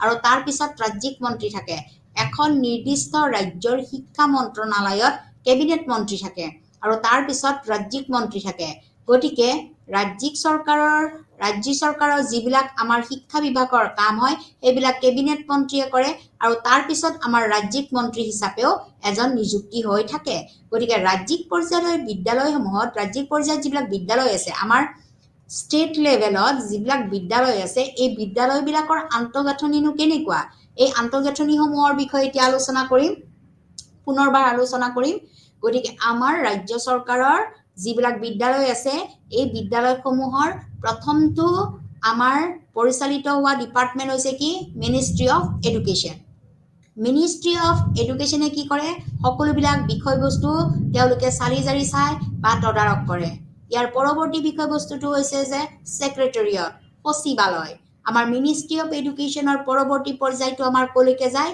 সেক্ৰেটাৰিয়েট বা সচিবালয়লৈ যায় এটা সচিবালয়ে কি কৰিব সেই বিষয়টো আকৌ তদাৰক কৰিব সচিবালয়ে তদাৰক কৰাৰ পিছত আমাৰ অন্য এটা বিষয়বস্তু হ'ব যে ডাইৰেক্টৰ গতিকে ডাইৰেক্টৰটো হৈছে সঞ্চালকালয় কাৰ্যালয় গতিকে এই মূলত প্ৰথমতে এই তিনিটা ডিপাৰ্টমেন্ট বিভাগীয় কৰ্তৃপক্ষৰ দ্বাৰা আমাৰ কি হয় মাধ্যমিক পৰ্যায় বা উচ্চতৰ মাধ্যমিক পৰ্যায়ৰ কাম-কাজ আৰম্ভ হয় বা আৰম্ভ কৰে বা সৃষ্টি কৰে বা তেওঁলোকে মতামত আগবঢ়াব পাৰে প্ৰথমটো হৈছে কোন মিনিষ্ট্ৰি অফ এডুকেশ্যন সেকেন্ডটো হৈছে সেক্ৰেটাৰিয়েট থাৰ্ড ওৱান ইজ ডাইৰেক্টৰ আকৌ ডাইৰেক্টৰৰ পৰা সঞ্চালকৰ কাৰ্যালয়ৰ পৰা আমাৰ ডিপাৰ্টমেন্ট এটা আছে যাক আমি কৈছো যে state council of educational research and training গতিকে আমাৰ যিটো ৰাজ্য চৰকাৰৰ আমাৰ শিক্ষাৰ যিটো গৱেষণা আৰু ট্ৰেইনিং আমাৰ গৱেষণা আৰু প্ৰশিক্ষণ বিভাগ আছে এই প্ৰশিক্ষণ বিভাগৰ দ্বাৰা কি হয় দুটা বস্তু আকৌ পৰিচালিত হয় এটা হৈছে বোৰ্ড অফ সেকেন্ডাৰী এডুকেশ্যন আমাৰ মাধ্যমিক পৰ্যায়ৰ যিখন বোৰ্ড আছে এই বোৰ্ডখন আমাৰ কোনে পৰিচালিত কৰে SCERT কৰে আৰু ইয়াৰ উপৰিও আমাৰ যিটো টেক্সট বুকছ বা পাঠ্যক্ৰমৰ ডিপাৰ্টমেন্ট আছে টেক্সট বুক বোৰ্ড আমাৰ যিটো পাঠ্যক্ৰম আমি পৰিচালিত কৰো পাঠ্যক্ৰম আমি সংগঠন কৰো পাঠ্যক্ৰম আমি ৰূপায়ণ কৰো পাঠ্যক্ৰমত নতুন বিষয়বস্তু সংযোজন কৰো গতিকে এই বিভিন্ন বস্তুৰ পৰিক্ৰমা আমাৰ কোনে তদাৰক কৰে SCERT কৰে state council of educational research and training centre গতিকে state council of educational research and training centre আমাৰ কাৰ দ্বাৰা নিয়োজিত হয় ৰিজনেল অফিচৰ দ্বাৰা হয় আঞ্চলিক আমাৰ এটা কি থাকে অফিচ থাকে বা কাৰ্যালয় থাকে ৰিজনেল অফিচ যাক আমি কৈছো আঞ্চলিক কাৰ্যালয় গতিকে এইখিনি বিষয়বস্তুৱে কি কৰে আমাৰ মাধ্যমিক পৰ্যায়ৰ শিক্ষা ব্যৱস্থাৰ ৰাজ্যিক চৰকাৰৰ অধীনত এইখিনি বস্তুৱে তদাৰক কৰে ইয়াৰ উপৰিও আমাৰ প্ৰত্যেকখন জিলাতে ডিস্ট্ৰিক্ট এডুকেশ্যন অফিচাৰ জিলা শিক্ষা বিষয়াজন থাকে জিলা শিক্ষা বিষয়াজনে কি কৰে দুটা বস্তুৰ ওপৰত তেওঁলোকে কাম কৰে আমাৰ মাধ্যমিক পৰ্যায়ৰ শিক্ষা ব্যৱস্থাৰ যিকোনো বিষয়বস্তু তদাৰক কৰা বা আগবঢ়াই নিয়াৰ ক্ষেত্ৰত আমাৰ আকৌ দুটা বস্তু আছে এটা হৈছে জিলা পৰিষদ আৰু আনটো হৈছে ডায়েট গতিকে জিলা পৰিষদ আৰু district institute of elementary training এই দুটা বস্তু লগ লাগি পেলাই আমাৰ ডিস্ট্ৰিক্ট এডুকেশ্যন অফিচাৰ জিলা শিক্ষা বিষয়া এজন থাকিব লাগে ইয়াৰ পৰৱৰ্তী পৰ্যায়টো হৈছে আৰু এই ডিস্ট্ৰিক্ট এডুকেশ্যন অফিচাৰ জনে কি কৰিব আমাৰ দুটা ভাগত আমি ভাগ কৰিম এটা হৈছে আৰবান এৰিয়া আৰু এটা হৈছে ৰুৰেল এৰিয়া এটা আৰবান এৰিয়াত আমাৰ যিখিনি আৰবান এৰিয়া আছে এই আৰবান এৰিয়াত আমি কি কৰিব পাৰো চহৰ অঞ্চলত আমাৰ অনুষ্ঠান আছে এই অনুষ্ঠানসমূহ মাধ্যমিক বিদ্যালয়সমূহ আৰবান অঞ্চলৰ ডিস্ট্ৰিক্ট এডুকেশ্যন অফিচাৰ জনে কি কৰিব পাৰে তদাৰক কৰিব পাৰে সেইদৰে আমাৰ গ্ৰাম্য অঞ্চলত কি কৰা হয় আমাৰ যিটো শিক্ষা বিষয়বস্তু আমাৰ ডিস্ট্ৰিক্ট এডুকেশ্যন অফিচাৰ জনে কি কৰে আমাৰ গ্ৰাম্য অঞ্চলৰ বিষয়বস্তুসমূহ তদাৰক কৰে গতিকে আমাৰ চহৰ অঞ্চলত আমাৰ কি কৰে মিউনিচিপালিটিজে কৰে আৰু ৰুৰেল অঞ্চলত আমাৰ ব্লক এডুকেশ্যন অফিচাৰ প্ৰত্যেকখন গাঁৱতে আমাৰ এটা ব্লক বনাই দিয়া হয় এই ব্লকৰ যিজন আমাৰ শিক্ষা বিষয়া থাকে তেওঁ ব্লক এডুকেশ্যন অফিচাৰ বুলি কোৱা হয় এই ব্লক এডুকেশ্যন অফিচাৰজন সাধাৰণতে আমাৰ কি কৰা হয় আমাৰ যিবিলাক ৰুৰেল কমিটিজ আছে বা আমাৰ গাঁও সভা আছে পৌৰ সভা আছে গাঁও সভা আছে গতিকে এই গ্ৰাম্য অঞ্চলত তেওঁলোকৰ দ্বাৰা কি হয় এই ব্লক এডুকেশ্যন অফিচাৰজন নিৰ্বাচিত কৰি তোলা হয় এইখিনি হৈছে আমাৰ কি আন্তঃগাঁথনি কিদৰে আমাৰ ৰাজ্যিক পৰ্যায়ৰ মাধ্যমিক বিদ্যালয়সমূহ আমাৰ কি কৰা হ'ব তদাৰক কৰা হ'ব বা পৰিচালিত কৰা হ'ব বা পৰিচালনা আমি কৰিব পাৰো গতিকে প্ৰথমটোৱে হৈছে আমাৰ কি মিনিষ্ট্ৰি অফ এডুকেশ্যন নেক্সটটো হৈছে আমাৰ কি ছেক্ৰেটেৰিয়েট তৃতীয়টো হৈছে কি আমাৰ ডাইৰেক্টৰ আৰু ইয়াৰ পিছত আমাৰ কি কৰা হয় এখন বোৰ্ড আছে যাক আমি কি কৈছো এছচিআৰটি বুলি কৈছো গতিকে এছচিআৰটি দ্বাৰাও আমাৰ কি কৰা হয় যিকোনো আমাৰ বোৰ্ড অফ ছেকেণ্ডাৰী এডুকেশ্যন হওক বা টেক্সট বুক হওক এই বস্তুখিনি আমাৰ পৰিচালিত হয় আৰু এই পৰিচালিত হোৱা বস্তুখিনিয়ে হৈছে আমাৰ কি ৰিজনেল অফিচে আমাক কি কৰে ইয়াক তদাৰক কৰে গতিকে ৰিজনেল অফিচে কি কৰিব পাৰে তদাৰক কৰিব পাৰে আৰু এই ৰিজনেল অফিচাৰে তদাৰক কৰা বিষয়বস্তুখিনি কি কয় ডিস্ট্ৰিক্ট এডুকেশ্যন অফিচাৰ আমাৰ জিলা শিক্ষা বিষয়াজনে আকৌ দুটা ভাগত আমাৰ কি কৰে কাম কাজ তদাৰক কৰে এটা হৈছে জিলা পৰিষদ আৰু আনটো হৈছে ডায়েট গতিকে ডিস্ট্ৰিক্ট এডুকেশ্যন অফিচাৰজন আকৌ আমাৰ চহৰ অঞ্চলতো থাকিব পাৰে আৰু গ্ৰাম্য অঞ্চলতো থাকিব পাৰে চহৰ অঞ্চলত থকা যিজন আমাৰ ডিস্ট্ৰিক্ট এডুকেশ্যন অফিচাৰ তেওঁক মিউনিচিপালিটিজৰ দ্বাৰা কি হয় পৰিচালিত হয় আৰু যিখন আমাৰ গ্ৰাম্য অঞ্চলত আছে ব্লক এডুকেশ্যন অফিচাৰ তেওঁ আমাৰ গ্ৰাম্য অঞ্চলৰ কিছুমান কমিটি আছে এডুকেশ্যনেল কমিটি আছে বা গ্ৰাম্য অঞ্চলৰ আমাৰ শৈক্ষিক কিছুমান কমিটি আছে যিসকল কমিটিয়ে আমাক কি কৰিব পাৰে ব্লক এডুকেশ্যন অফিচাৰজনক তেওঁ কাম কাজ কৰা বা তদাৰক কৰাৰ ক্ষেত্ৰত বা মাধ্যমিক বিদ্যালয় পৰিচালিত কৰাৰ ক্ষেত্ৰত বিদ্যালয়সমূহ পৰিচালনা কৰাৰ ক্ষেত্ৰত আমাক সহায় কৰিব পাৰে বা তেওঁলোকে দিহা পৰামৰ্শ দিব পাৰে গতিকে ইয়াৰ উপৰি আমাৰ 3 নম্বৰটো আহিছে যে স্থানীয় সংস্থা আমাৰ কিছুমান লোকেল বডিজ আছে স্থানীয় সংস্থা আছে এই স্থানীয় সংস্থাসমূহক আমি কৈছো কি পৌৰ পৰিষদ জিলা সংস্থা জিলা পঞ্চায়ত আৰু গ্ৰাম পঞ্চায়ত গতিকে স্থানীয় সংস্থাসমূহ কি কৰিব পাৰে আমাৰ শিক্ষা ব্যৱস্থা আমাৰ বিদ্যালয়ৰ শিক্ষা ব্যৱস্থা তেওঁলোকে তদাৰক কৰিব পাৰে গতিকে আমাক পৌৰ পৰিষদ বুলি কোৱা হয় বা জিলা সংস্থা বুলি কোৱা হয় বা জিলা পঞ্চায়ত বুলি কোৱা হয় বা গাঁও পঞ্চায়ত বুলি কোৱা হয় যিটো বিষয়বস্তু আমাৰ অকল লোকেল বডিসমূহে কি কৰিব পাৰে তদাৰক কৰিব পাৰে যেনেকৈ আমাৰ কেন্দ্ৰীয় চৰকাৰ হওক বা ৰাজ্যিক চৰকাৰে আমাৰ মাধ্যমিক বিদ্যালয়সমূহ বা উচ্চতৰ মাধ্যমিক বিদ্যালয়সমূহ গঠনৰ ক্ষেত্ৰত হওক বা ইয়াক নিয়ন্ত্ৰিত কৰাৰ ক্ষেত্ৰত হওক বা ইয়াক পৰিচালনা কৰাৰ ক্ষেত্ৰত হওক বা ইয়াৰ আন্তঃগাঁথনি বিকাশ সাধন কৰাৰ ক্ষেত্ৰত যিমানখিনি ভূমিকা আছে ঠিক সেইদৰে আমাৰ স্থানীয় সংস্থাসমূহ লোকেল এজেঞ্চিসমূহৰো কি আছে ইমানখিনিয়ে ভূমিকা তেওঁলোকে পালন কৰিব পাৰে গতিকে আমি লোকেল এজেঞ্চিজ বুলি ক'লে কাক আমি বুজো যে পৌৰ পৰিষদ জিলা সংস্থা জিলা পঞ্চায়ত আৰু গ্ৰাম পঞ্চায়ত এইকেইটা লগ লাগি আমাৰ কি হৈছে স্থানীয় সংস্থা আমাৰ গঠন হৈছে যিয়ে আমাৰ মাধ্যমিক শিক্ষা ব্যৱস্থা তেওঁলোকে তদাৰক কৰিব পাৰে মাধ্যমিক শিক্ষা ব্যৱস্থা তেওঁলোকে পৰিচালনা কৰিব পাৰে ইত্যাদি বিভিন্ন তেওঁলোকে কাম কাজবোৰ কৰিব পাৰে গতিকে এতিয়া হৈছে types of management of school আমি কিমান প্ৰকাৰে বিদ্যালয়সমূহ আমি কি কৰিব পাৰো মেনেজ কৰিব পাৰো বা পৰিচালনা কৰিব পাৰো গতিকে আমাৰ কিছুমান বিদ্যালয় আছে যি চৰকাৰৰ দ্বাৰা পৰিচালিত হয় কিছুমান বিদ্যালয় আছে ব্যক্তিগতৰ দ্বাৰা পৰিচালিত হয় কিছুমান আছে কি সংখ্যালঘুসকলৰ অন্তৰ্দৃষ্টিৰ দ্বাৰা পৰিচালিত বিদ্যালয় আছে এতিয়া চৰকাৰৰ দ্বাৰা পৰিচালিত বিদ্যালয়সমূহত কি হয় চৰকাৰী নীতি নিয়ম বাহাল থাকে চৰকাৰে দিয়া নীতি নিৰ্দেশনা তেওঁলোকে কি কৰিব লাগিব মানি চলিব লাগিব তেওঁলোকে সকলো বিষয়বস্তু তদাৰক তেওঁলোকৰ সকলো বিষয়বস্তু নিয়ন্ত্ৰণ পৰিচালনা চৰকাৰে দিয়া নিৰ্দেশনা মতেহে চলিব লাগিব গতিকে চৰকাৰে দিয়া নিৰ্দেশনাসমূহ চলিব লাগিলে চৰকাৰৰ যেটো বছৰি আমাৰ এখন যি বাৰ্ষিক পৰিকল্পনা এই বাৰ্ষিক পৰিকল্পনাৰ ভিত্তিতে আমাৰ চৰকাৰৰ দ্বাৰা পৰিচালিত বিদ্যালয়সমূহ কি কৰা হয় তদাৰক কৰা হয় তাৰ পিছত হৈছে ব্যক্তিগত পৰিচালিত বিদ্যালয় যিবিলাক বিদ্যালয় কোনো এজন ব্যক্তি নিজাকৈ কি কৰিব পাৰে স্থাপন কৰিব পাৰে গতিকে এই ব্যক্তিজনে কি কৰিব তেওঁ নিজৰ নিয়ম মতেহে ব্যক্তিগত বিদ্যালয়খন পৰিচালিত কৰিব আৰু ইয়াৰ উপৰি 3 নম্বৰটো হৈছে যে সংখ্যালঘু কিছুমান আমাৰ ধৰ্মৰ ভিত্তিত কিছুমান অঞ্চলত আমাৰ কিছে সংখ্যালঘু ছাত্ৰ ছাত্ৰী আছে এই সংখ্যালঘু ছাত্ৰ ছাত্ৰীসকলক ধৰ্মৰ ভিত্তিত শিক্ষা দিবৰ বাবে আমাৰ কি কৰা হয় সংখ্যালঘু সকলৰ বাবে বিদ্যালয় স্থাপন কৰা হয় য'ত সেই নিৰ্দিষ্ট ধৰ্মটোৱে কি কৰিব তেওঁলোকৰ নিজ ধৰ্মৰে সেইখন বিদ্যালয় পৰিচালনা কৰাৰ ক্ষেত্ৰত গুৰুত্ব প্ৰদান কৰিব গতিকে এইখিনি হৈছে types of management of school তিনি প্ৰকাৰে আমি কৰিব পাৰো চৰকাৰৰ দ্বাৰা ব্যক্তিগত কোনো ব্যক্তিৰ দ্বাৰা আৰু সংখ্যালঘু সকলৰ দ্বাৰা এইখিনি হৈছে মাধ্যমিক বিদ্যালয়ৰ মেনেজমেন্ট পৰিচালনা আৰু ইয়াৰ অৰ্থ আজি মোৰ পাঠৰ পৰিক্ৰমা এইখিনিয়ে সমাপ্ত কৰিলো নেক্সট মই আপোনালোকক আকৌ ৰেগুলেটৰী বডিজৰ সম্পৰ্কে আলোচনা কৰিম থ্যাংক ইউ